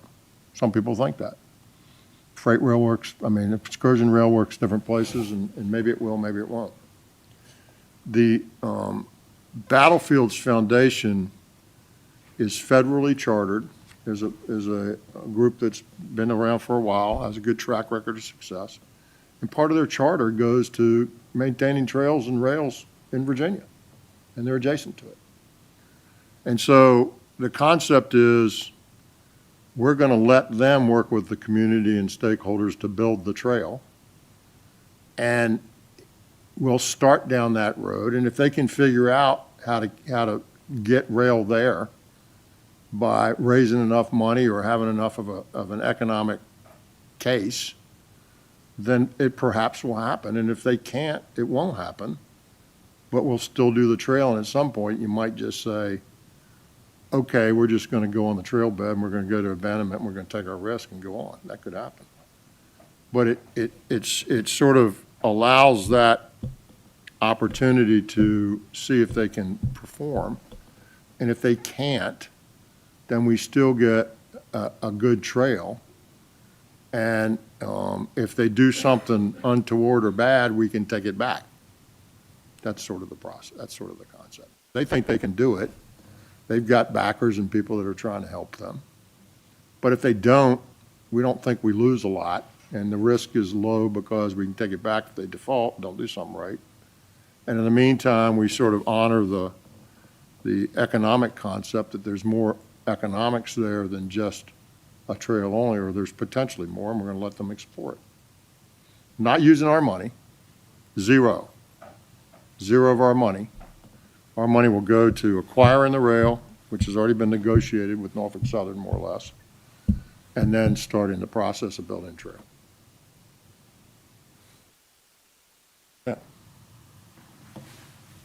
This organization, this Shenandoah, do they have their own funds? How long have they been in business? As I told you, it was in here, they're federally chartered, Mr. Doesn't mean anything. Well, it does mean something. What does it, they're federally chartered, so is the bank. If the bank doesn't have any money, then they can have a federal charter, but they don't have the wherewithal to take care of the project. Do they have the money to go build anything? No. Neither does anybody else. Well, It's how you go get the money, Mr. Stant. I don't know. It's the same thing you do anywhere. You go raise it. We're kind of buying a pig in a poke, it sounds like to me. No, we're allowing an opportunity for somebody that wants to build the trail and try to do rail to do both. And if they can't do both, we still get a Was it trail. the administration's intention to put definite time limits and time? No, it's just going to go forever, Mr. Stant. Well, come on. Come on. You've been around here. You said if they can't. How many if they years can't- you been if they around can't here, build Mr. it, we'll Stant? take it back. When? Sir, it's not all detailed out, and it's going to be a VPRA problem, okay? If somebody else can't build it, it's got the same problem. Like, we got $35 million. That's what we have. That's all. I understand. I understand. So that's that all completely. anybody has. That's what we're going I to do. understand that completely. That's all we're going to do. That's it. I'd like to see the balance sheet. Well, show me your show me a different balance sheet. You're the one that's giving it to them. I'm not, no. I'm not giving them anything. Yes, you are. Oh, no, I'm not. I am not doing anything. No, I'm not. That's not accurate, Mr. Stant. This board is going to decide what the outcome of this $35 million and this responsibility we've been given. Okay? That's what's gonna happen. That's what's gonna happen. I'm not giving anything to anybody, right? Somebody's gotta go build a trail, and we're not gonna have VDOT do it, because it won't work out so well. So anybody we're going to, if you're asking me, do they have $150 million to finish the trail when we give them 20-some million or 10 million on top of it? The answer is no, nobody has that. So go look at anybody's balance sheet. Go show it to me. It doesn't exist. It's a matter of community involvement and engagement and grants and funding and donations and bake sales and whatever else you do. The same thing they did with every other trail other than the capital one. That's how they work. We're doing the same thing on the Eastern Shore, right? That's how it'll work. Not quite, because the Eastern Shore is able, some of those segments were smart scale is not applicable to this situation, I don't believe. Is it? Could. Could be? Sure. How does Eastern Shore Railroad apply for it? Trails can get smart scale money. Have a state agency. Ma'am? Yes, Mr. Secretary, and Mr. Loss, I think this is a fabulous idea. I mean, I love the idea of the rail, the options. Most Civil War organizations have deep pockets. They have lots of access to lots of donors, and I love the idea of the trail. But we do have a changing population. People have different interests and different motivations to do things right now than they will, as you often say, in 10 years or 20 years. And I think preserving the rail line is a great idea. And I just commend you for the great work that you've done on this, and I would love to see this go forward. This is fantastic. Questions? Mr. Minshew? Hey, Mr. Secretary, I'm told that about 5 days ago, VDOT completed Phase 3 of a rails to trail assessment. Is that report available, or is it embargoed? No, it's out. It was I published just- in November. I just referenced it. Could we see a copy of it? Sure. Absolutely. It says 178 million and 300 some million. That's what it says. And this is the third piece of the report. You've had two before now. Now you got a last one, which goes to cost. Did that report, which we've not seen yet, reach a determination on viability of the rail coming back if you build a trail on top of it? They have some thought along that line, but, you know, it's you know, they're in the stuff that we've looked at operators, we've looked at excursion rail people who've expressed interest. And listen, at the end of the day, this is a simple concept, right? There's some people that want a trail only, and that's all they want. They don't care. That's what they want, okay? There's nothing wrong with that. There's nothing wrong with that. There are other people that say, I want a trail, and I want to keep rail alive if I can. Whether that's excursion rail, passenger rail, freight rail, or whatever. Once it's gone, it's gone. That's the way it works. You'll never get it back. It'll never happen again. Once it's gone, it's gone. Unless you want to do a lot of digging. No, you won't be able to get the right-of-way back. You won't be able to afford it. You won't get any of that. It won't happen. It'll be over. Game over. And so that's what we're faced with, right? And the estimates for each of them are really high, right? And I explained to you why I thought that is, at some level. Listen, construction is expensive. You start doing bridges and all that stuff, you know, for railroads, that's expensive. So it's going to be a lot higher, right, than moving people over them. But if the bridge has got to be replaced, it's still expensive. So the concept is if they can make them both work, then we think we're better off. If they can't make them both work, they're going to make the trail work. And if they don't do that, we'll claw it back and do something else with it. I mean, give it to somebody else to make it work. We're not going to build a trail. VDOT's not going to do that, right? And we don't want to go through the abandonment process and risk that right now. So we're buying time, folks, is what we're doing. And if they can't make it work at some point, then they're going to run out. They only have so much money to build a trail, just like anybody else. And they're going to have to make a decision, right? We either build more trail or we, you know, if they can't make the railroad work, they're going to build more trail with the money. And if they don't do that, then we'll take it back and we'll build more trail with somebody else. It gives it an opportunity, right? And then there's not, in my view, there's not a lot of downside to it. Ms. Sellers. I have two questions. One, why are we going with this particular organization and not doing more of a bidding process and allowing others to say, hey, we can do it for this much. Nobody's going to be, you're talking about community groups, right? There's no private equity firm that's going to come in and bid on this. This is about community groups saying, I want to give it a try, right? That's what it is, right? So which group are you going to choose to give it a try? Right, but to Mr. Stan's point, right now, we're not seeing teeth in the contract, so it sounds Not our like it's contract, $23 folks. million What of do you mean? free money. What is free money?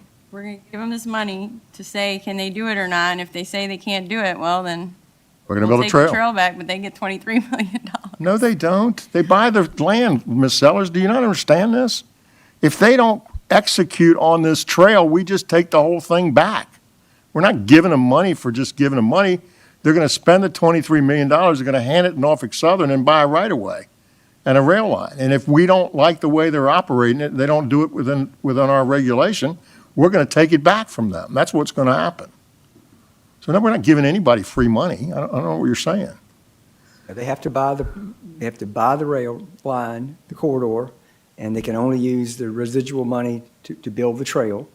And we will be approving, through VPRA, we will be approving trail segments, and they've committed to build it in segments, in usable segments, not just, spend it all on engineering from one end to the other. I don't know what the free money means. Well, yeah, I'd have to see the contract, because I am a little confused on what this contract's going to look like. I just explained it to you. We're going to hand them, we're going to give VPRA the money. VPA is going to contract with them to go buy the railroad line at a set price that's already been negotiated. The balance will be reimbursement-based to build a trail along that corridor. No money for anything other than the trail. If they can go raise the money and raise the business to co-locate some sort of rail and trail together, whether that's excursion or whatever that is, then they can do that. And if they can do that with their own money, that's great. If they can't, then it won't happen, and we'll just have a trail. If they try to do something or they default or don't continue to do what we've asked them to do, BPRA will take it back, and they'll find somebody else to do it.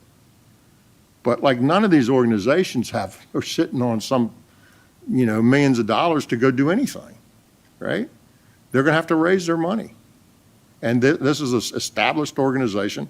It's raised a bunch of money. It's federally chartered, Mr. Stant, and part of their mission is to do this, right? So who do you want to go with? Somebody that has a track record of success and has a mission that's to do this, and you mitigate your risk by not allowing them to spend money on anything other than the trail, and if they don't execute properly according to the contract, you take it back. We're not going to go contract line by line in this group and try to define contracts. We're going to go with concept and approve concepts. We're not getting into contracts and the details of those. We're not going to do that here. We have more attorneys on this board than any other profession. I don't care.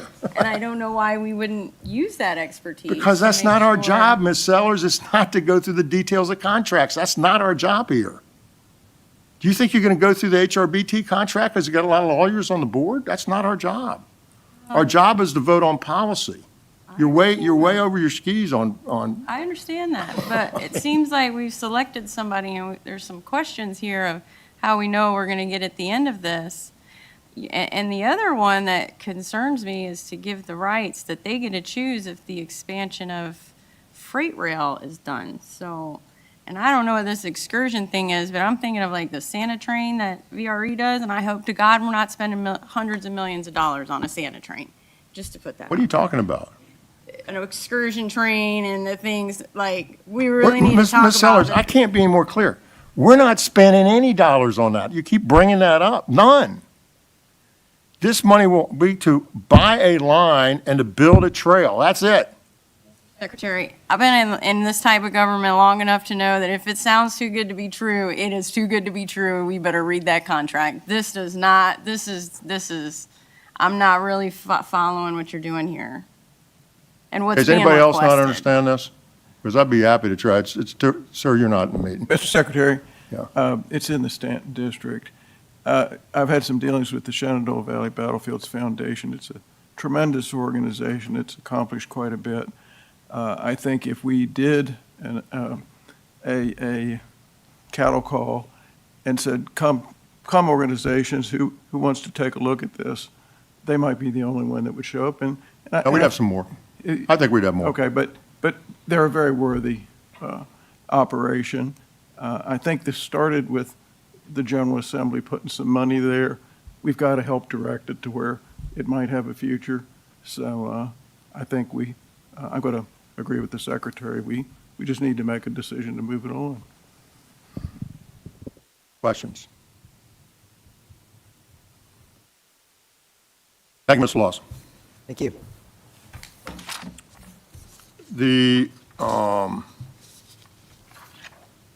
We're at item number 12, Ms. Robinson, your director's items. Thank you, Mr. Secretary. In the interest of time, I'm just going to highlight 2 quick points from my director's report. We are in the midst of DRPT's grant round. It opened on December 1st and closes on February 1st. So while we are working with a very complex formula that we just talked about, I can assure you all of our transit agencies know this timeline, and they're working on their applications. But I wanted to highlight that because sometimes our members like to talk to their local transit agencies and look at their budgets and find out what they're applying for, particularly on the capital side when they're asking for capital projects or facilities expansions or additional buses. I also wanted to highlight that after a long and somewhat arduous procurement process, we have finally awarded an operating vendor for our 5th Virginia Breeze route, the Tidewater Current. The new vendor that's going to operate that route is Academy Bus, and that route is going to be an east to west route running on I-64 from Virginia Beach to Harrisonburg, with lots of stops in between, including at the Richmond Airport. So we're really excited about that, and that service will launch in the spring of '26. Thank So you. that all the people from east to west in Virginia can go to Harrisonburg and watch Madison, the Madison Dukes make history by being in the college football playoffs. How cool would that be? That's a great. Do you have any idea yet? I asked you this the other day what that fare is, east to west. Do you have any idea? The new route, I don't know the exact fare, but our average route on the Virginia Breeze is about $20. The lowest is about 14. If you were going all the way from Southwest to DC, the highest route is in the $40 range. I used to take the train from Norfolk to Farmville for $25, back before they stopped it in 1977 to school. All right, thank you. Thank you. Mr. Commissioner. Mr. Secretary, members of the board, I have 2 items. I'll save one for new business at the end of the meeting. But as you may have seen over the last 24 hours, we are experiencing some winter weather. We are in a very unique weather cycle that almost in every 2 to 3 days right now, we're going to experience snow.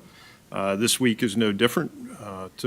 Tomorrow night, we will see some upside slope flurries in the western part of the state, and then again Thursday night into Friday, we're due to get another 2 to 5 inches west of the Blue Ridge right now.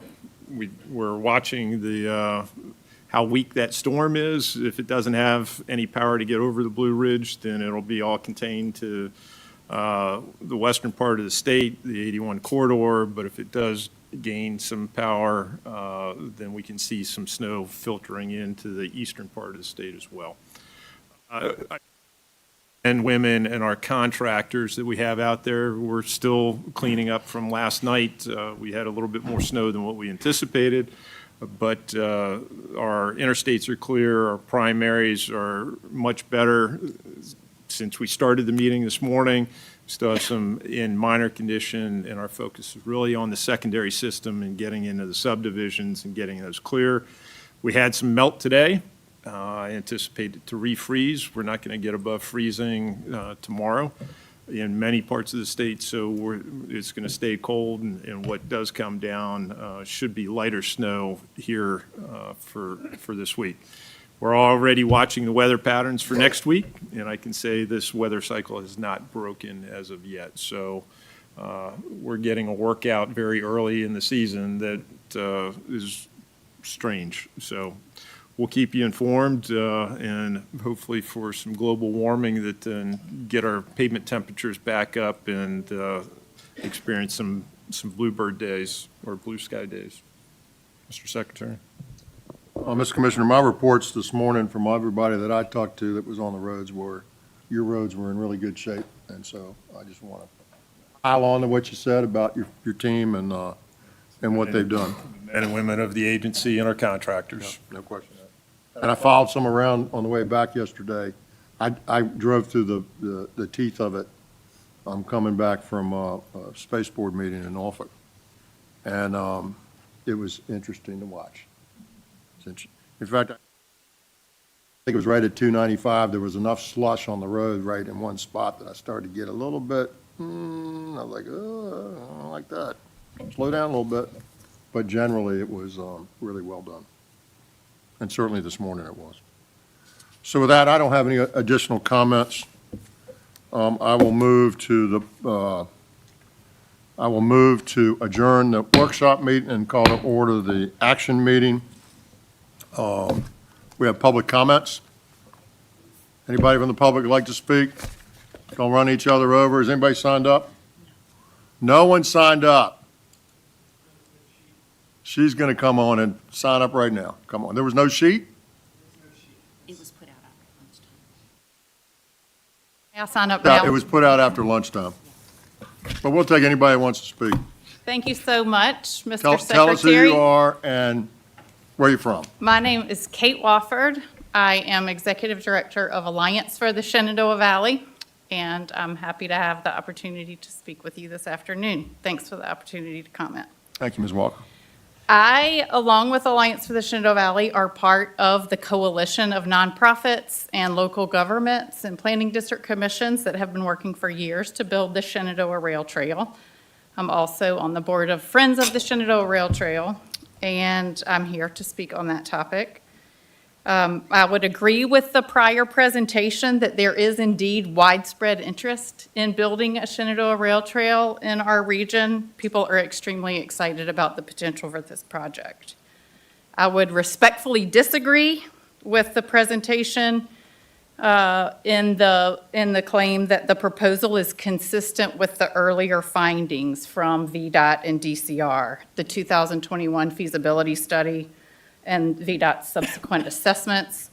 In fact, I think what's being proposed to you is wholly inconsistent with what communities have been working for many years on this project.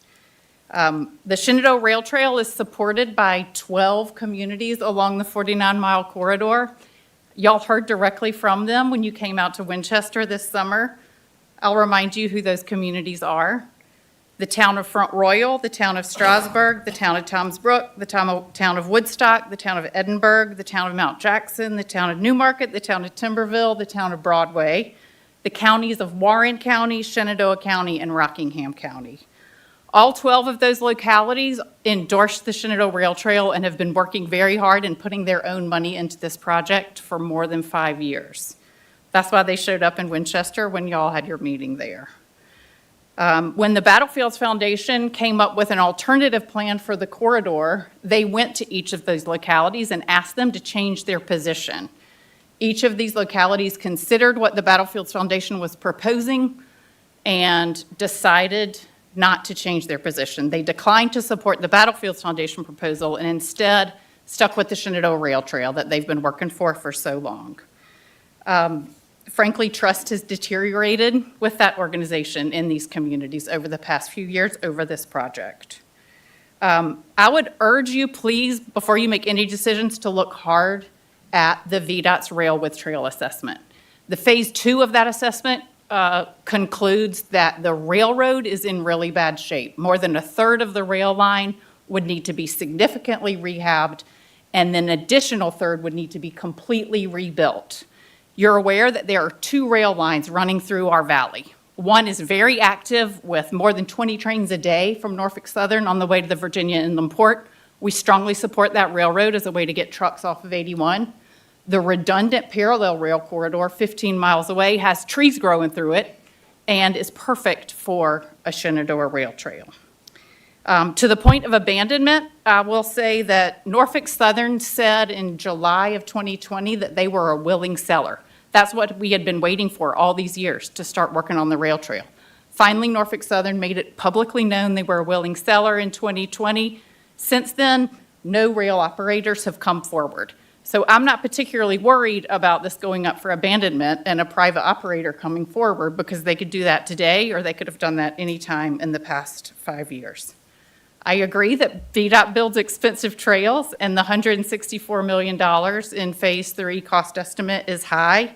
Another alternative, rather than giving the money away, the taxpayer Commonwealth dollars, would be to look at DCR if they can build trails more cheaply. That seems like a good way forward. Back to the Phase 3 assessment, the $300-something million for building the rail width trail is in there. In addition, there is a very large $300 million number to restore this deteriorated rail line. So what we're looking at to do rail with trail is almost $700 billion with no operators that we know of. I urge you to be fiscally conservative with taxpayer dollars in your decision. I urge you to think about what the local communities have asked for 5 years, and take this decision very seriously. It means a lot to people along the corridor. Thank you so much for your service. Thank you, Ms. Walker. Appreciate you. Dr. Emmons.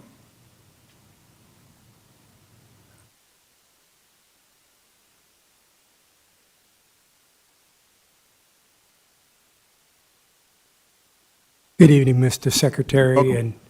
and members of the board. It isn't evening yet, and I asked Kate to go first because Will you introduce yourself and tell us where you're from, sir? I will. My name is Don Heineman. I'm a retired emergency room physician and family practice physician in Woodstock, Virginia. 10 years ago next month, my wife and I started on this project, and over a period of 2 or 3 years, the project exploded to the point, when I say exploded, I mean we brought in more and more people. In 2019, that's when the 17-member Shenandoah Rail Trail Exploratory Partnership, which is the 9 towns and 3 counties, that's when they all started. Pardon me. My ears are ringing with messages off of this thing. The truth is, and I want to be sure I get this out, because I had prepared different statements today. I was very optimistic after I saw the Phase 3 report, with the cost of the rail trail being $164 million estimated, and the cost of the rail width trail being in the neighborhood of $687 million. So it's 4 times higher. The reason the railroad is for sale is because Norfolk Southern said they didn't have enough freight. We had a half a dozen multi-million-dollar attempts since 1989 at revitalizing this railroad corridor, and they've all been turned down. So, because there wasn't enough freight. And for 4 years, we were talking to Norfolk Southern and asking them to donate, lease, or sell. And Mayor McCleary got a phone call in July of 2020. He's our mayor in Woodstock, saying, okay, it's for sale, but only if you rail bank it, which preserves the corridor for future railroads. If you buy the whole thing, they were offering 10 miles more than we were asking for. And if you buy it all at one time, they didn't want to be buying it in stages. And they also reminded us that they didn't want to be dealing with a small-town mayor and a retired emergency room physician. So we've played by the rules. And the truth is that our vision for the trail, when implemented, will provide the most economic and health benefits to the highest number of Virginians for the least capital investment in the shortest time. I'd be happy to take any questions now or later on the phone, and thank you. Thank you, sir. Appreciate you coming. All right. The next item on our agenda is approval of our minutes. They were distributed in advance. Are there any comments or questions? Is there a motion to approve? Ms. Sellers moves. Is there a second? Mr. Good seconds. Is there further discussion? All in favor say aye. Aye. All opposed say no. Are there any abstentions? Thank you very much. Item number 1, Ms. Pryor, action on revised 26 through 31 six-year improvement transfers, October 18th through November 14th. Welcome, Ms. Pryor. Thank you, Mr. Secretary, members of the board. You should have in your packet a copy of the transfers that were processed in the time frame that the Secretary referenced, those both for your information and for your approval, and I recommend your approval. Are there any comments or questions? Is there a motion to approve? Mr. Coleman moves, Mr. Lawson seconds. Is there further discussion? All in favor say aye. Aye. Opposed say no. Are there any abstentions? Thank you very much, Ms. Pryor. Number 2, action on addition to projects, six-year improvement program, 26 through 31. Thank you, Mr. Secretary, members of the board. You should have before you a proposed amendment of 2 projects to the six-year improvement program. Both are safety projects. One is in the Culpeper District and one is in Northern Virginia, and I recommend your approval. Is there any comments or questions? A motion to approve? Mr. Captain Byers moves, Mr. Minshew seconds. Is there further discussion? All in favor say aye. All opposed say no. Are there any abstentions? Thank you very much. Item number 3, action on smart scale project cancellation, bus purchase and additional bus shelters located within Hampton Roads District. Ms. Pryor. Thank you, Mr. Secretary, members of the board. You'll recall that I briefed you on this proposed cancellation last month. Since the project was selected in round 2, a comparable service has been executed within portions of the corridor, and the applicant, Williamsburg Area Transit, has requested that the project be canceled, and I recommend your approval. Comments or questions? Mr. Stamp, is there a motion to approve? So moved. Mr. Coleman, seconds. There's a motion and a second. Is there further discussion? All in favor say aye. Aye. All opposed say no. Are there any abstentions? Thank you very much, Ms. Pryor. Mr. Short, item number 4, action on revenue sharing program guidelines update. Secretary, members of the board, thank you so much. This is a follow-up for the presentation that was made with the minor changes for the revenue sharing guidance document in your October workshop, and then a subsequent action meeting item in November at the Secretary's request and some board members.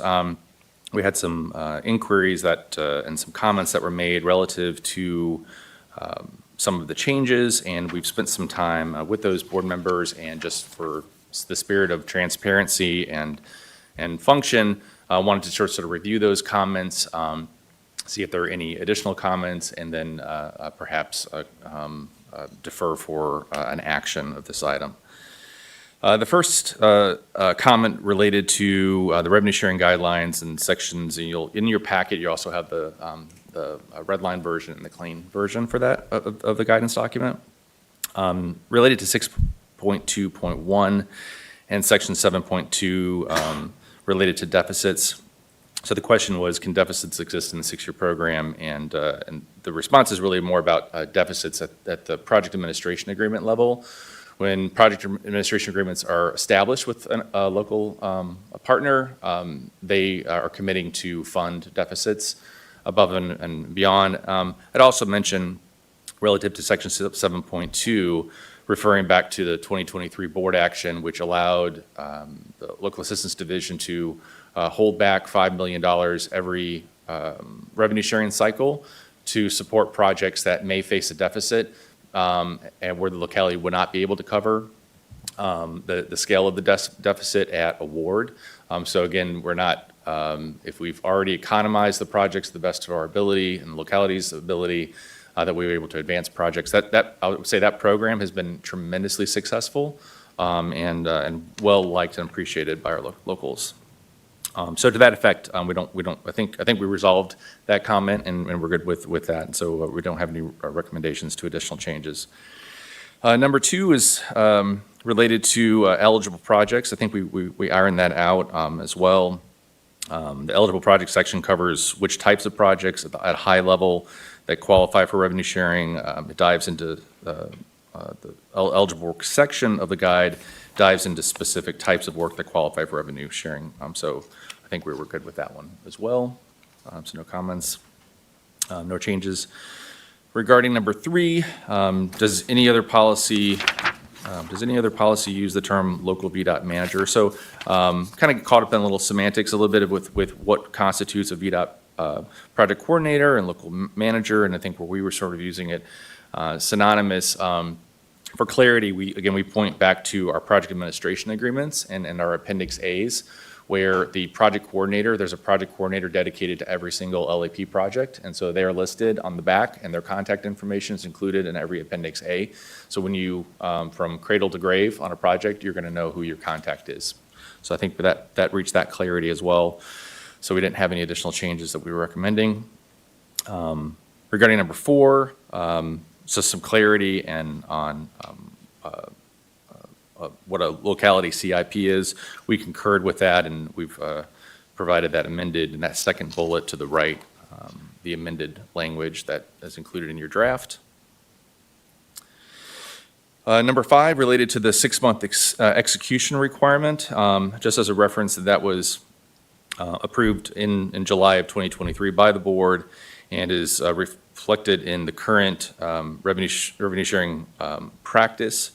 And I would say since that time of the board action in 2023, we've not had any cancellations of revenue sharing projects due to local governments failing to meet the execution agreement.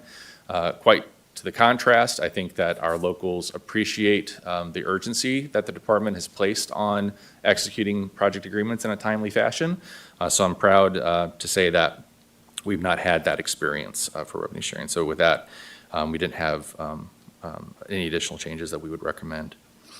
The next had to do with the cancellation process. Yes, I'm on the right one. Yes, number 6. And so this related to a concern that projects that might have the backing of a private developer or utilize proffers would not have the ability pursuant to VDOT's revenue sharing guidance document and guidance that would not have a public showing and a public discussion and public comment period and the like. And so I think what our position here was that the revenue sharing program is reminder, the only funding program that specifically states that a resolution is required to cancel a project. So we don't have that for transportation alternatives or a variety of others. And so removing this requirement improves the efficiency, we believe, of canceling projects and transferring unspent allocations rather than the current practice in revenue sharing pursuant to state code is that the department can't proactively cancel a project that has sat and not expended any funds for 2 years. So with this allows all parties the ability to relinquish projects that aren't going to advance, recover those unspent funds, and redistribute them and put them back to good work. And so I also offer to respectfully that it's important to note that this recommendation would not impact a locality's desire or their preference to pass a resolution of their own accord if they deem so appropriate. The locality's last point here is that the locality's signature authority is identified in the original resolution that's used for the funding application to execute the PAA, which designates their chief executive officer as the individual to effectuate all aspects of the project agreement and project delivery. So with that concludes. Any comments or questions? Ms. Sellers? So on number 6, I was one of them who brought up the language and my concerns with the language, although it wasn't just private backing. It was that the code explicitly states that a resolution needs to be passed by the governing body. And in my opinion, if the code explicitly requires the governing body to pass a resolution for the project, then we should be requiring the governing body to do the same, to cancel the project because of the impacts to it. And revenue sharing is a different program. It is used different by localities, and I explained this. It's used differently by localities. And when I was on the Board of Supervisors, it was done a whole lot differently. It wasn't you apply for it today and then you get the money in 2 to however many years. It was you put $10 million up and you got $10 million and you executed projects. Typically, you helped a developer finish projects. That's usually how it was used, and that's why it worked a little differently. It is a different program. It's a very different program. Things have changed, and I understand that. But I still do not support this idea that a county administrator, a county executive, or a town or city manager can have this, even if in the locality agreement it says that they can do that, unless the resolution passed by the Board of Supervisors or the City Council explicitly states the town manager can do that. And it comes down to, this is using taxpayer money, and only the Board of Supervisors and City Council is going to do that. The local government doesn't, especially when you get over a certain dollar amount. And so I have a really hard time with this. I think it puts these executives in a precarious situation. And so I will not be supporting this because of that paragraph. I think we can do it a little differently and play with the language to try and capture what you're doing. But to just give them that is not good. Anyone else? Secretary. Yes, Ms. Lawson. I agree with Ms. Sellers. On its item 6, I raised the point when it came up for the first time and it was pushed. And I understand the reason behind this is to help certain jurisdictions to facilitate a termination which may not be publicly favorable and inconvenient and uncomfortable for a board. But for me, that doesn't allow them to get away from that. I think it ought to be public. I think it's created with a hearing. It ought to be terminated with a hearing.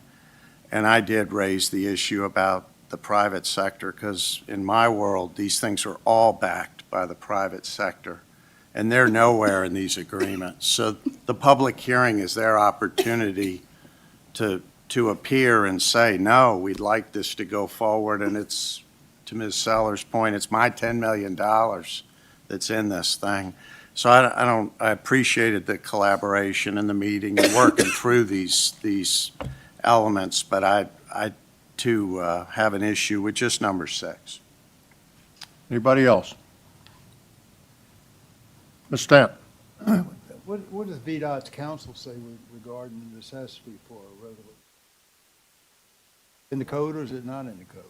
There's no, I'll let the commissioner speak to it. It's not in the code. It's in our current guidance document, which is it's not in the Code of Virginia. It's in our guidance document. I hear what y'all are saying, right? But it's sort of like, how much bureaucracy do we need to have? I mean, do we not trust the CEO of the entity that the board supervises to bring us the desire of the board?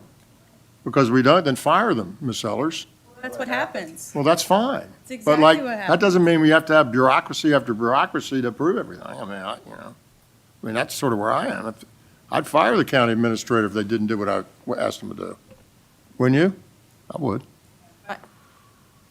That's for a different time. But part of the issue is there's also this pressure from VDOT, and VDOT is always there. And VDOT does have a lot of control over what local governments do and how processes work. I'm not sure what can the be. pressure you're referencing, what So the if point VDOT is. comes to the town manager, city council member, or the city manager, county administrator, county executive, and says, hey, we want this project canceled, can you send us a letter? There's going to be pressure to cancel that without going to the board. Because there's other projects that are in the If I'm a pipeline. county administrator, I don't know what county, I don't know who these people are, but VDOT, I don't work for VDOT. I work for the county. I work for the board. But some boards are very fluid. So there are some boards that are there for a long time, and there are others that have pretty consistent turnover. And my concern is it just puts them in a precarious situation. Now, if the Board of Supervisors changes the CIP and it now changes the project that's receiving revenue funding and makes it to where it's no longer a viable project, then in my opinion, because it's for a CIP, it had to go to public hearing and it has a resolution, then okay, I could see that. Okay, So- now they can send a letter. Ms. Short, what are we To not? just say across the board that a town and especially town managers who have to go through a board of supervisors potentially, and those are almost always contentious relationships when it comes to road projects. And so to think that you're just giving this to one person without public input is very concerning to me, just especially because it involves money.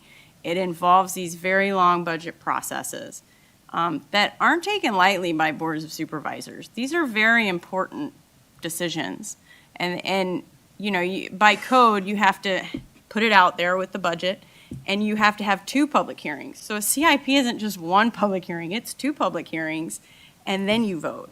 And so it's just, I think it's minimizing the importance of this, and it's calling it bureaucracy. It's not bureaucracy. This is policy level. This is the governing body. This is the people's voice, and you're taking their voice out of it by making it a bureaucratic process, in my opinion. And the code does require a resolution to apply for one of these, so I think we should respect that and make it to where you have to have a resolution to cancel it. I hear you. I'm not sure the two things follow one after the other, but, listen, you can put these things out for you really push it, and we can put them all out for a referendum and let the citizens decide. But at some point, you got to have a structure and you got to delegate authority. And like the concept that we can't trust the county administrator in whatever county you pick in Virginia to represent their board, and they're going to willy-nilly go do something. So we got to build safeguards in to keep them from doing something their board doesn't want to do it makes me struggle. I got to tell you that. It makes me struggle. Well, a referendum's a totally different process, sir. The point is, that's the voice of the people, not the people that got elected, but that's the true democracy. So go to them and ask them whether they want to have the project or not, or go to them and ask whether they want to cancel the project or not. That pushes your argument to the extreme. I just don't think it's necessary, but we have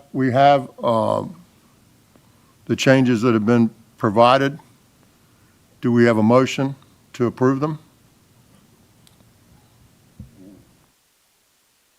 Your motion to approve? Move to defer. We're going to defer for, either approve them or don't approve them. The motion to approve, then we don't move, then we don't change anything. Okay? All right. Thank you, Ms. Short. Thank you.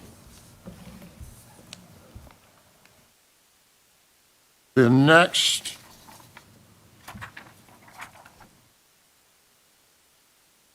item on the agenda is item number 5. Mr. Ramchandani, action on actions to modify the policy to development and monitoring of V-Trans long-term risk and opportunity register. Adopt the 2025 V-Trans strategic actions and direct submittal of a summary of V-Trans to the Governor of the General Assembly. Mr. Ramchandani. Mr. Chair, members of the board, the resolution includes 3 items that the secretary just spelled out. I should mention V-Trans, the state transportation plan, is required to be updated every 4 years. It was submitted in December of 2021. And your action today is needed to ensure that the code requirement for an update every 4 years is met by submitting it to the General Assembly by the end of this month. The 2 of the items, the modifications to the long-term risk register policy and the strategic actions, were presented at the October board meeting. And with that, I'm available to answer any questions, and I recommend your approval. Comments or questions? Motion to approve. Mr. Minshew, is that a motion or you got a comment? Just a question, if I could. Okay, question, yes, sir. My first meeting here was back in August, so I was not here during the V-Trans workup over the past 4 years. But I wonder if I was a taxpayer and I wanted to get a full and complete copy of V-Trans, would I be able to be given a copy, or would I be directed to a website? I mean, this CTB has the job to adopt a statewide transportation plan, similar to each county has to adopt that as a part of their comprehensive plan. If you ask the Stafford County Board of Supervisors for a copy of their transportation plan, you'd be given a copy. How does it work with OP with V-Trans? If I wanted to get a full copy of it, what would you give me if I were to just request a copy as a citizen? Mr. Chair, Mr. Minshew, we will give you a copy of the plan. What is the plan? It is the collection of the 4 policies that the board, the 2 that the board have adopted over the past 4 years, and the 2 that are in front of you today. Well, on that point, Mr. Secretary, as I read the work that has been done, this CTB never really adopted the focus area 2 midterm or the focus area 3 long-term. It appears that we delegated to OPI to come up with these. And I looked at the resolution. It didn't appear that this board ever really adopted those 2 items, but it basically promulgated some standards and directed your office to develop what is functionally the plan today. Tell me if I'm reading that wrong. Mr. Chair, Mr. Minshew, the board has adopted those policies. They were presented to this board earlier this year. And at the time, the board did not see a need to make any modifications, and there were no recommendations made to make to modify the policy, how the needs are identified. The board did take action on how those needs are prioritized. That action was taken in April earlier this year. No further questions. Anybody else? A motion to approve. Ms. Green moves. Is there a second? Mr. Laird seconds. Is there further discussion? All in favor say aye. Yes. I will be voting no. I've read the V-Trans, and in my opinion, as a board member, it does not achieve fulfillment of the statutory mandate. Because? If I read the code, Title 33.2553, the elements that this plan is supposed to have in it, in my opinion, it does not achieve conformance with those. Can you give me an example? Yeah, it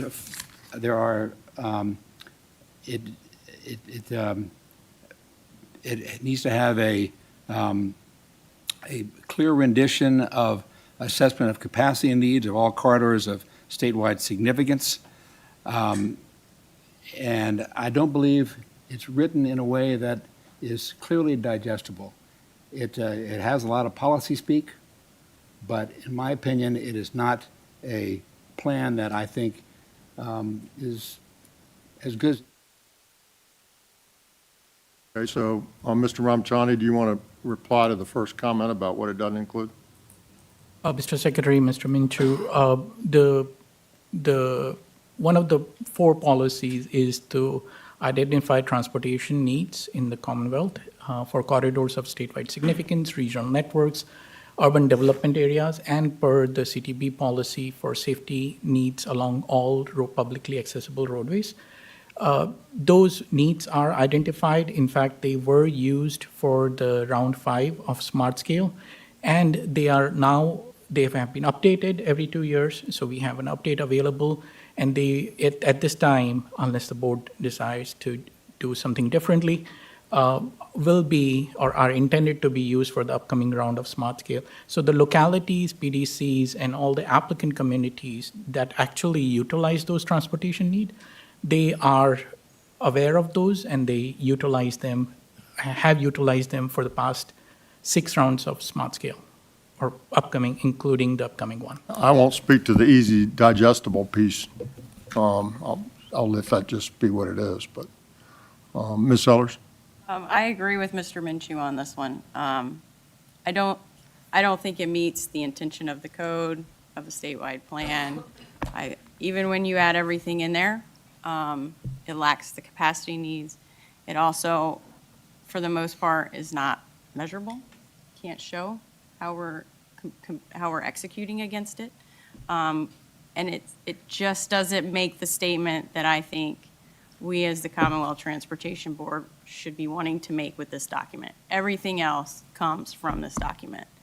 And if we here in this room, sitting at this table, cannot say what the objectives and the measures are coming out of the statewide plan that we are supposed to put together, then it's not digestible, it's not meeting the intention, and we shouldn't approve something that we ourselves can't speak to and go out with. So I don't think that it meets the mark either. So I'm going to agree with Mr. Minshew and be voting no. Anyone else? We have a motion and we have a second. All in favor say aye. Aye. All opposed say no. No. Who's voting no?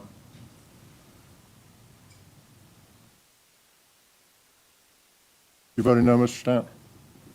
Okay. So that's 6. Can you?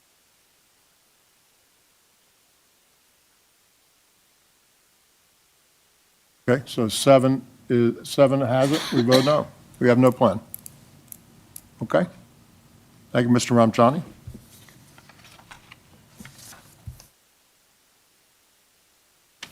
The next item on the agenda is item number 6, action on Thomas Jefferson Planning District Commission Smart Scale Factor Weighting Typology Change. Ms. Hello, Jackson. members of the board, I am coming back to you after a couple hours have passed to ask for a vote on the change of the Thomas Jefferson PDC from area type C to type D for the upcoming round of Smart Scale.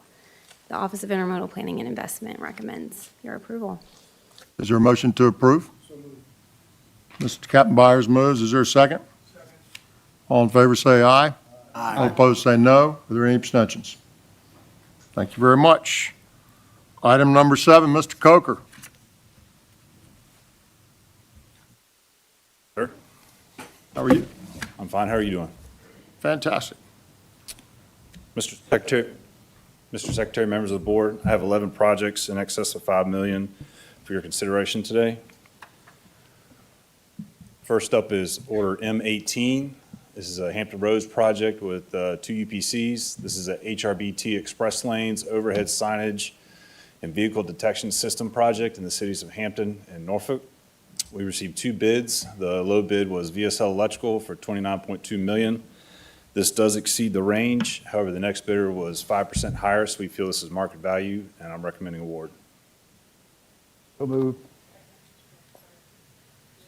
Ms. Sellers, second. Mr. Stamp moved, Ms. Sellers seconds. She's going to vote for something. All in favor say aye. Aye. All opposed say no. Any abstentions? Item number N20. Order M20 in the Bristol District. This is UPC 116160. This is a D-cell lane extension and bridge widening project in Smith County. We received 3 bids, a low bid of $11.8 million from Caton Construction. This is within range, and I recommend award. Any comments or questions? Motion to approve? Mr. Lawson makes the motion. Is there a second? Laird seconds. All in favor say aye. Aye. All opposed say no. Are there any abstentions? Item number 155, Bristol. Order 155 in the Bristol District. This project has multiple UPCs. It's a 2026 latex modified project on the primary and secondary systems in Russell and Tazewell counties. We received 2 bids. The low bidder was Slurry Pavers with a bid of $6 million. This is within range, and I recommend award. Motion to approve. So moved. Ms. Dunlop moves. Second. I'm not recognizing you. Is there another second? Second. Mr. Stan seconds. All in favor say aye. Aye. All opposed say no. Are there any abstentions? I tried.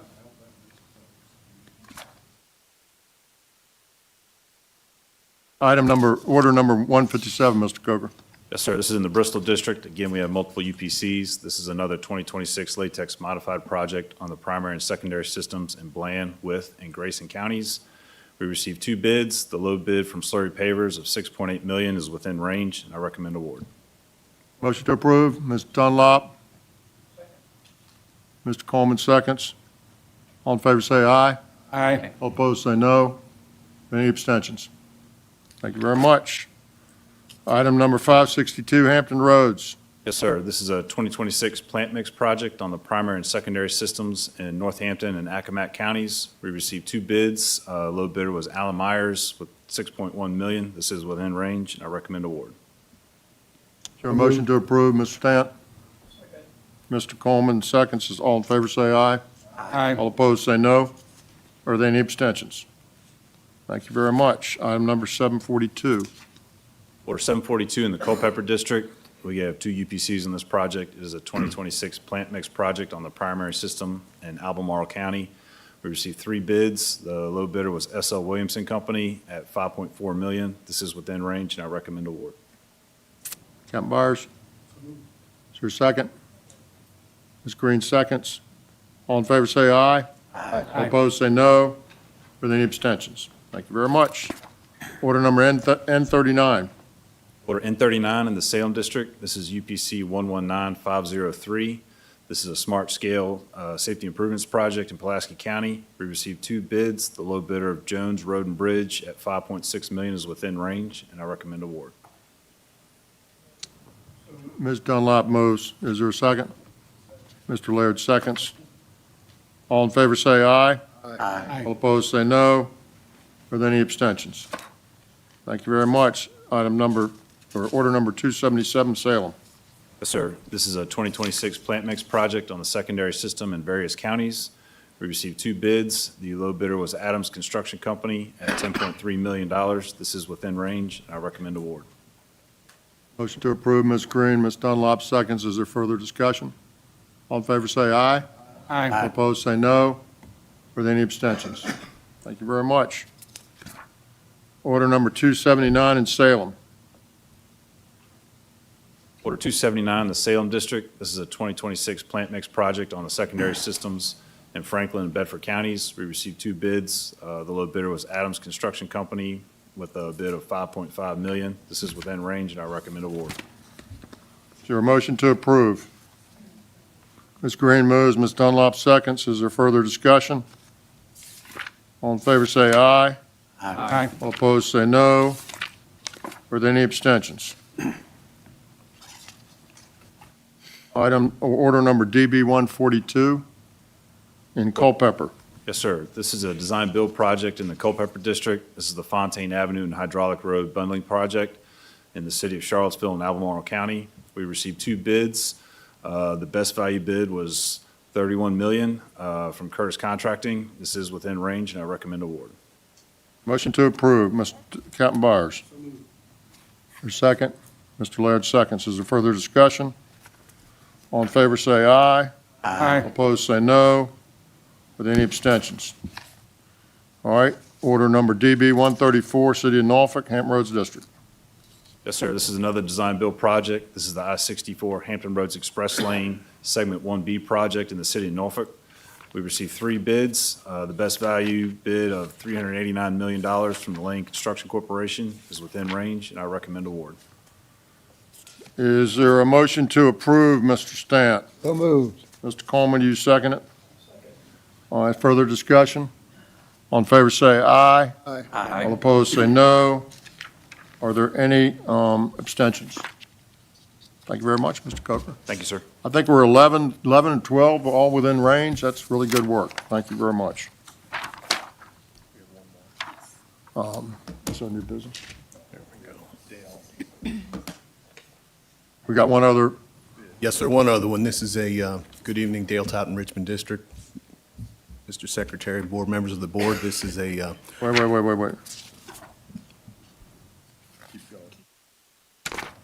You're trying to trick me. No, sir. Wouldn't do that so late in the day.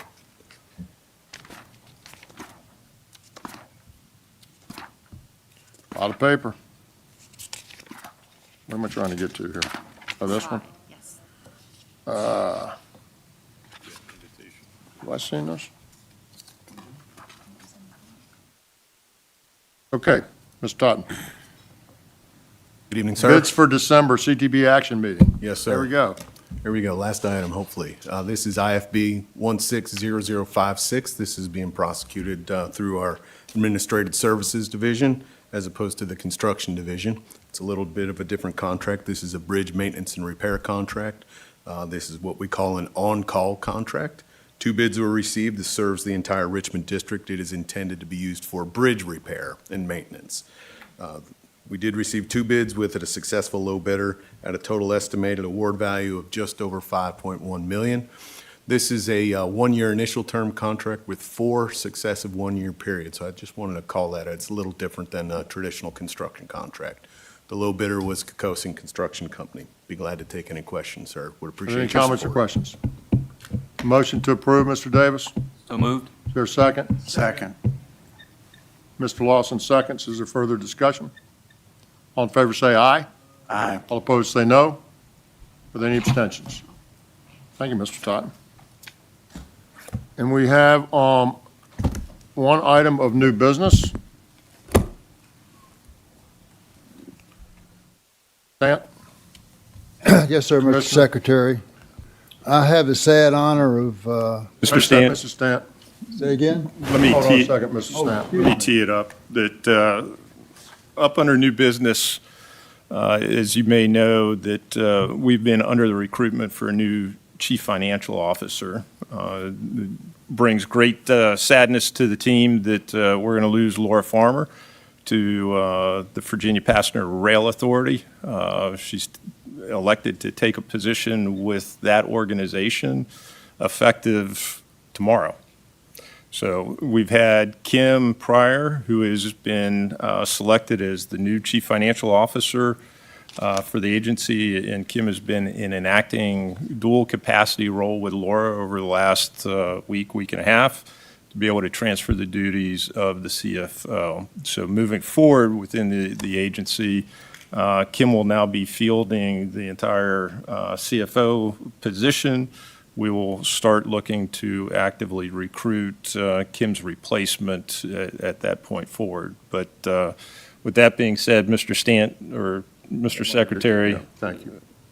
I have a resolution that has been provided. Mr. Stant? Yes, sir. I'm gonna read the resolution. and Absolutely. ask for your motion.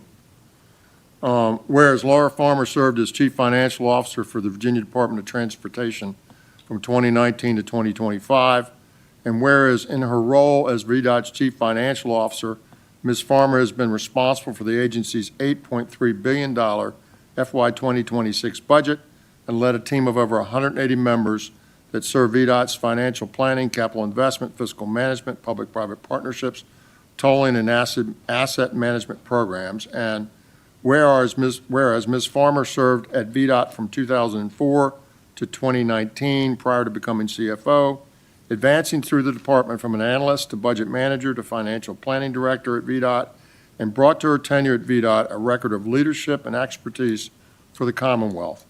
And whereas Ms. Farmer holds a master's degree in public policy from the College of William and Mary, bachelor's degree in history from Chowan University, and is a graduate of the Commonwealth Leadership Academy, the Virginia Executive Institute, the Commonwealth Management Institute, and the International Bridge, Tunnel, and Turnpike Association Leadership Academy.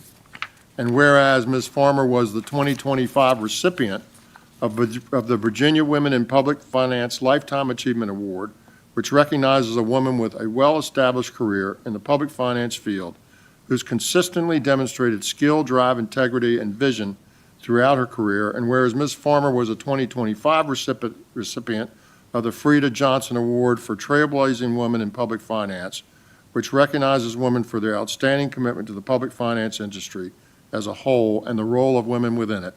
And whereas Ms. Farmer has diligently and tirelessly played a significant role in transportation for the Commonwealth and has truly helped shape the Commonwealth's transportation network, developing financing plans for many of the Commonwealth's most important transportation projects, bringing more than $6.3 billion of Commonwealth Transportation Board bond issues to market, establishing multi-billion-dollar financing programs critical to the Commonwealth, including the Garvey Program and the Interstate 81 Corridor Improvement Program, providing financial arrangements around VDOT's innovative finance programs and public-private partnership projects, including the Elizabeth River Tunnels projects and I-95 express lanes, guiding the issuance of bonds during the uncertain municipal market recovery following COVID-19, ensuring that the Commonwealth's transportation needs were met during a time of unprecedented volatility and expertly updating disclosures after the passage of Chapter 1230,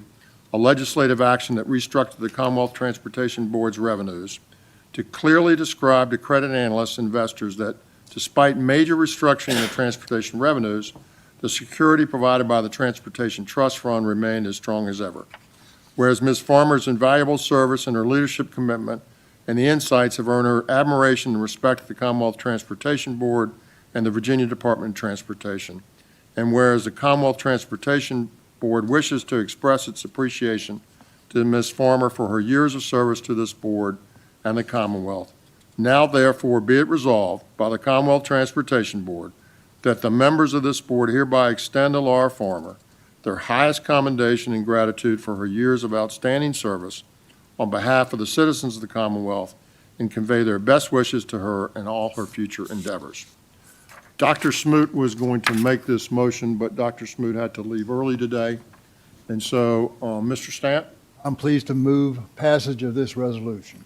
I'm going to do something that's sort of unusual, and I'm going to stand in for Dr. Smoot and say that I'm going to make the second in his honor because he wanted to do it. And this is just a motion of resolution, so if I'm violating any rules, so be it. I'm doing it anyway. So, Ms. Farmer, could you please come forward? Ms. Farmer, I'm not batting 1,000 today, by the way. We have a motion and a second, all right? Now we're going to have a vote. And folks, the door is locked, okay? And I'm pretty good at wrestling. So if you want to join me in giving our great thanks to Ms. Farmer, please rise and applaud her as I do.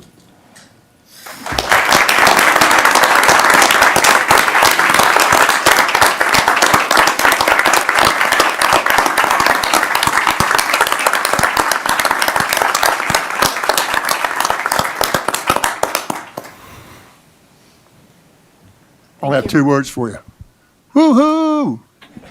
That's a train sound. Thank you very much. I appreciate it. Thank you, Ms. Farmer. It's been outstanding. Your work's outstanding, and I'm so happy that you're not leaving the Commonwealth. Good luck. Thank you very much.